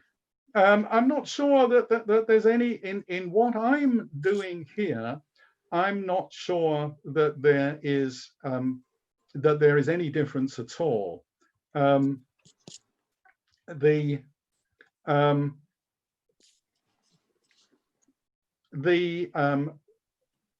way I like to look at it is really summarized here. For me, the essence of the CCM is that the way that we parameterize Bra and Ket states is intrinsically different. We have this extra operator S tilde. Now, this is hidden in a lot of quantum chemistry calculations by which follows on from the early work of people like Henk Monkhurst, but it is fully equivalent to this. And these gradient techniques. And the way that they were originally invented, before it was realized that this was the essence of the prescription, was in fact, and what Henk Monkhorst did, was to insist on the Hellman-Feynman theorem. So he did it actually the other way round. But it goes to show that that if you want to preserve the Hellman-Feynman theorem, it is indeed this particular parameterization. Now, I think because the Hellman-Feynman theorem is preserved by this, in other words, when you truncate this set of indices, but you've got to do this, you've got to truncate the same on the S as on the S tilde operator. But that's perfectly natural to do when you've got a bivariational formulation like this. My belief is that what happens in all of and there's a whole myriad of other sorts of things that are often done in quantum chemistry. But my belief is that any time that you go off in the direction of one of those, you actually will, if you don't do this, you will break the Hellman-Feynman theorem. And for me, that is paramount. And I would say it's in general a very dangerous thing to do. And in particular for these sorts of systems, it is absolutely paramount that you keep the Hellman-Feynman theorem. And I think that is almost certainly true in most interesting examples in quantum chemistry as well. Okay, thank you so much. I think we need to break now and go on. So thanks again very much, Professor Bishop, for this excellent talk. Thank you very much too. And with that, I'll say that we now have a break for half an hour. We will convene again at 4:30 Indian time. And please take some moments to look at our excellent posters also, if you have a chance. See you in half an hour. Yes, I have shared the link for the posters in the chat box.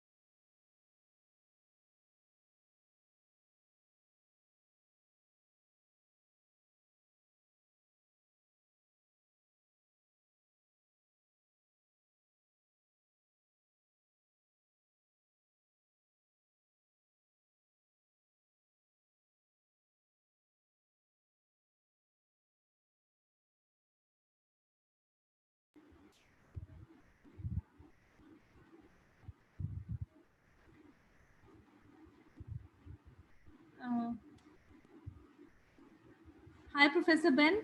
Are you there?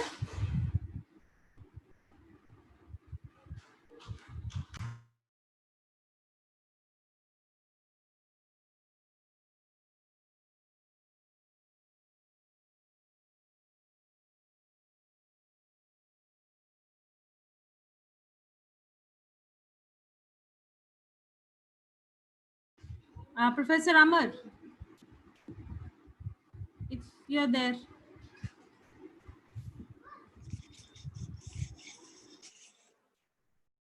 Bindia, you're asking for me? No? I mean, if you want, we can quickly, if the speakers are here, maybe they just went out for the coffee break. I thought it would be a good idea to check if their audios are working. That's a good idea. I see that 2 of the speakers are online, Yeah. the first 2 ones. Yeah, but I just called out for them and they didn't. Hello. Yeah, hi. Yeah, right. Then? Yeah, we just wanted to check if your audios are working. Yeah, this is perfect. Great, great. All right. Okay, I'm sorry. Thanks.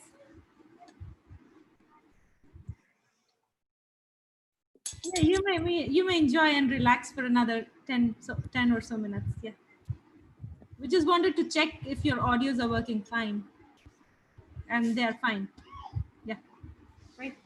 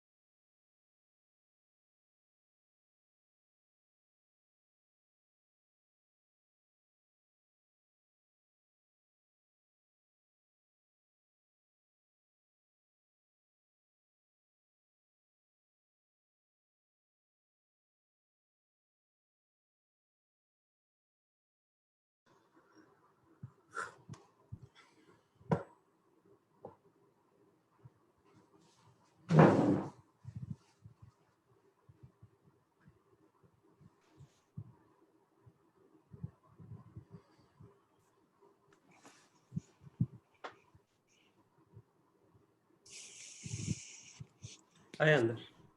Hi there. We will begin So in a few minutes. we have the now. Yeah, Ben is there. Yeah.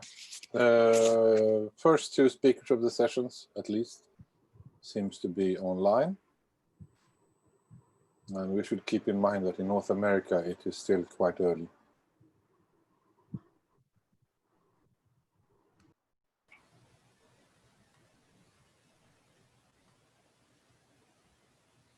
Hi, everyone. Yeah, I just wanted to check my mic volume and stuff, make sure everything was okay. Can you hear me okay? That's a very good idea. We hear you excellently. Thank you. And good morning.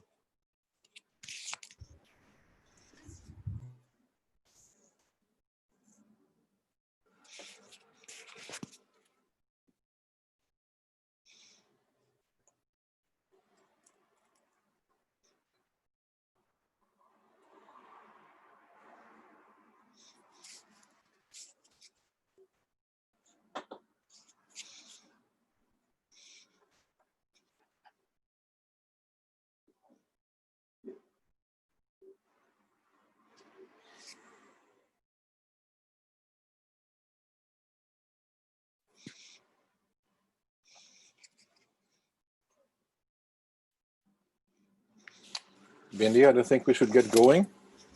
Yeah, I think we can start. I mean, it's going to take at least 1 minute to introduce the speaker. So yeah, we should start at 4:30. It's a good idea. Okay, we get going a little bit slowly then. I'm not sure if my introduction will take an entire minute, but let's see. Anyway, I hope you have joined us again for the final session for today. We're going to have 3 talks. All of them seem very interesting. And we're going to start with,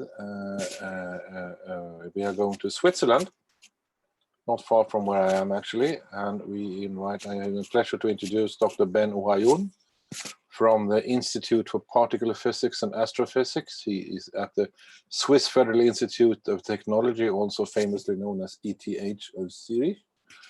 And the title of his talk is Charge Radii Without King Plots. Okay, Dr. Ohayoun, you have 25 minutes, pass frame for questions. Please let us hear your talk. Be my guest. Thank you. Thank you. Can you hear me well? We hear you well. Let's see if we can share your screen also. Sure.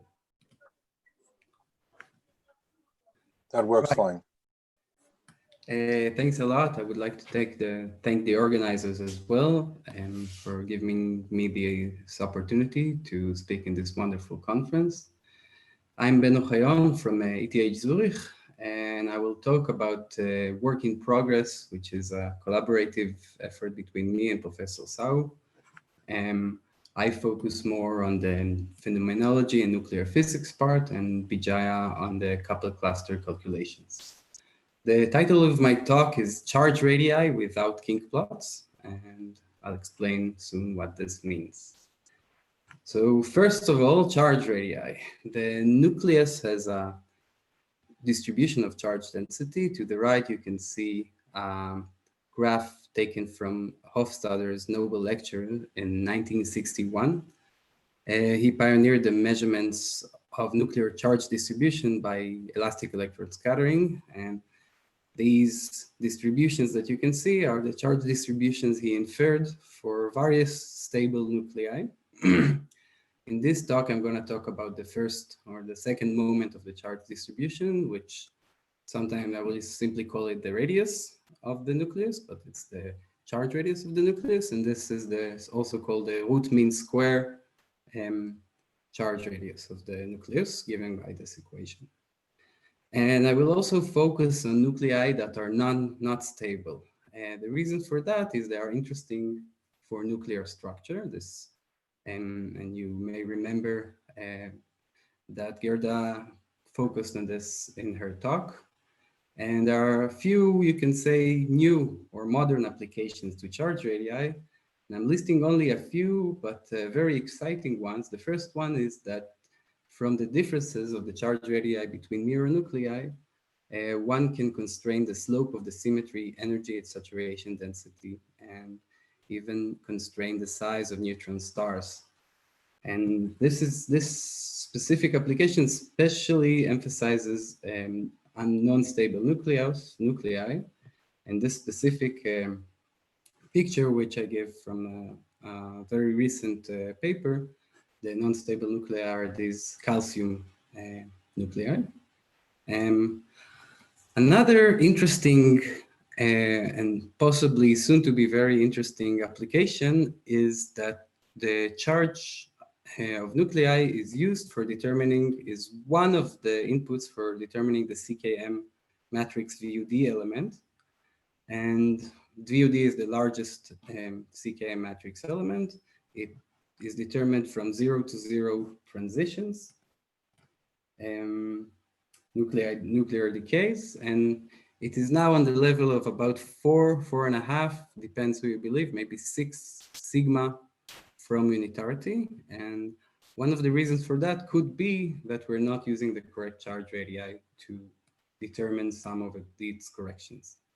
Another application of the charge radii of non-stable isotopes is to decouple new physics effects from nuclear physics effects. And one example which comes to mind is in atomic parity violation experiments, which are ongoing for francium and radium, which are unstable nuclei. What has been done, this also coincides with Gerda's talk. If we look at the table of elements, most elements have been measured by laser spectroscopy, especially at Isolde, meaning unstable isotopes of most elements have been measured, and there are many more ongoing and planned. And we only have a few holes in this table. It might be interesting also to remind or to say that there are new measurements of muonic X-ray of unstable isotopes like radium, which are ongoing at PSI, close to me. So looking at this picture there, we can say that from an experimental work of view, maybe our work here is done.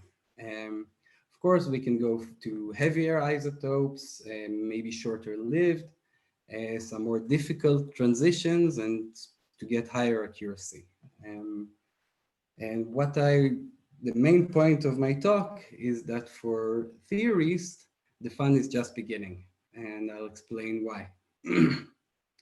If we go back to this table of elements, which seem almost complete, I would argue that it has more holes than a Swiss cheese.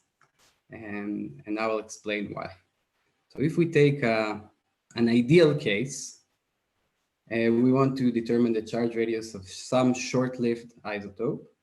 We get that from the radius of a long-lived isotope, which I denote by A, and the difference between them. For long-lived or stable isotopes, the charge radii are usually, especially in the ideal case, measured from muonic X-ray measurements with some input from elastic electron scattering. I will not focus on that, but I will say usually this part is done, works well. Then we want the difference. The difference is measured using isotope shifts, which we heard about today. But just as a simple example, this is an example of how an isotope shift look like from my previous lab. You scan your laser and you see two resonances for different isotopes. In this case, it's isotopes of neon, and the difference between where the resonances are is the isotope shift, usually on the order of a gigahertz. Then we need a reduced mass, denoted by mu. This is usually done in penning traps or multiple reflection time of flight spectroscopy, and usually it's not a big deal. It's usually works. Then there are these two atomic factors, K and F. And in the most ideal case, you get them from a kink plot. What's a kink plot? You use the linearity of this equation, that the difference in charge radii equals the isotope shift minus the atomic factors. And you place on the x-axis known radii of stable elements, and on the y-axis the isotope shifts, and you make a linear plot between them. And the slope of the plot will be f, the field shift, and the intersection point, the mass shift. And of course, you have some uncertainties in the measurements. And this ideal case only works if you have at least 2 data points to make a linear plot, meaning you have to have 3 stable isotopes for which the isotope shift was measured. They were measured by muonic X-ray and by electron scattering in the most ideal case. And this is, to me, the picture which is usually shown for isotope shifts and charge radii. If we go back to our table, only a third of the cases are ideal or semi-ideal, which I denote by these broken lines, but in our case, we can call them ideal. I can explain the difference at the end if you ask me about it. So what do we do about all of these other cases which are not ideal? They need a strong input from theory, a non-trivial input from theory. And in this talk today, I'll focus on where there's a big hole in our Swiss cheese, which is sodium, which needs a very strong input from theory if we want its charge radii, and the semi-ideal case of magnesium, where we can use the fact that it's ideal to benchmark our calculations. Focusing on sodium, it has only 1 stable isotope, and it was measured. Its radii was measured from ionic X-ray measurements back in '92. And because it has only 1 stable isotope, then we cannot make a king plot. We need 3, maybe 2 in a semi-ideal case. So we need a strong input from theory. The charge rate, the isotope shifts were measured at CERN 40 years ago, and were measured with high accuracy twice. And even the 2 measurement campaigns are agreeing, but they were to some extent, not completely, but to some extent useless from the point of view of determining their charge radii and benchmarking nuclear theory. And the reason for that is that sodium is a very non-ideal case. A small detail is that the experiments were not collinear, which is useful for our work, but I will not explain why. Sodium is also very light compared to other elements, so it has a tiny field shift, which means that we need very accurate isotope shifts, measurements, and very accurate theory, and maybe the most for this case. Why is that? Because in light atoms, the isotope shift is on the order of a gigahertz. The mass shift is also on the order of a gigahertz, and the field shift from which we get the charge radii is maybe a few megahertz. This means that if you want to get the radii difference to a few percent, even 10%, you need to measure the isotope shift to a few megahertz, usually okay, and have been done in sodium. You need to calculate the field shift, this factor f, to the same accuracy as you want the radii, which is a few percent.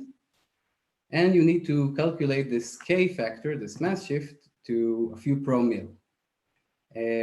Isotope shifts are usually measured to a megahertz. Field shifts are very well calculated, at least in the last 10 years and also in our work. But getting the mass shift to a few promille is a very tall order, and it's never been done, as far as I can tell, for many body systems. So not hydrogen, lithium, helium, or argon-13+. So let's ask for slightly less accuracy and try to get the mass shift to 1%, which was never done as well. How to approach this problem? Usually the mass shift, this k constant, is divided into a normal and a specific mass shift. The normal mass shift at this specific level of accuracy, you can get it from a trivial scaling law. It's non-relativistic, but it's good enough for this few percent uncertainty.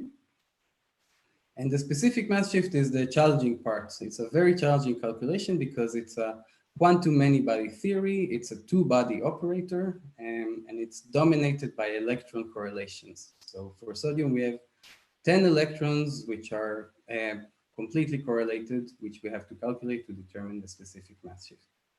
And to quote one of the founders of these fields of specific mass shift calculations, the SMS is a black sheep in the field of isotope shifts. And this is by Lindroth and Pendrell.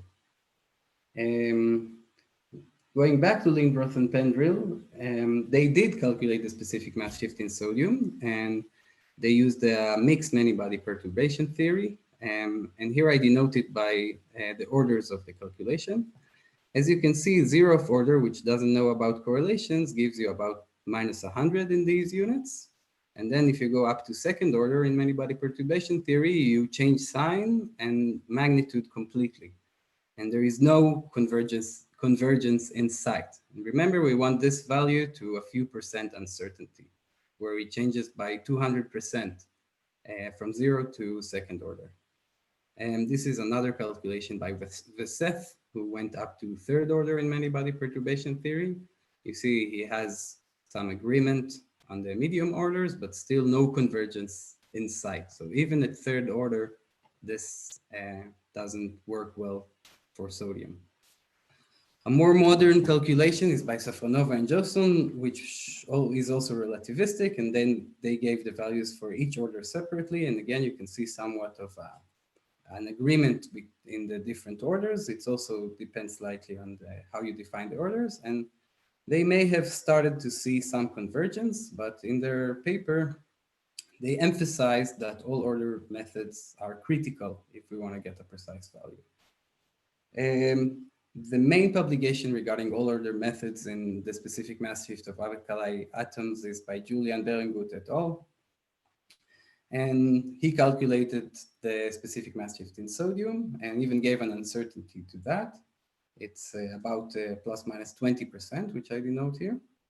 And he used a different method, which is configuration interaction Dirac-Hartree-Fock method, or multiple configuration Dirac-Hartree-Fock method, which is also used a lot in this field. My collaborator, Professor Sahu, started to do these calculations for sodium in 2010 using the expectation value coupled cluster theory with partial triple excitations, and started to see convergence. But then in this work, we went up to a coupled cluster theory with single, double, and triple excitations, and using his new analytical response and relativistic and QED and rate corrections. So we had to use all of this very state-of-the-art techniques to get a convergence of the specific mass shift and also to estimate its uncertainty and to get a small uncertainty. And we just heard a nice talk by Bishop about how the coupled class theory is used for a very large multitude of many-body quantum correlation uses. And I emphasize that for this very difficult system, we found that the main difference was to include these triple excitations in the coupled cluster theory, and these are very computationally demanding. Nevertheless, our final value has about 3% uncertainty for the specific mass shift, which gives a sub% uncertainty for the total mass shift. And of course, it's hard to be sure that especially our uncertainty estimation is correct, so we have to benchmark. And the way to benchmark is to use an atom which is ideal, but as close as possible to sodium. So we test using magnesium plus. It has a similar mass and a highly similar electronic structure to sodium, which is alkali. And to test if our SMS specific mass shift calculation is okay, we evaluate it for magnesium by taking the very precise isotope shifts from prep experiments, the normal mass shift either from the scaling law or with some small relativistic corrections. We calculate the field shift, which is a very reliable calculation, and take the charge radii differences from ionic X-ray and electron scattering measurements. And we finally can give an estimation of the experimental specific mass shift in magnesium, which, as you can see, is a very accurate estimation limited only by nuclear polarization corrections to the ionic X-ray measurements of the charge radii of stable magnesium. And using the analytical response relativistic coupled cluster, singles, doubles, and triple excitations, we arrive within the uncertainty to the same value as the experimental specific mass shift in magnesium, which is a good sign that we know how to estimate our uncertainty, especially. And we also have a small hint that the charge radius of the specific mass shift in magnesium is on the lower edge of our estimation of the uncertainty. And as we shall see, we see the same effect in sodium, which we are now trying to understand. Now that we're happy with our calculation and believe its uncertainty, we can use that to estimate the charge radii of the entire sodium elements chain for the first time with no input from nuclear theory at all. So one can use our results to test nuclear theory. And to the graph to the right, you can see our results. On the y-axis is the difference in the charge radii of magnesium isotopes, and this is a function of the neutron number. The statistical uncertainty is tiny in this graph, and it's the error bars. And the main cause of uncertainty is this large correlated systematic uncertainty coming from this only 1% accuracy or sub% accuracy in the total mass shift that we calculated. So when looking at this graph, you should imagine that all the points can move between these two broken and full lines in a correlated manner. To get some input from nuclear physics, we look at the charge radii differences of neon and magnesium as a function of neutron number, which we expect to be similar, not exactly the same, but similar to that of sodium. And you can see that if we're close to them regarding taking into account our total uncertainty, and that probably the lower estimation, so the 1% lower than our central value estimation, is probably the correct one from a nuclear point perspective, because this will put the charge radii of sodium between those of neon and magnesium as a function of neutron number, and also give us a minimum at neutron number 14. Another benchmark from nuclear physics is to look at the neutron skin of sodium. The neutron skin is simply the difference between the charge radius and the neutron radius with some corrections. So these are how much the neutron extends more than the protons inside this nucleus. And you can see our results on this graph. They're a function of the neutron excess, which is the normalized number of extra neutrons. And this I compare with the data with a global fit to all data for antiprotons, which are annihilating inside a multitude of different nuclei, which are all agreeing on this trend. So what you can see from the left graph is again that we are agreeing with other nuclear observables within our uncertainty, and that probably the lower estimation of our value, which is 385 or possibly 386 gigahertz AMU, is the correct one, which is also seen to the graph to the right and also seen in magnesium. What's next? Looking at the graph to the right, it's really apparent that we can improve the theory even more and get more accurate results, even by an order of magnitude, because the experiments are quite accurate. For this, we'll have to get the total mass shift to sub 0.5%. This means that we cannot use the scaling law anymore, and we have to refine the normal mass shift calculations. And we probably have to consider quadruple excitations, which were also mentioned by Bishop in his talk, to get the specific mass shift with higher accuracy. And we're also looking into nonlinear effect, like the second order mass shift, which as far as I know have never been observed in multi-electron elements, except, yes. So to summarize, there's an increasing importance for absolute charge radii of nuclei far from stability. And here again, I give this single example from mirror nuclei. And that most of these charge radii need medium to very strong input from theory. This is because only in cases where we have measured 3 stable isotopes by muonic X-ray and hopefully also electron scattering, we don't need any input from theory. And this input is extremely important for sodium to make the results of the experiment useful. And it's also extremely hard for sodium because correlations are huge and the mass shift is much larger than the field shift, making the accuracy very important. And using the recently developed analytical response relativistic coupled cluster theory, and we had to go up to triple excitations for that, We finally see convergence in the specific mass shift of sodium. And we believe our results because we've tested them on magnesium, and now we can say that we have the first determination of the charge radii of sodium in the last, since the experiments 40 years ago, with no input from nuclear theory. So with this, I'll end and hear your questions. Thanks. Thank you very much for this very interesting talk. Do we have any questions?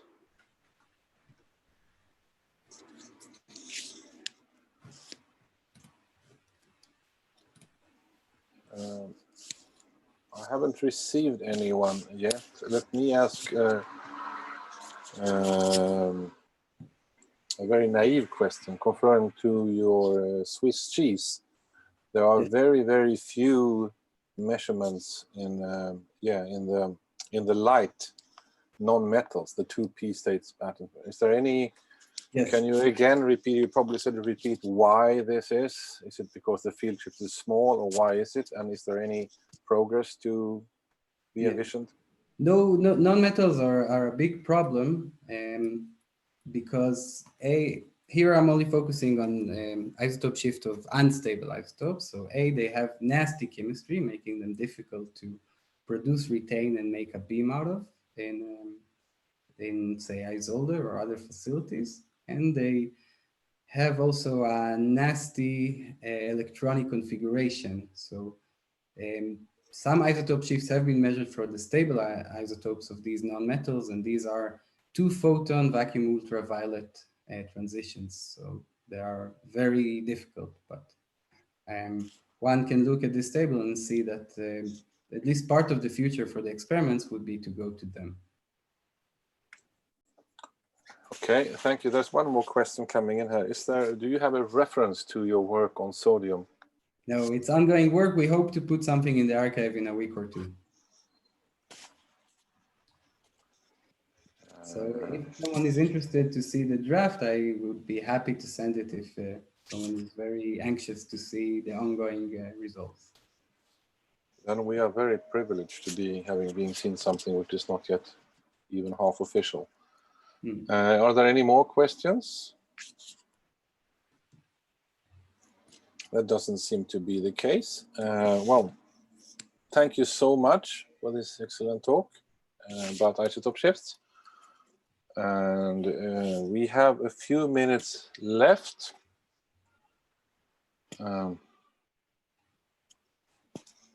I suggest that we take 2 minutes or 3 minutes off before we start next talk, so we stay with the schedule. Okay, I will pick you up in about 2 minutes, all of you. Thank you for a while. Thanks.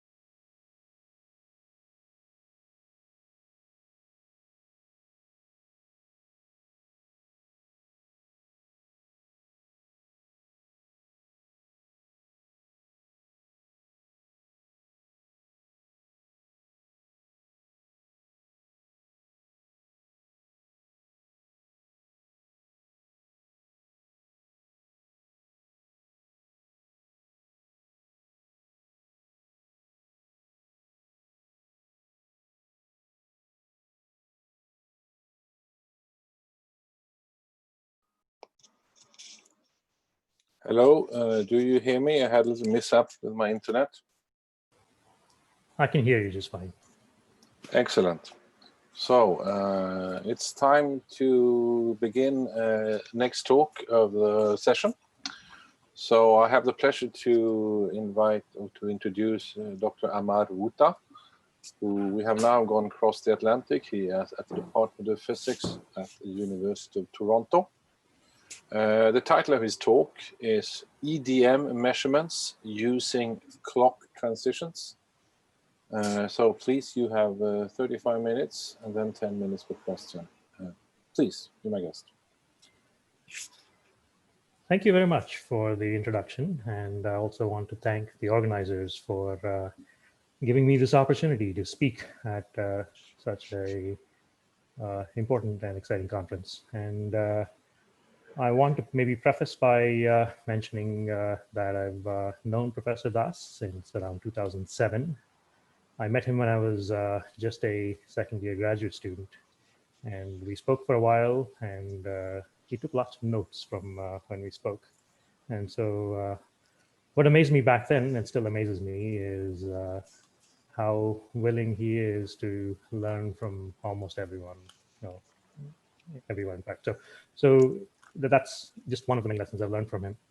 He was introduced to me as an expert in couple cluster theory, but little did I know that he was also a master of couple cluster sociological experiments. And before I knew it, I was part of his extensive and very strongly coupled cluster of collaborators and friends and acquaintances. And it's been a great pleasure working with him and with all of the many other people who are part of this cluster.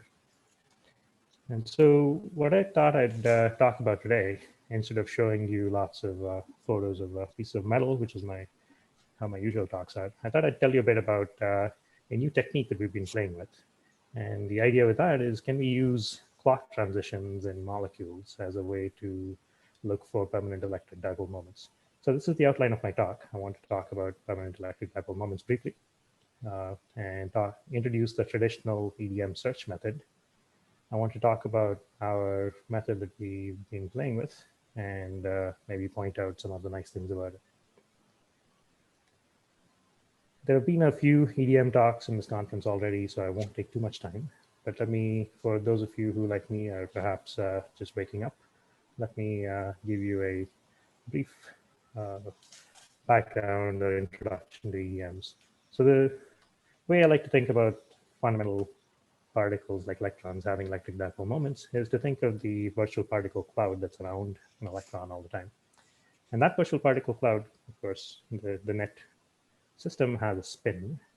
But in addition to that, the question is, does it have any asymmetry in its charge distribution? In other words, is the net center of all of the virtual cloud of positive particles slightly displaced from the net center of the virtual cloud of negative particles? And if something like this exists, very crudely and graphically, you can almost immediately see that this is a situation that violates both parity and time reversal symmetries. If you flip parity, the electric dipole moment, which is a polar vector, flips over. The spin doesn't. Meanwhile, compared to this situation, if you run the movie backwards, the spin points in the opposite direction, but the dipole moment, which is just a spatial displacement, doesn't care. And so that's the sort of simple version. And so the question then is, okay, so why would anything give rise to something like this? Well, there are horrendously complicated diagrams like this, which I'm sure there are many experts in the audience who'll be happy to discuss these more if you're interested. But of course, there are some fundamental processes involving maybe particles we've never seen yet, which are responsible for this kind of effect.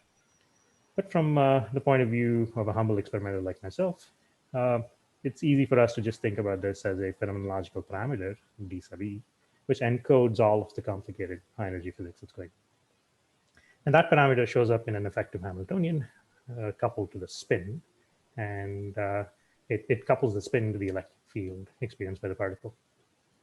So how do you look for something like this? Well, the crude, again, sort of simple classical like way of looking for this is the same way you would look for a magnetic dipole moment.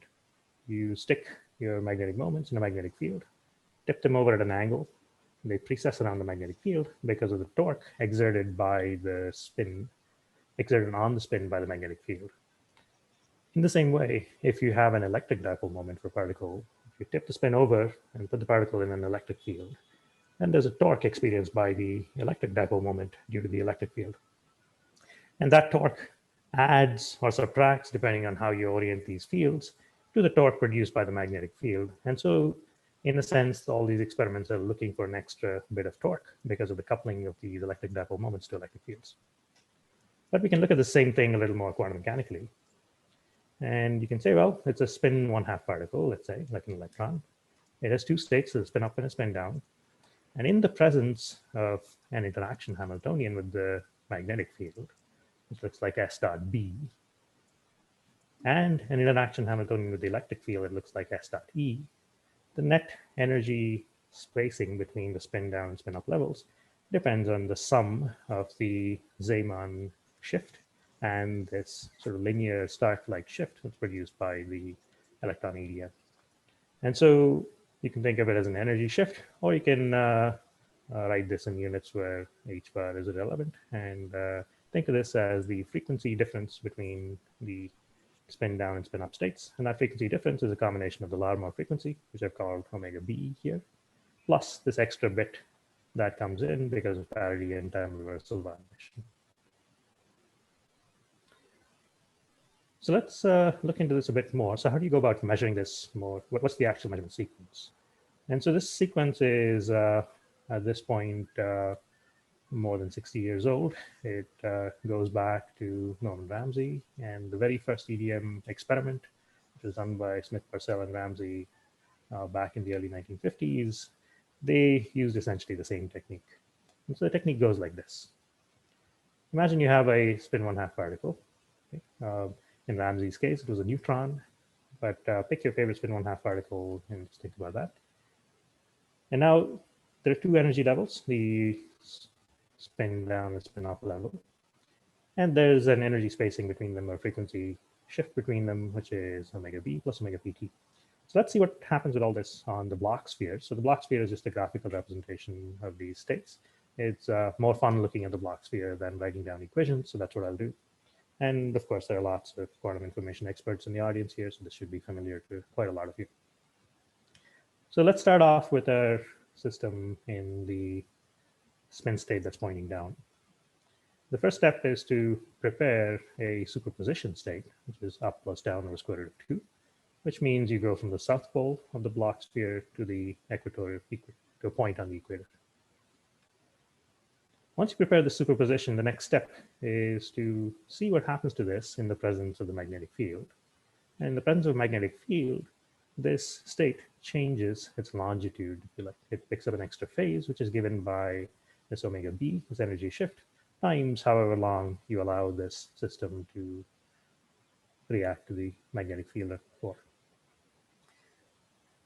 In the presence of this electron electric dipole moment, or fundamental particle dipole electric moment, what you get is a little bit of extra longitude, or a little bit of extra phase that's picked up because of this EDM interaction. And that's this omega t times tau.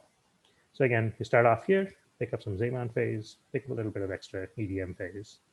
And then finally, there's a well-defined way for measuring these phase shifts by flipping the vector over and then getting a population difference, right? So you essentially turn the longitude information into latitude information, which you can go and measure in the lab by measuring populations in the upstate and the downstate. And this process gives rise to sort of this famous standard quantum limit, which tells you that the statistical precision with which you can measure these kinds of frequency shifts is given by 1 over the amount of time, tau, for which you allow the system to interact, divided by the square root of the number of particles, because if you imagine repeating this experiment with n particles that are uncorrelated, you get this extra square root of n factor. This was for a simple spin 1/2 system, but of course, essentially the same thing is happening even in systems like, for example, YBF. And this is a molecule that Professor Das has worked on for many years and is very familiar with. If you go to the absolute ground state of YBF, So you're in the ground electronic state, the doublet sigma state. You go to the ground rotational state, and you look at the lower of the spin rotation doublets within that. So basically, as low as you can go, you end up with these 4 states in the problem. These 4 states are the hyperfine states. And in an experiment like the YBF experiment, essentially the same thing that we just talked about for a spin 1/2 particle is happening, except instead of thinking about a spin 1/2 particles spin up and spin down states, the 2 states involved in the problem are these stretched hyperfine states. So these 2 arrows are supposed to represent the electron spin and the nuclear spin of the fluorine-19. So in YBF, one of these arrows is the electron spin, the other arrow is the fluorine-19 spin. But the exact same idea still goes. You pick these 2 states, and then you do this sort of spin interferometer sequence that we just discussed with these 2 states, and then measure the population differences between these 2 states at the end of the problem. So let's maybe, again, dig into this a little bit more, just so you can see some of the gory details. And so what I'm going to do is give you a very brief overview of how the molecular structure sort of enters this. So this big equation here, this is the Hamiltonian for this molecule in the absence of any electric or magnetic fields. In 0 field, what you get is this H0, which is a combination of the rotational interaction. So basically this molecule, which is tumbling over, so it's just this rotational moment of inertia times the rotational quantum number n. This is a spin rotation coupling, gamma star n. And these 2 last terms are the hyperfine interactions between the electron spin and the fluorine-19 nucleus in YBF, for example. If you put this in an electric field, you add this extra term, which is proportional to the so-called molecular dipole moment, not the same thing that we care about, not the same as the EDM that we're looking for, but just the molecular dipole moment by the fact that it's polar. And this couples to the electric field. So this is sort of standard physics. There's nothing exotic here. Under the combination of both of these terms, these Hamiltonians, what you get is that these hyperfine states have this sort of level structure. But the important thing is that these 2 states, these 2 stretched spin states, have the same energy. Now, when you stick this in a magnetic field as well, you'll see that these 2 states now shift in energy. And the key is that for all of the physics involving the molecule physics, the spin rotation coupling, hyperfine Stark interactions of the molecule with the electric field, through all of that, these 2 states have the exact same energy. So that's one of the beautiful things about them. And then when you put on a magnetic field, they shift in energy. And in this polarized molecule, they get an extra term as well, which is the EDM interaction. Okay. And so this EDM interaction and this Zeeman shift term are both diagonal in the bases of states in the space spanned by these 2 basis states. And you can write down this Hamiltonian matrix in this for these 2 states. Just restrict yourself to the bases of these 2 states. And you can just write down a really simple 2x2 matrix, which has 2 terms in the diagonal. And the difference between these 2 is precisely the quantity that's measured in the experiments. Okay, so again, that's the basic idea. And so despite the fact that you're sitting inside a molecule, which has got all kinds of complicated spin rotation coupling and so on, you can still turn this problem into a simple 2-level problem. And so that's one of the sort of beautiful things about the standard EDM measurement technique. So now I want to tell you about our technique and give you a flavor for how this goes. So the key is I'd like you to think about these clock states. So what are these clock states? Well, these are both non-magnetic states. These are both states that have 0 azimuthal quantum number for the hyperfine quantum number. All right, so what's going on with those? So again, in 0 field, this is the same Hamiltonian you've seen before.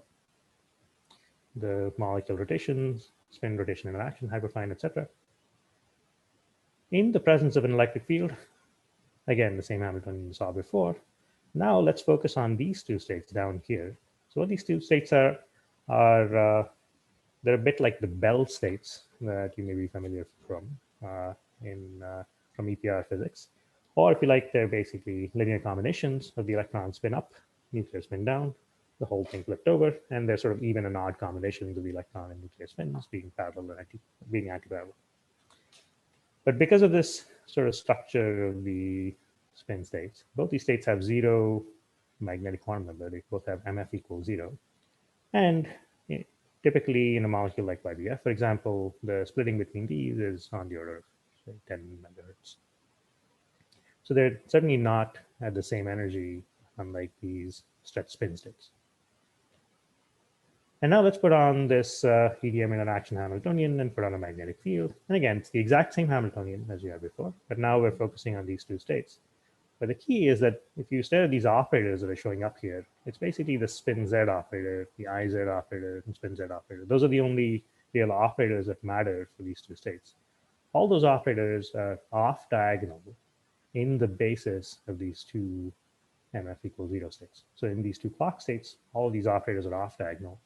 And therefore, you get a Hamiltonian, which is off diagonal. So first of all, there's an energy difference between these two states.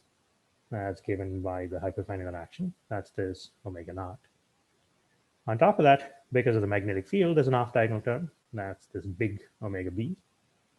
And then because of the EDM interaction, or the parity n times reversal violating interaction, there's another term here, which is this omega pt. Okay. So this Hamiltonian has more stuff going on compared to the Hamiltonian for just these stretch states. So what's the measurement sequence then? Well, let's now focus on just these two states. So again, you can write down a sort of block sphere where you have on the south pole the F equals 0, MF equals 0 state, or this lower clock state. And at the north pole, you have the other clock state, the upper clock state. But now, under the action of this Hamiltonian, particularly if the magnetic field and the electric field in this problem, these other quantities that are coupled to SZ and IZ, these quantities are time varying. And if you vary them in time at the same frequency as this energy difference or this frequency difference between these two states, then the problem becomes extremely simple. This is sort of a textbook Rabi problem. And so what you get is that if you start off in the south pole, under the influence of this big omega b, which is the magnetic field, and big omega pt, which is the EDM interaction, all that happens is you start moving up from the south pole up in latitude towards the equator. And that's it. That's the only thing you need to do. You start off in one of these states and you measure at the end of your experiment or end of your measurement sequence how much the population difference is between these two states. Okay, so even though the Hamiltonian matrix may look like it has more going on, the actual measurement sequence, if you like, is extremely simple. You don't even really have to do much work to prepare things like these spin superpositions and watching them precess and do pulses to flip them over and so on. It's really quite simple. You start off in the lowest clock state and you measure how much ends up in the other state at the end of the experiment. So again, to kind of contrast this with the standard Ramsey method for a molecule like YBF, let's say, again, standard method is that you look at these two stretch states, and in the basis of these two stretch states, you're looking at phase being picked up by the molecule. Here, we're talking about just measuring the population difference directly due to a combination of the magnetic field and the EDM interaction. And just like in this other sequence, where, for example, there are experimental reversals, where you flip the relative directions of these two arrows to isolate just the EDM effect, you can do exactly the same thing here. You can change the relative phases of the magnetic and electric fields in order to distinguish the EDM from background magnetic field effects. And so if you measure the population in the excited state, right, you just measure how much ends up in the excited state at the end of a sequence. If your magnetic field and the electric field that causes this EDM turn are 90 degrees out of phase, you get this black curve, which corresponds to what you would normally think of as the Rabi flopping curve. But in the presence of an EDM, the fact is that if the E field and the B field are in phase with each other, then this extra transition amplitude adds coherently to the transition amplitude from the magnetic field. And what you end up getting is a faster Rabi flopping, so a faster net Rabi frequency. And similarly, if you flip this red arrow in the opposite direction, if you make the EDM term and the magnetic field term destructively interfere with each other, then you get a reduced Rabi frequency. So that's the experimental signature. And so the simplest way to think about this is that you park yourself at a interaction time or magnetic field strength. That puts you, let's say, somewhere near this pi/2 on the x-axis. And then you stay and watch as you change the relative phase beta between the electric field and the magnetic field. You measure how much the change in the excited state population is. So it couldn't be simpler. It's really about as sort of trivial almost as it gets. And the key here is that this transition amplitude depends on the relative phase. And this phase now is a phase of a radio frequency field, which is at the same frequency as this hyperfine energy level spacing between the two states. And so you can control the phase of that radio frequency field extremely precisely and accurately. So what's it good for then? Well, there are lots of experiments which are aiming to do a lot better than the current state of the art. You heard about some of those. I'm sure you'll hear more in the next day and maybe even in the next talk. But the sort of sense in the community is that, well, you need to have essentially molecules which have lots of bells and whistles, because in this standard measurement sequence, any effect that shifts these energies of these states and mimics an EDM is going to be a systematic. And you can get that sort of thing from all sorts of magnetic field effects, all sorts of DC magnetic field effects. In this clock transition method, again, because in spirit it's really the same, you can, of course, get effects, get systematic effects if you have uncontrolled magnetic fields in your problem. But now those uncontrolled magnetic fields have to be radio frequency magnetic fields, which are much easier to detect, much easier to control, much easier to shield. And so as a result, you don't need a lot of the extra structure that I think, in some sense, we've gotten used to assuming that the molecule needs in order to be good for a really good EDM experiment. I'll come back to these in a second. But maybe another reason to sort of explore new techniques for measurement is contained in this slide from Nick from yesterday. And so, Nick, thank you and apologies at the same time for your slide. But from Nick's slide, he made the very clear point that laser cooling molecules is hard, and he says for lots of reasons. And so if you're trying to cool a molecule like strontium fluoride, again, you need lots and lots of laser to just plug all these gaps in the cooling cycle. However, we all know that cooling atoms is way easier. And so instead of trying to cool molecules directly, what this sort of new measurement technique allows you to do is you can start thinking about experiments where you have atoms which are separately cooled, which is straightforward. And then if you can figure out how to attach these atoms together and make a molecule, you can do that directly within a trap, do that directly at ultra cold temperatures, and do that without having to worry about slowing and cooling and laser cooling and so on. So that's one of the reasons we looked into this. And with this new technique, because you don't really need any of these sort of extra structures that molecules like thorium oxide, for example, have, the menu becomes a lot wider. You get a lot more molecules that you can now choose from. And so we made a sort of preliminary attempt at constructing a table. The idea here is that you pick any old thing in the left column that you like, that you think you can laser cool and trap, etc. Pick any old thing in the right column, and if you can figure out how to trap it or cool it and stick it on, then you are going to get a molecule with a very simple doublet sigma structure. But that doublet sigma structure is perfectly sufficient for doing, in our opinion, accurate and good EDM experiments, if you can also take advantage of these clock states, which are already in these molecules and which have essentially zero magnetic field sensitivity, or if you like, they have a quadratic dependence on background magnetic fields and such. The other advantage here is that there's another sort of nice piece of physics. So when you apply an electric field, a molecule gets polarized. In other words, a molecule doesn't look like this in the lab if you don't apply an electric field. In the lab, if you don't apply an electric field, the molecule looks like it's in a quantum superposition of there, etc. So it's really in a rotational eigenstate.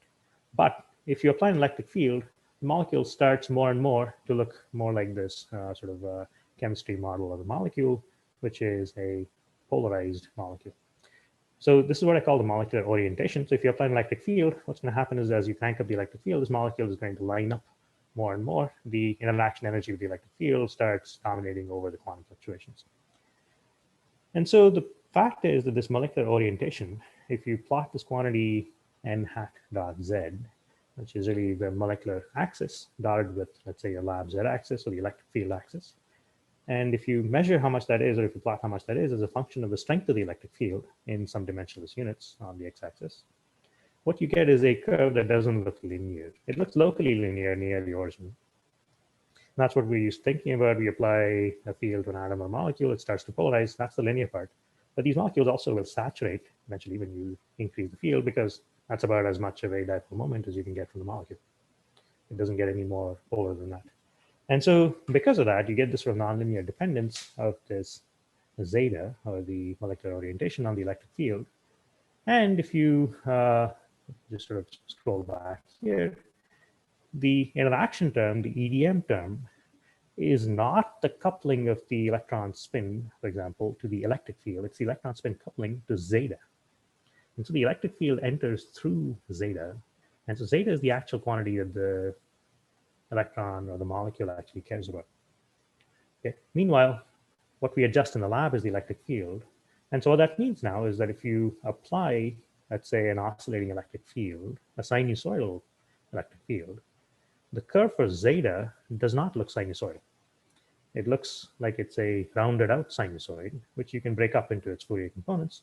And you'll see that there's going to be a fundamental at omega at the same frequency as the driving electric field that is sort of driving this molecule up and down. But in addition, because of this nonlinear response of the orientation to the electric field, what you also get are these higher harmonics. You get these odd harmonics. You get 3 omega and 5 omega and so on. Okay, and so that's sort of contained in this plot. You can sort of convince yourself by staring at this curve, which looks visibly non-sinusoidal. Or you can go back to this if you like and imagine that you're ramping the electric field from left to right and left to right, back and forth. And as you do that, as you flip the molecule back and forth, the molecular orientation will respond in this sort of nonlinear way. And so that gives you a really nice handle, because what you can do is you can rely on the fact that the molecule sees zeta, which means that the molecule actually sees a bit of 3 omega, even though you may be driving the molecule back and forth in the lab at omega. And that's awesome, because what that means is now you can drive the molecule in the lab not at the hyperfine resonance frequency, but at a subharmonic of the hyperfine resonance frequency. So you can drive the molecule at 1/3, you can drive your electric field at 1/3 of the hyperfine resonance frequency and still allow the EDM interaction to resonantly give you population transfer.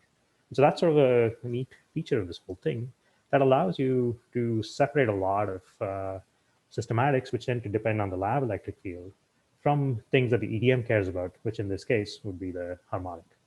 Of course, this is an example. You can imagine distorting this curve way more so that you can change the relative content of the 3 omega compared to the omega and so on. And so that's essentially the idea, is that we think these magnetically insensitive clock states can be used to measure electric dipole moments in a way that makes you very immune to a lot of the systematic effects that I would certainly have to stay up all night worrying about if I was thinking about trying to build another new EDM experiment that improved by 2-3 orders of magnitude compared to the best experiments out there right now. One of the nice things is that we get to, I think, start thinking about lots more molecules than we had thought would be feasible for these advanced EDM experiments.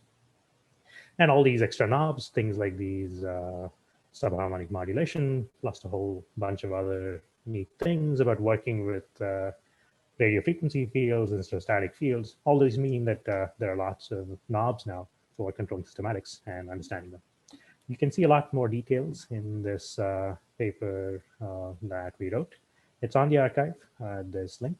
It's also supposed to come out in physical review letters sometime either this week or the next week. So please look for that. And of course, if you have any questions, I'm happy to answer them during the Q&A session, or if you are catching the stock at a later time, please feel free to get in touch with me as well. And so just to kind of repeat myself again, the advantages for EDM experiments are basically that we think because you're not using these magnetically sensitive states, instead you're using clock states, you can put your molecules in a trap and get coherence times between these two clock states, which are really long, which could even be tens of seconds. And that's not crazy. That's the sort of time scales which people are already seeing with magnetically associated or photo-associated molecules. You don't need special bells and whistles. Simple doublet sigma molecules that you can assemble from laser-cooled atoms are perfectly fine. You don't need these internal co-magnetometer states. Of course, if you have them, you could possibly also use them to great advantage, but you don't necessarily need them. And so that opens up lots of new molecules. And to again sort of repeat some of the advantages for systematic error control, because you're not dealing with a DC problem, but you're dealing with an RF problem, all you have to do is control RF frequencies and backgrounds at the exact resonance frequency seen by the atom. But for example, low frequency DC fields, all the annoying things we normally worry about in EDM experiments, all the buses and trains and forgotten screwdrivers and such, you don't have to worry too much about them because they live at a frequency that's very, very far away from the resonance frequency. They live at DC. And those DC fields are usually much harder to control. That's why we always deal with big, giant magnetic shields.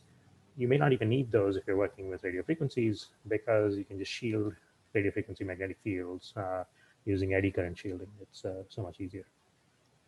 And finally, the idea is that you are using an electric field to flip the molecule and then looking not for the electric field directly, but for the molecular orientation, this degree of orientation to couple to the EDM of the electron or the EDM of the nucleus, for example, and drive population transfer between the hyperfine states.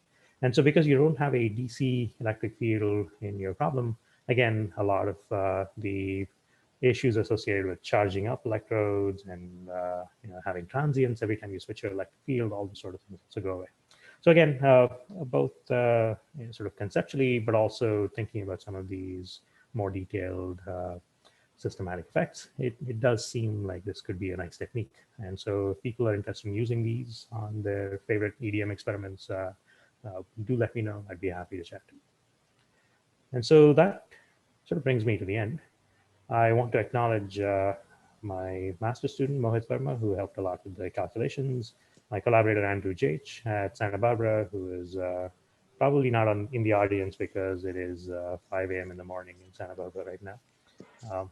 But thank you, Andrew, anyway. And I also want to acknowledge the funding agencies for supporting us from the Alpha Peace Loan Foundation, the Canada Research Chairs, and NSERC, who is a bedrock of support. And so all that remains for me then is the very pleasant task of wishing Professor Das a very happy birthday and many, many more happy milestones, both of a scientific nature and of course of a chronological nature as well. And so on that note about clocks, I will stop here and I'm happy to take lots of questions. I will leave the summary up here for people to stare at. So thank you very much. Okay, thank you very much for this excellent talk. You are actually ending quite well before time, so we have lots of time for questions. To begin with, we have one question coming in from Kotagiri Gangarabasad. How does the second order Zeeman shift affect the Bloch square? Okay, that's a great question. So let's think about the second order Zeeman shift, both in the standard problem and the clock problem.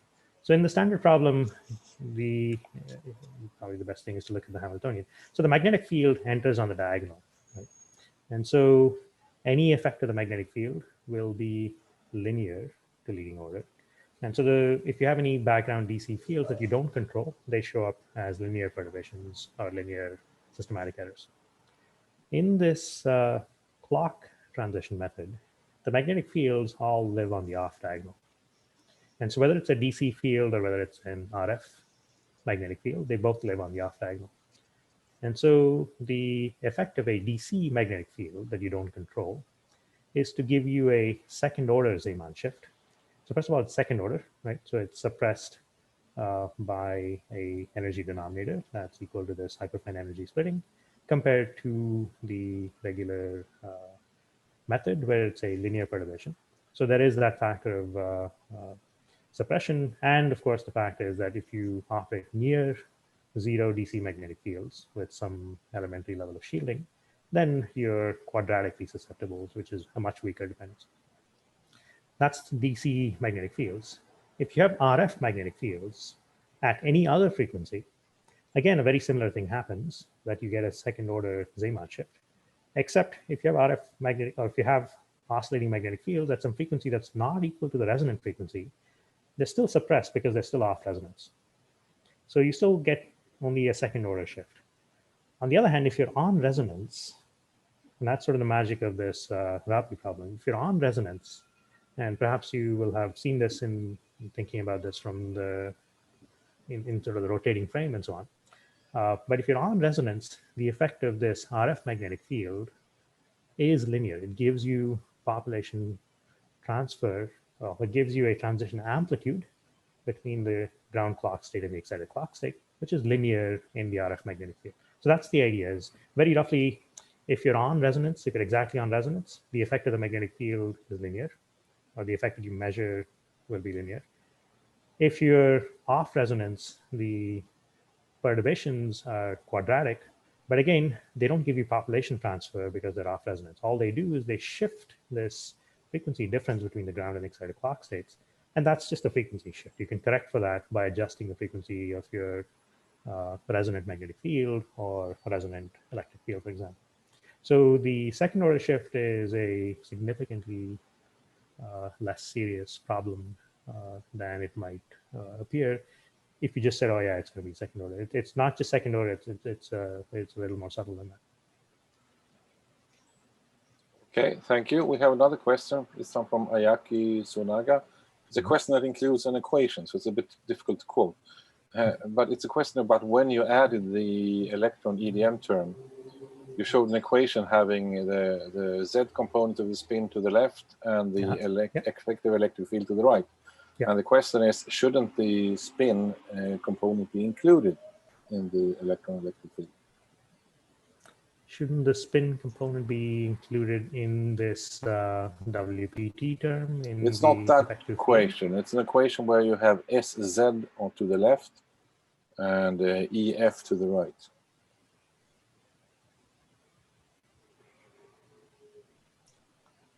I don't have too many equations, so I think I should be able to find it. It's an equation including a expectation value and a scalar product. Scalar product N, scalar product Z. I think it might be this one. So let's maybe assume that this is what he meant, and I will try to paraphrase and answer his question. So I think the question is perhaps, why is this SZ outside this WPT term, if you like? It's just a way of parameterizing it. But let me tell you how I think about this whole thing. So again, it's a big complicated system. There's lots of electrons in this big molecule. But what we're asking for, what we want to write down here, is just an effective Hamiltonian. We only want to focus our attention, let's say, on these two states. Or in our method, we focus our attention only on these two clock states. But for this restricted subspace of states, you know, if you're just focusing just on these states, not thinking about all the other stuff, all the other degrees of freedom of the molecule, then there's really only a couple of operators which can really enter here. You've got SZ and IZ, and these are the only operators which will sort of connect these two states. And so this entire term is really, in some sense, a low energy, but it's sort of multiple levels of low energy. There's one level of a low energy effective Hamiltonian where you go from the particle physics Lagrangian to some kind of Dirac Hamiltonian. There's another level where you can now express that within the rotational manifold of states. There's one more level of sort of going down lower in energy and thinking about an effective Hamiltonian where you just restrict it to the hyperfine states. So in that picture, if you like, this WPT is again a parameter that parameterizes all of the complicated molecular stuff, all of the complicated atomic stuff, all the complicated relativistic stuff, all the complicated particle physics stuff. Okay, so it's sort of 4 layers in there. And if you can break that down, so it's normally written as V sub E times E effective. But of course, as many of you know, and as you know as well, it's not just there's D times E effective, there's scalar, pseudoscalar interactions, etc. But whatever they are, you'll always end up with some WPT, which is some frequency scale or some energy scale that parameterizes the parity and time reversal violating interaction. And that's going to couple this as Z to the expectation value of the molecular orientation. So that's the way I'd like to think about it. But if you, of course, have any questions, feel free to shoot me an email afterwards, and we can discuss this more. Okay, thank you. We have one or two more questions, and we have time for that. One from Vijaya Sahu. Can one measure EDM effect using atomic clocks, such as ytterbium, strontium, or mercury? In principle, yes. In practice, good luck trying to catch up with molecules, right? And so maybe this is a chance for me to harp on why molecules are amazing, but I'll maybe just sort of give a brief mention of that. And since Ronald's going to be talking about molecules next anyway, I'll maybe save him some work and try and tell you why molecules are amazing. Nick sort of mentioned it in his talk yesterday as well, but let me try as well. Okay, so let's think about just using atoms for, you can see I came prepared for this question because it's sort of an obvious question, right? Why molecules? All right, so let's think about why atoms. If you just sort of think about what the EDM sensitivity is going to be, it's going to be proportional to the field, inversely proportional to the field seen by the electron. So what you would like is for the electron to experience a big field when it gets to the nucleus. But of course, the problem is in an atom that looks like this, there is no big field. So you got to polarize the atom first. And so the magic, which is the Sanders effect, ensures that if you polarize the atom using some electric field, the actual field seen by the electron within the polarized atom is much, much larger than what you would expect just based on the lab field. And so that's this magic Sanders effect. But if you really want to crank this out to the maximum, if you want to get the maximum possible juice you can squeeze out of an atom, what you need to do is to completely polarize an atom. You have to make an atom not look like an electron is going around in an angular momentum eigenstate, but you have to make an atom look like it's a nucleus with an electron that's hanging off to one side. So you have to essentially make a mini molecule, if you like. Okay. And that field that's required to go from something symmetric like this to a really highly polarized atom is enormous. It's on the scale of the intraatomic field that you need to rearrange all the electrons. So it's going to be gigavolts per centimeter. And that's impossible to do in the lab. So instead, you can say, okay, so why don't we just use a molecule instead? So what's happening in a molecule essentially is it's a lot like this picture where you have a nucleus and an electron off to the side. Instead, what you have is an ion, let's say ytterbium, and you've got the field applied to it, not due to something in the lab, but the field that's being directly applied to this nucleus is coming essentially from the ion, which is off to the side, the negative ion. And that's how you can get much larger fields acting on this, in some sense, heavy ion that you would like to polarize. And so that's the sort of magic of molecules, right? You line up the molecule in the lab, but then the anion exerts an enormous field in this lined up molecule. It exerts an enormous field on the positive ion, and usually that's where the valence electron hangs out. And that's what polarizes this ion itself, and that's what gives you this sort of Sanders effect. Again, I'm simplifying it a lot. This is my crude experimentalist picture, but there's possibly some grain of truth in it. And so that's the problem with atoms, is they're dreadfully hard to polarize to the extent that you would like. And so, of course, you want that in an atomic clock. You don't want your atomic clock atom to be getting squished and stretched by any old electric fields from uncontrolled patch charges and bits of dust in your vacuum chamber and such, right? So in fact, and of course, as you know well, Vijay, you also need the polarizability to be small to make yourself immune to black body radiation shifts and a whole slew of other things. And so it's almost an orthogonal requirement. The kind of things you want for a clock atom is no sensitivity to electric fields. You don't want it to get polarized. Whereas for EDMs, even if you just want to use atoms, you want the most polarizable atom possible. Okay, so in that sense, a molecule is really nothing but an extremely polarizable atom, if you like. And it's extremely polarizable because you've swapped out this light and the electron with a giant heavy ion, which moves much less, and so it's much easier to polarize. Okay, so that's the idea. The molecule is really just a very polarizable atom. I hope okay. Thank you very much. I think we need to stop there and go on to the next talk. So thank you very much for your excellent talk. Okay, let's prepare for next talk. Next talk is going to be a little bit of a collaboration, actually.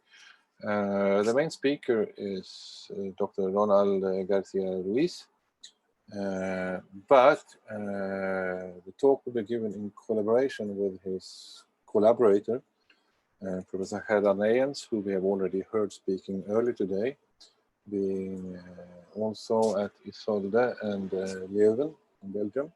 So if I understood correctly, it's Gerda who will begin. If this is the case, can you come online, please? Yes, this is... And then I invite you two to decide between you when you leave them. Well, the problem is that Ronald apparently is not online, so this is totally not planned. I have given a talk on the topic a while ago, but I must say I'm not the expert, so I'll try to give you some of the messages that Ronald wanted to give, although my talk will be focusing on the experiment that we have performed and not so much on the fundamental physics. We would be able to do so. However, there have been a lot of presentations already at this meeting, so I think that has been covered. So I hope if I can just show you what we have done, this will trigger some of you maybe to do further research in that direction. So I will try to share my screen, and I hope this time it works better than it did in the morning. Voila. Do you see your screen? You see it? Yes, we do. Okay, and I will try to make it full screen, if it works. No. Ah, there it is. But now you have again this weird two screens, I think. Is it?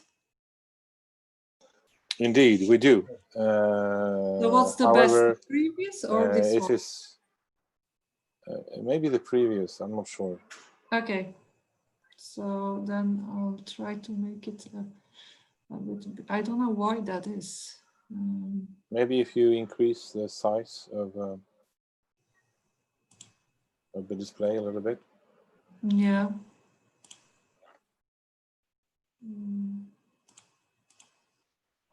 No, that's not going to be better. So, okay. Okay, is this helping already? Yeah, if you go below, there is a cup sign, right? So if you click on that, it will go to full. Where? If you go to the bottom line. Yeah, but I have done that, but then it always shows two windows for some reason. Okay. But you can switch between them after you... Is that so? I'll try. Okay. Now there is on the three dots, there is swap, maybe one to the right, yeah. There is swap, no. Maybe hide presenter view. Hide presenter view. It's in the menu. Go higher up. There. Okay. No, that's not it, huh? I'm sorry.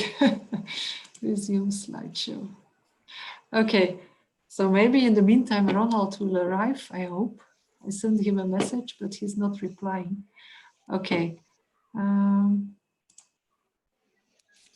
I think this is okay. It's not excellent, okay? but okay. But we're all human, so please. Okay, so as I said, I will try to give you a brief overview of the experiment we've done at Isolde to study for the first time the spectroscopy of radioactive molecules. I think my computer is hanging. That's the problem. And probably it's because I have a Skype open, which I will close. Voila. Okay. I'm very sorry. What a problem is this? I can't change. the next slide. What's the problem here?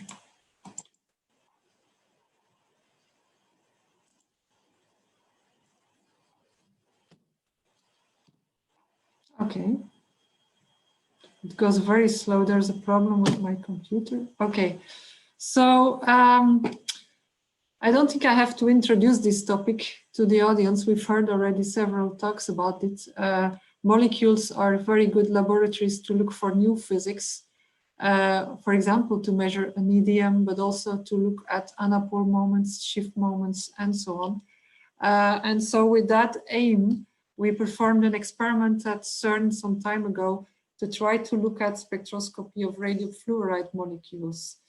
A bit more of introduction. Here you see the limits that have been placed on EDMs coming from atoms and molecules as a function of the precision. And as you can see, molecular spectroscopy has at the moment placed the most stringent limits on the EDM. The goal would be with fluoride molecules, and in particular radium fluoride, to go even more exotic. We've also seen this slide already, at least part of it in one of the previous talks, showing that laser cooling of molecules is not easy, and there has been tremendous progress in the last 10 years to try to cool these radium fluoride molecules. And also already now 10 years ago, it was predicted that for radium fluoride, it would have a suitable laser cooling scheme.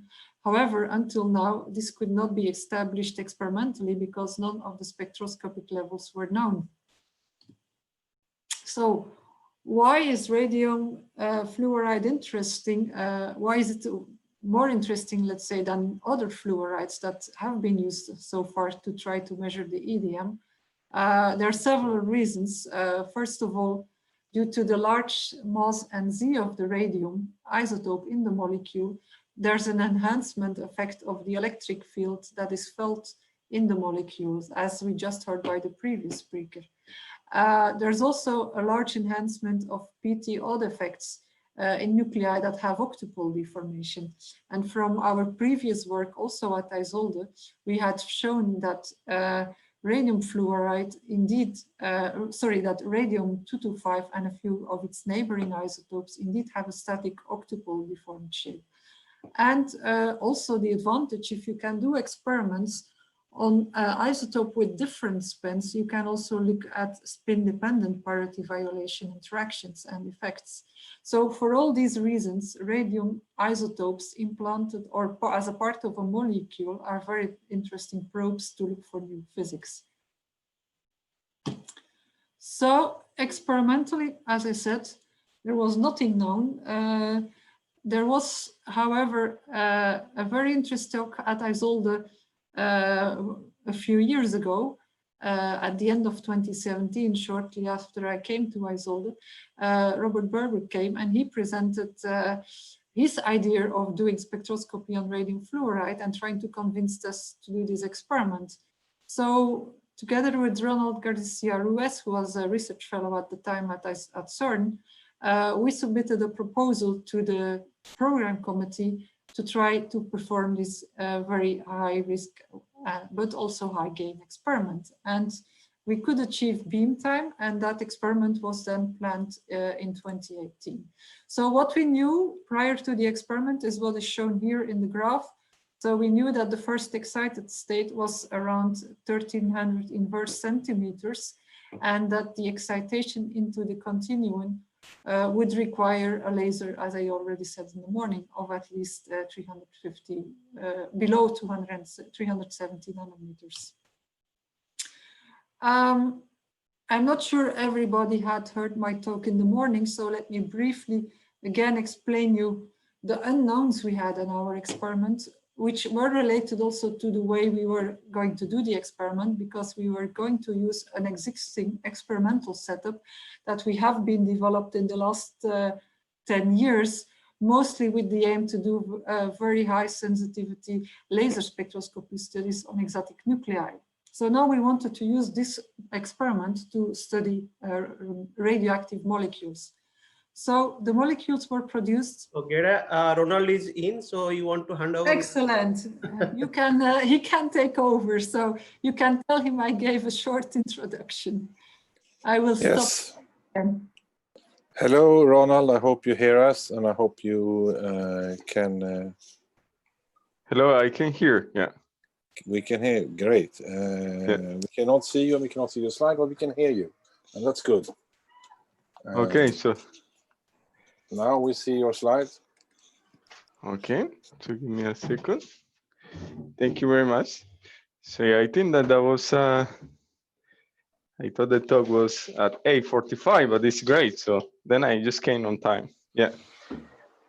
So yeah, thank you very much for this invitation. So I'm very happy to share with you some of the work that we have been doing in the study of exotic molecules.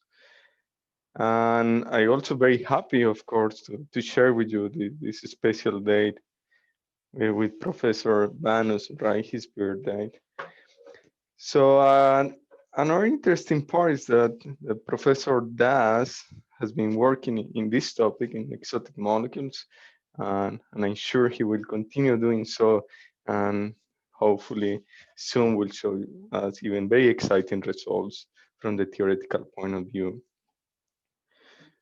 So that would be the plan of this presentation. First, I will try to explain why exotic molecules are interested in different fields of fundamental science, in nuclear structure, that is the main activities that we do. Molecules offer quite unique opportunities in the study of the nuclear electroweak structure that so far has been poorly known. And of course, you have seen in many topics that it provides a way to study the fundamental symmetries of nature. And this has been discussed in several talks. And we also can contribute to the study of those systems to study quantum chemistry, nuclear chemistry. And if I have time, I will show an example of how we can contribute to astrophysics, for example, with these exotic systems. Before I go into the details of the talk, I would like to thank to different people, right? So this has been, of course, not only my work, but really the work of a wonderful collaboration. You see different young faces here, a very, very strong team doing activities at Isotope. So that's the Chris team, with the collaboration from different theoretical groups from quantum chemistry. This, as you see, has been strongly guided by our friends of theory. So when you go to study exotic molecules, we're really looking into the dark, right? We really need theory to guide us through this very difficult path, difficult and challenging path. And as a nuclear theorist, so as a nuclear physicist, we have support from different nuclear theories, and I will not have time to show up, but I think I'm sure Gerda did, about the developments in atomic physics, where we have collaborated with Vijaya Saha, for example. Has been a very successful collaboration. And I must say, hopefully in the near future, we'll not hear names like Professor Das, who has been doing exciting developments also in quantum chemistry. So here's the plan of this talk. So I divide in 4 main sections. One is why we need to study, or why it's interesting to study these exotic molecules. Then I will present you some recent results from this system, radium fluoride. And then I will show a few examples of new opportunities that these exotic systems can open in different fields. And finally, the summary and the outlook. So why exotic molecules, right? By now, there is a very strong motivation. It has been very well motivated, the study of molecules in general, right? For fundamental physics. Why exotic molecules is, we can summarize as follows. So we have been, as a nuclear physicist, been studying atoms very precisely, and Gerda explained that because atoms can give us information about the nucleus, the atomic nucleus, and mainly the electromagnetic part, or the long-range electron-nucleon interaction. And this is interesting because It can tell us, observable like the charge radius, for example, can tell us about, or can guide us in connecting the nuclear force with QCD, for example, an open problem in nuclear physics. We can study these different observables like the magnetic quadrupole moment, the emergence of nuclear phenomena, and hopefully these properties, and it's happening now, can help us to understand something that is very topical, that is the properties of nuclear matter. But there is another side of the nucleus that is poorly known, and this is the nuclear electroweak structure. And any electron in an atom or molecules, you will see, well, provided they are in the right orbit, so they're beyond electromagnetic interaction, you know very well, there will be C boson exchange or hadronic parity violation, for example, can induce this kind of what we call anapole moment, right? Hadronic parity violation can induce this kind of tokamak-like currents where they generate a magnetic field inside the nucleus, and the electron can enter inside the nucleus and interact with this magnetic field. Again, this is a property that is poorly known, has been measured with very low precision in a couple of systems.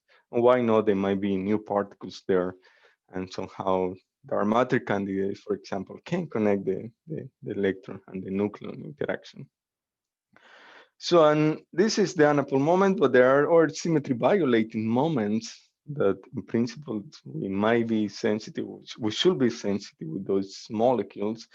You already discussed about electron EDMs, of course, and our PT violating moments like the shift moment and magnetic quadrupole moment. Nick Hulser already discussed a bit more about that.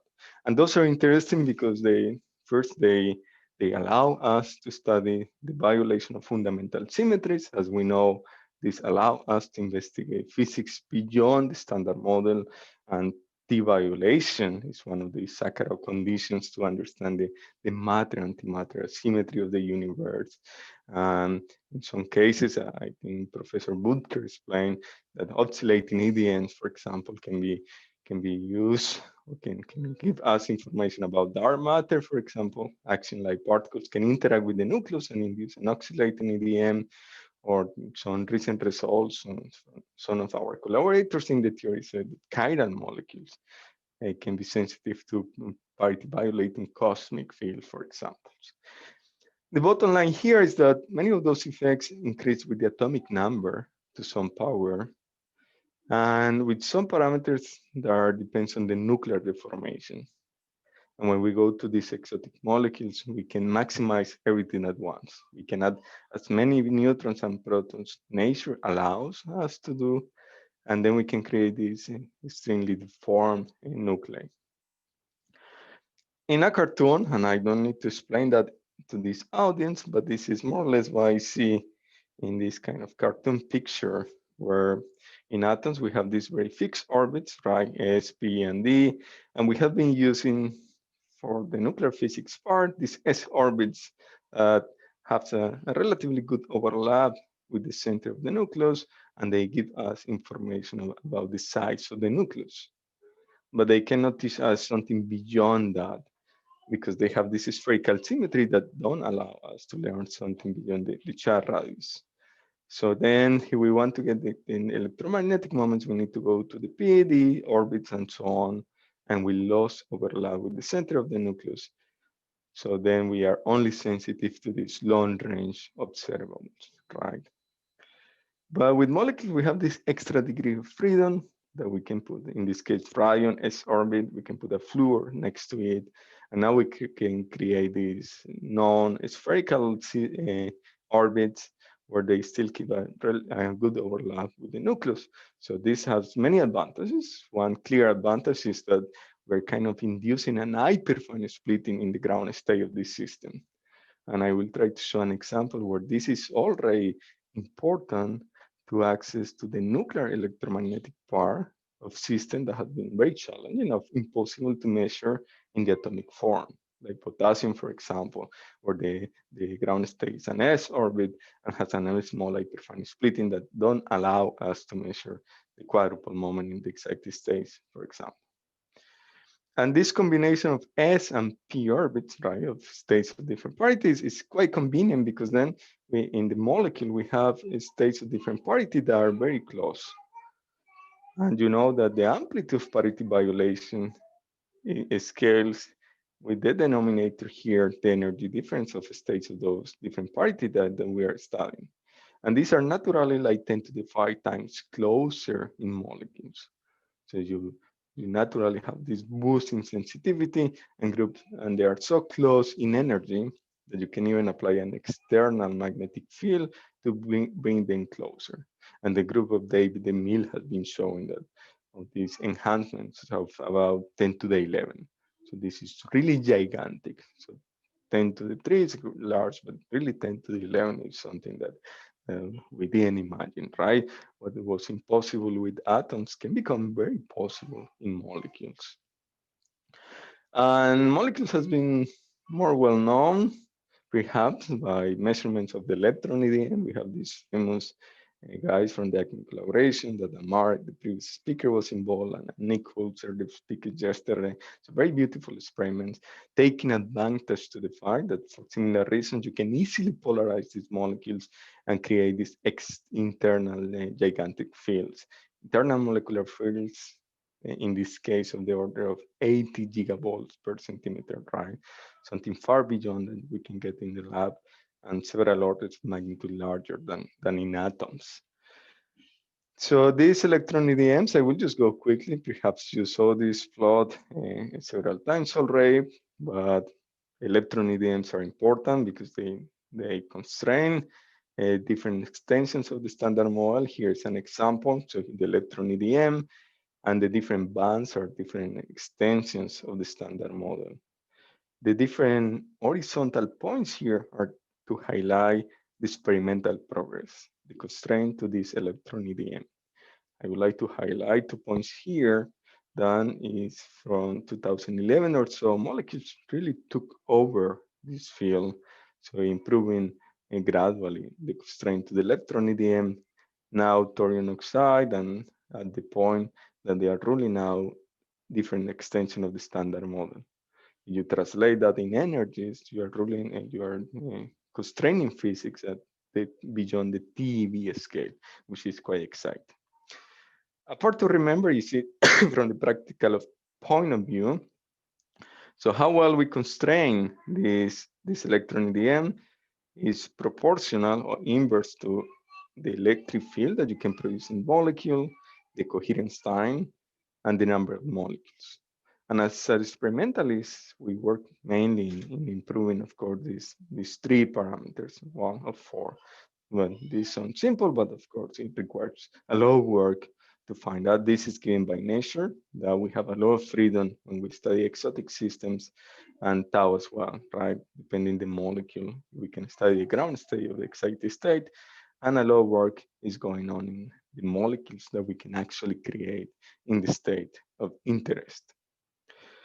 So that's for electron EDM, right? But the unique advantage that we have in the study of exotic molecules is that we can create those exotic nuclei that maximize symmetry violating nuclear properties, not only the electron EDM, but also symmetry violation in the nucleus.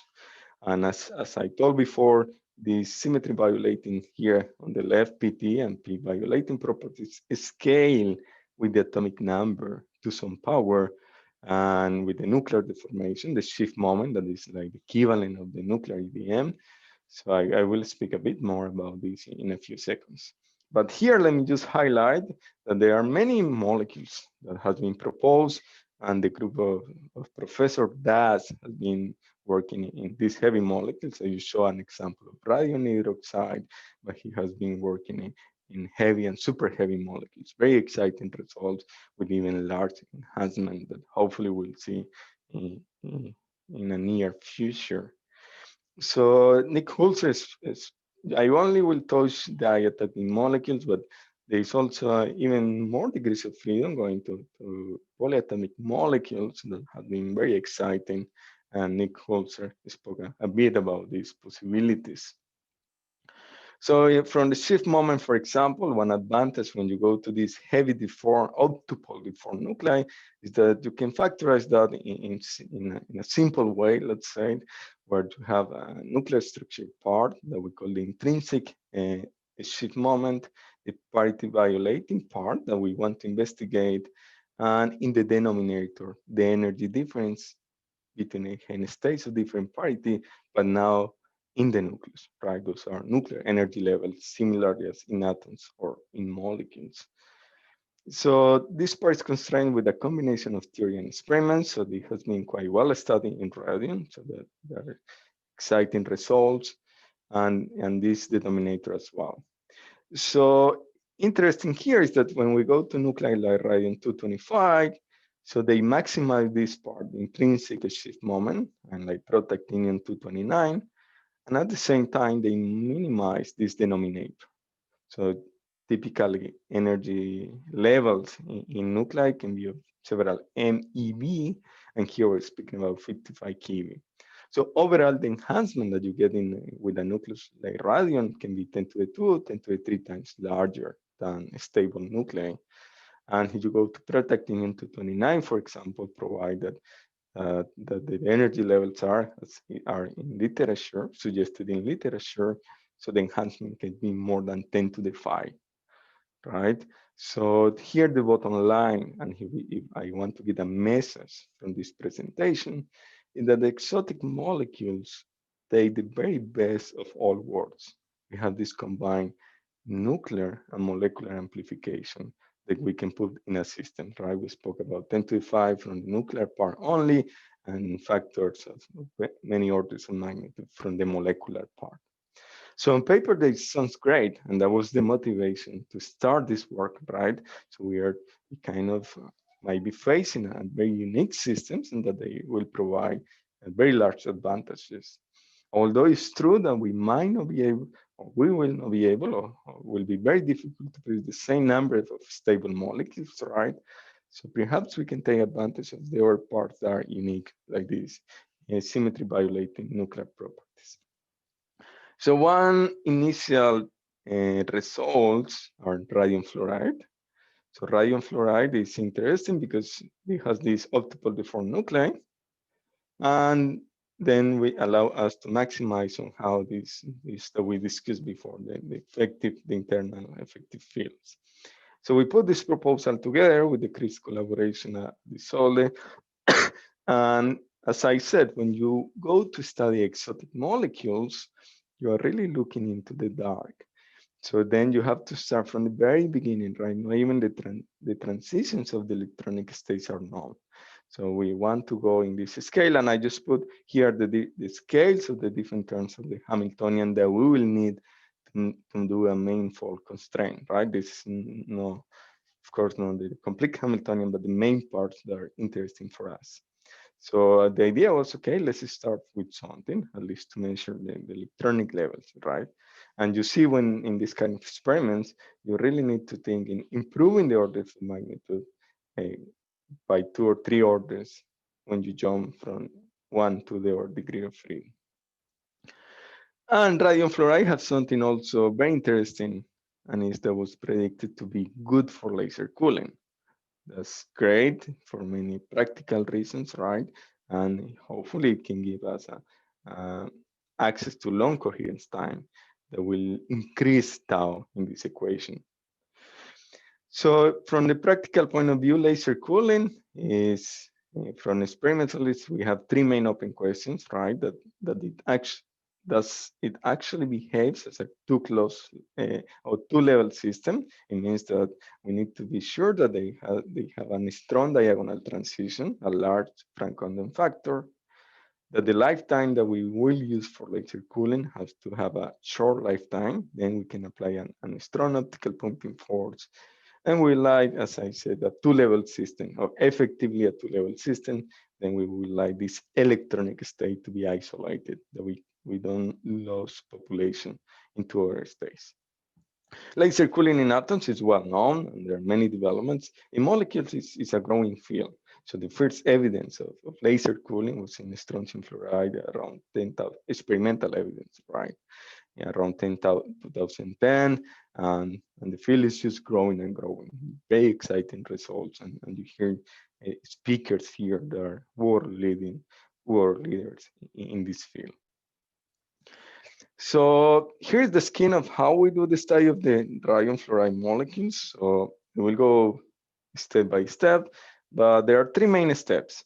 Production, so we need to produce these molecules, prepare in the state that we want to study, and actually do the study that we want to perform. So I will go a bit faster because Gerda already spoke during her presentation about this part.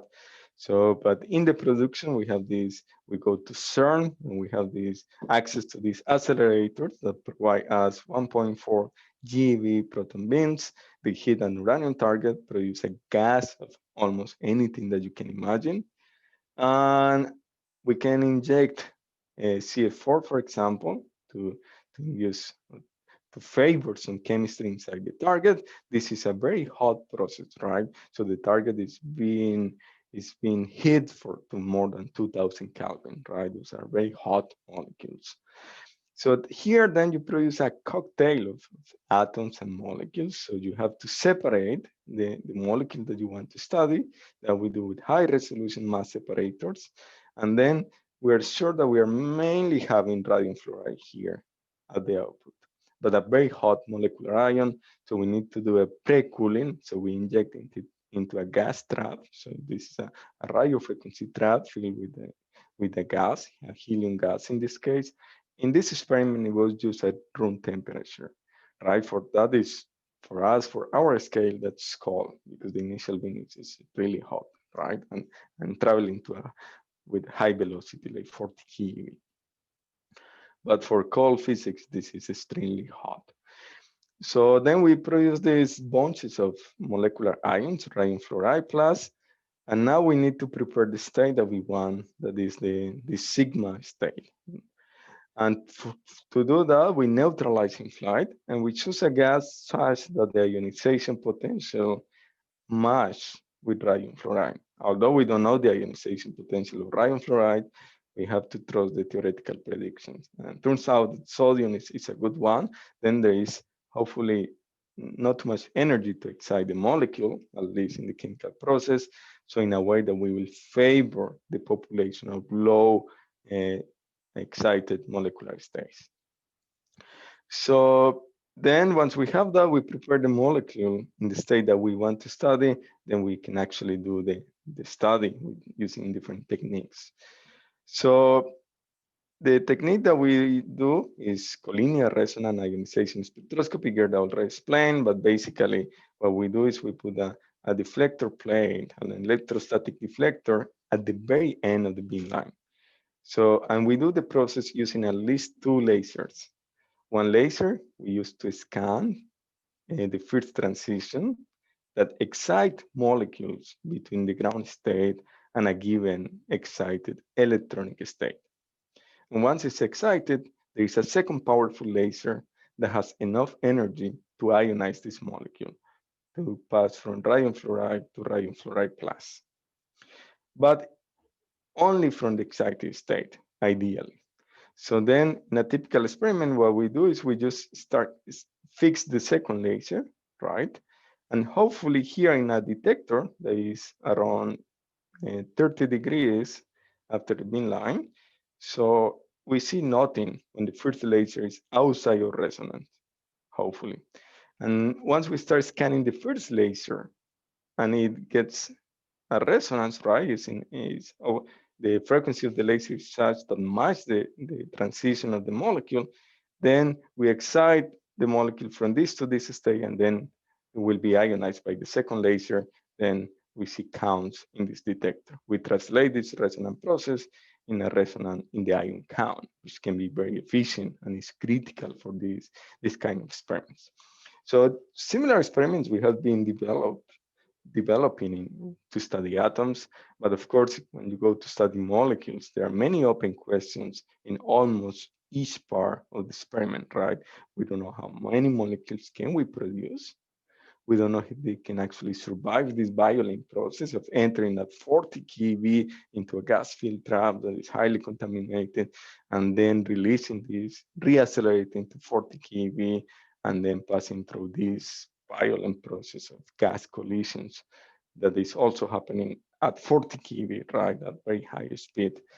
And then you can calculate, you start with 10 to the 6 molecules here, and you assume 10% efficiencies in these processes, and you split the population, even at room temperature, you split the population, it can be more than 10 to the 4 state, right? So then you might end with only one molecule in the state that you want to study. But luckily no, so I will skip this. This was a joke. So the experiment was very successful.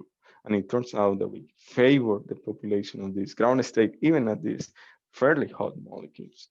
So I will skip the details, but we finally managed to measure the structure of this molecule, the low line structure. Here you are seeing transitions between different vibrational states of different electronic states in the molecule. And this was the case of radium-226 fluoride, where we estimate about 10 to the 6 molecules per second being produced after the target. So once that we can measure the structure, we can go and measure the details, for example, that allow us to conclude if or not it's good for laser cooling. So we can, what we just saw before, this spectrum here are the transitions between those vibrational states. But now we can go and see the relative intensities to these non-diagonal terms. And the relative intensities can give us an idea to constrain the Frank Condon factors. So we cannot do that precisely, but at least we can put limits on this number, which turns out to be very good for radium fluoride. So we can also measure the lifetime, or at least put a limit of the lifetime of the excited state, which turns out to be very short, as they predicted. And this is great, also a great property if we want to do laser cooling, and all the predicted electronic states were above the state that we want to use, people can use for laser cooling, right? So altogether quite ideal for laser cooling. And these are great news for us. So in this Hamiltonian, we are already constraining measuring the parameters of the electronic and vibrational states. So it's good because these molecules that are very hot at the beginning then can in principle be used for laser cooling. As one postdoc from our group said, we're showing that these hot molecules can be super cool. That's a nice sentence. So, and we are very happy because the work called the attention not only from the physics community and also the chemistry community. So at the moment we provide this service to the community, and we can go and measure these exotic systems for the first time, with, as I said, application in different fields. After the publication, we have several groups that came to us with different ideas, very exciting ideas to continue this work, not only in fundamental physics, but as I said, in other fields. So there are many more properties that we can measure. I will not go through the details. As I said, we can put constraints to the lifetime of the excited state. This is important for many practical reasons. And similarly for we can fix the first laser and scan the second laser and measure the ionization potential, for example, which is very important to understand the chemistry of these molecules, certainly critical to continue our experimental developments. So those results are in preparation. So now that we know how to prepare, how to create and prepare the molecule and actually study the molecule, we can start playing the games that we like to play, right? We can add neutrons into the nucleus of the molecule and see how the different electronic levels of different molecular structure change. And here's an example. So even at this very low resolution, and that was a very nice surprise for us. So low resolution, here we're speaking about 0.something inverse centimeters, about tens of gigahertz, right? It's a very low resolution.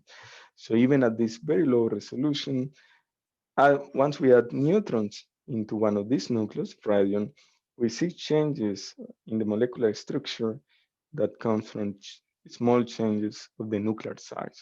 So at this low resolution, we are already very sensitive to this tiny change in the nuclear radius. So this is great, not only because it allows us to test the electronic wave function at the nucleus, right, which is important for quantum chemistry, but you can see the other way around. You can trust quantum chemistry and use this, for example, hopefully to get the charge radius of nuclei, or especially those nuclei like thorium, protactinium, that has been very hard to produce as atoms in these facilities, right? Because they are very reactive.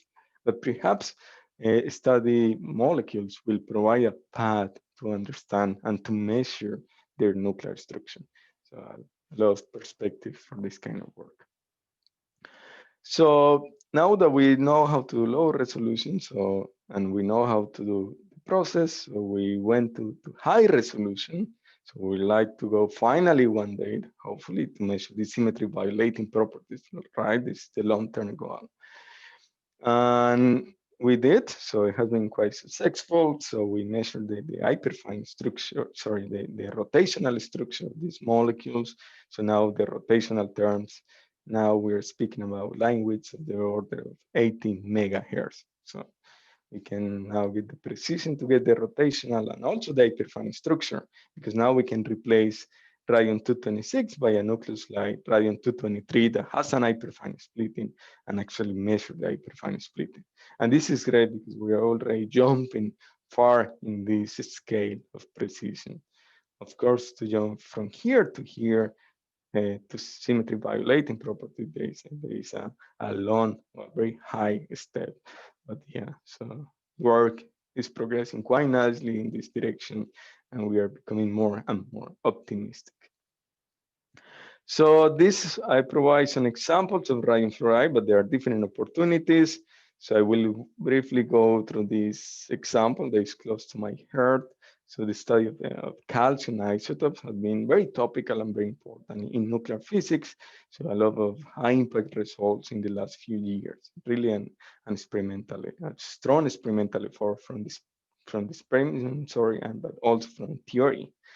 So here what I'm showing is the charge radius of calcium isotopes, right? The black points. Just pay attention to the black point, that's the radius. So you add neutrons into the calcium nucleus, and it has a very strange behavior. So it actually comes with calcium 40 being equal to calcium 48, and we have this large increase here. So one question that we ask is how different properties evolve here, right? It's clear that the protons are doing something interesting in this region. So we like, for example, to take a proton away from calcium, that will be potassium 99, and measure the quadruple moment, which gives us an idea of the collectivity and how the protons are behaving, right? This will be great to measure the quadruple moment of potassium. That was my quick nuclear physics motivation. I will not go through the details. The important point here is that if we go to the atom, it has been very hard for us to measure the quadruple moment, impossible so far, because the ground state is S, right? There's no quadruple splitting, and the excited state has very short lifetime. So the line widths are very large, larger than the size of the quadruple splitting. So it's, for us, it's technically impossible to get the quadruple moments of these exotic nuclei, but with molecules, we have this degree of freedom that we can add, for example, a fluor and induce an hyperfine splitting in the ground state. So then will enable, for example, high precision measurements, and that will allow us to access to the quadruple moment. This is just a clear example where we can contribute in molecules to a very important open problem in low energy nuclear physics. This has been known for many years, of course, and it has been demonstrated with the stable potassium molecules. Just to give another example, in astrophysics, so one of the groups that approached us is to study this kind of system. So they claim that it was the first astronomical detection of a radioactive or an exotic molecule in space, aluminum-26 fluoride, based on the peak position of the stable molecule, 26 aluminum fluoride. So they have to calculate those parameters, these molecular parameters, you see, with very high accuracy, right? And how we can contribute is that we can actually go with the precision that we get at this moment and measure and get these parameters, not from calculation, but actually from direct experimental measurements. So there are more with chiral molecules. I will not go through the detail, just to mention, just to give a short overview. And the interesting part here is that the parity violation in chiral molecules scale even faster with the atomic number. You can go up to, say, around Z⁵, right?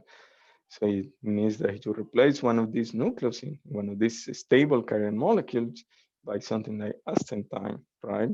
Z85, you get this gigantic amplification. Here is the energy difference between electronic states of those in this molecule.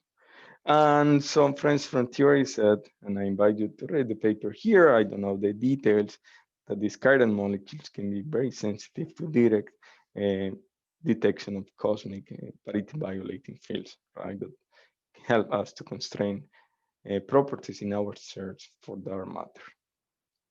And there are many more opportunities, right? I just showed you a particular example of a particular nucleus that is interesting, but there are more observables of this kind of nuclei, like the magnetic quadrupole moment that is also T-violating. Nick Holzer spoke about that, but there are also many more molecules that have interesting properties like actinide fluoride, radium oxide, like Professor Das has predicted radium with hydrogen, and so on and so on, and even heavier, super heavy molecules that will be very interesting, right? And as Nick said, in many cases, only one molecule is enough to make a significant impact. And there is much more to come, right? So let me just summarize here. So radioactive molecules, I presented you as an important result. I should emphasize that was the first ever laser spectroscopy of short-lived radioactive molecule. So we started from the electronic state. Now we're at the point that we can measure the hyperfine structure, very exciting results. And the most important here is that this is just the beginning, right? There is a lot to improve in each part of the experiment. So we really with a lot of potential. So even for the nuclear electromagnetic structure, there are possibilities to contribute right from there, right? For low energy nuclear physics, there is something unique that we cannot access in atoms, at least now with the precision that we realistically can get in the future, is the electroweak structure of nuclei that can be amplifying these molecules. So really, as I said, what we thought will be impossible with atoms can become very possible in molecules. Only one molecule will be enough to get this kind of properties, right, with such a large amplification. Fundamental symmetries is very well motivated. This is a very exciting field, and we already saw several talks about this topic. And I just show a particular example how this can be useful for astrophysics, or how can we contribute with our friends from astrophysics. And naturally, so this impact quantum chemistry and nuclear chemistry. And I didn't specify examples, but you can imagine we are creating these really rare systems where they have new interesting properties that can be of interest for chemistry, right? Lots of opportunities, and that's the bottom line. And with that, I would like to finish the presentation. And again, happy birthday, Professor Das, in this special day. Okay, thank you so much, Dr. Garcia Ruiz. We have time for a few questions, if there are any. There is one which have come in right now from, let's see where I find it now, on my scrolling screen. There, we have a question from Anaïs Dawn. Does the molecular isotope shift work the same way as the atomic one, or are there other more different contributions? Okay, so yeah, thank you. So let me just go to this. I might not have the details here, but yeah, so overall, yes, there are different combinations, because I just want to jump into the isotope shift. So yes, so in atoms we have this isotope shift, right, that is coming mainly from these electronic states. Here in the molecules we have something similar, right, like this electronic shift. that is proportional to the change in the density, in the electronic density. But in molecules, we have extra terms. We also have shifts in the vibrational part and in the rotational part. What is interesting is that now the shift in the vibrational and rotational depends differently with the density. So they will depend with the derivative of the density and the second derivative of the density. And it's interesting because we can even be sensitive to that, right? The density, the derivative of the density with respect to the internuclear distance. So we are not only sensitive to a small change in the size of the nucleus, but also a small change of the distance between the two nuclei, right? Okay, thank you very much for that clarifying answer. We have another question, this time from Ben Huayon. What process creates such asymmetric line shapes in the vibrational spectroscopy? Okay, thank you. So these asymmetric line shapes here are mainly given by the population of rotational states. So if we take a look here to the zoom here, so let me just go to the high precision. We just really zoom here, but we'll see it's really the population of different rotational states. They are distributed in this kind of Maxwell distribution. It will not be Maxwell, but like kind of asymmetric distribution where we favor mainly the population of the low rotational states. Yeah. And you see, this will correspond to lower temperature and higher and higher temperature are less and less populated. Okay, thank you. We have one more question, this time from Ayaki Tsunaga. In practice, how is it possible for small-lived radioactive elements to be used in this kind of experiment? Because generally enhancement factor is increased as Z becomes large, but generally the element with very large Z is small-lived. Yes. So this is a question that I kind of get often. So let me just actually, what's next, right? So at the very end, and in this case with parity violation, for example, or symmetry violation, we depends on this. I call that effective field, interaction time, or coherence time, and the number of molecules. So the first answer to the question is this exotic molecule will allow us to study unique phenomena, right? Multiple deformation, this symmetry violating nuclear properties like the shift moment. They are hugely enhanced in this system, right? And in many cases, we have the optical deformation you will not find in stable systems. So our goal to understand the electroweak structure is really going through neutron-rich nuclei. That will be some of the main open questions when we add neutrons into the nucleus. What happened with the electroweak structure, and that you really need to go to exotic nuclei. So now let's compare in this symmetry violating property with this figure of merit, how many molecules we will need to make a meaningful measurement of this symmetry violating property, in this case, parity violation only, but we can do the same exercise with T violating properties. And you see, you realize that the effect here are so large that they're the order of 50 hertz, that's gigantic, right? That even with 1 molecule per second, if we manage to have a coherence time that 1 millisecond, in 1 hour of measurement, you can get this property with a 10% uncertainty. So it's really, the amplification is so large that 1 molecule will be enough to create an impact, provided we accomplish this 1 millisecond interaction time and 1 hour measurement, which doesn't sound crazy. So on paper, sounds really promising, right? And as Nick said, for the T violation, if you manage to trap 1 radioactive molecular ion, only 1 molecule can have a significant impact, right? Okay, thank you. I cannot see any more questions right now. So I think we should wrap up this talk and indeed this session and indeed this day. So to end, I would like to thank you very much, all speakers of the session, all speakers of the day, and also all participants. So just to end, I would like to wish all of you, depending on where you are in the world, a pleasant evening or afternoon or morning. and we'll see you all again tomorrow morning. Thank you. Yeah. Thank you bye very bye. much. Bye bye.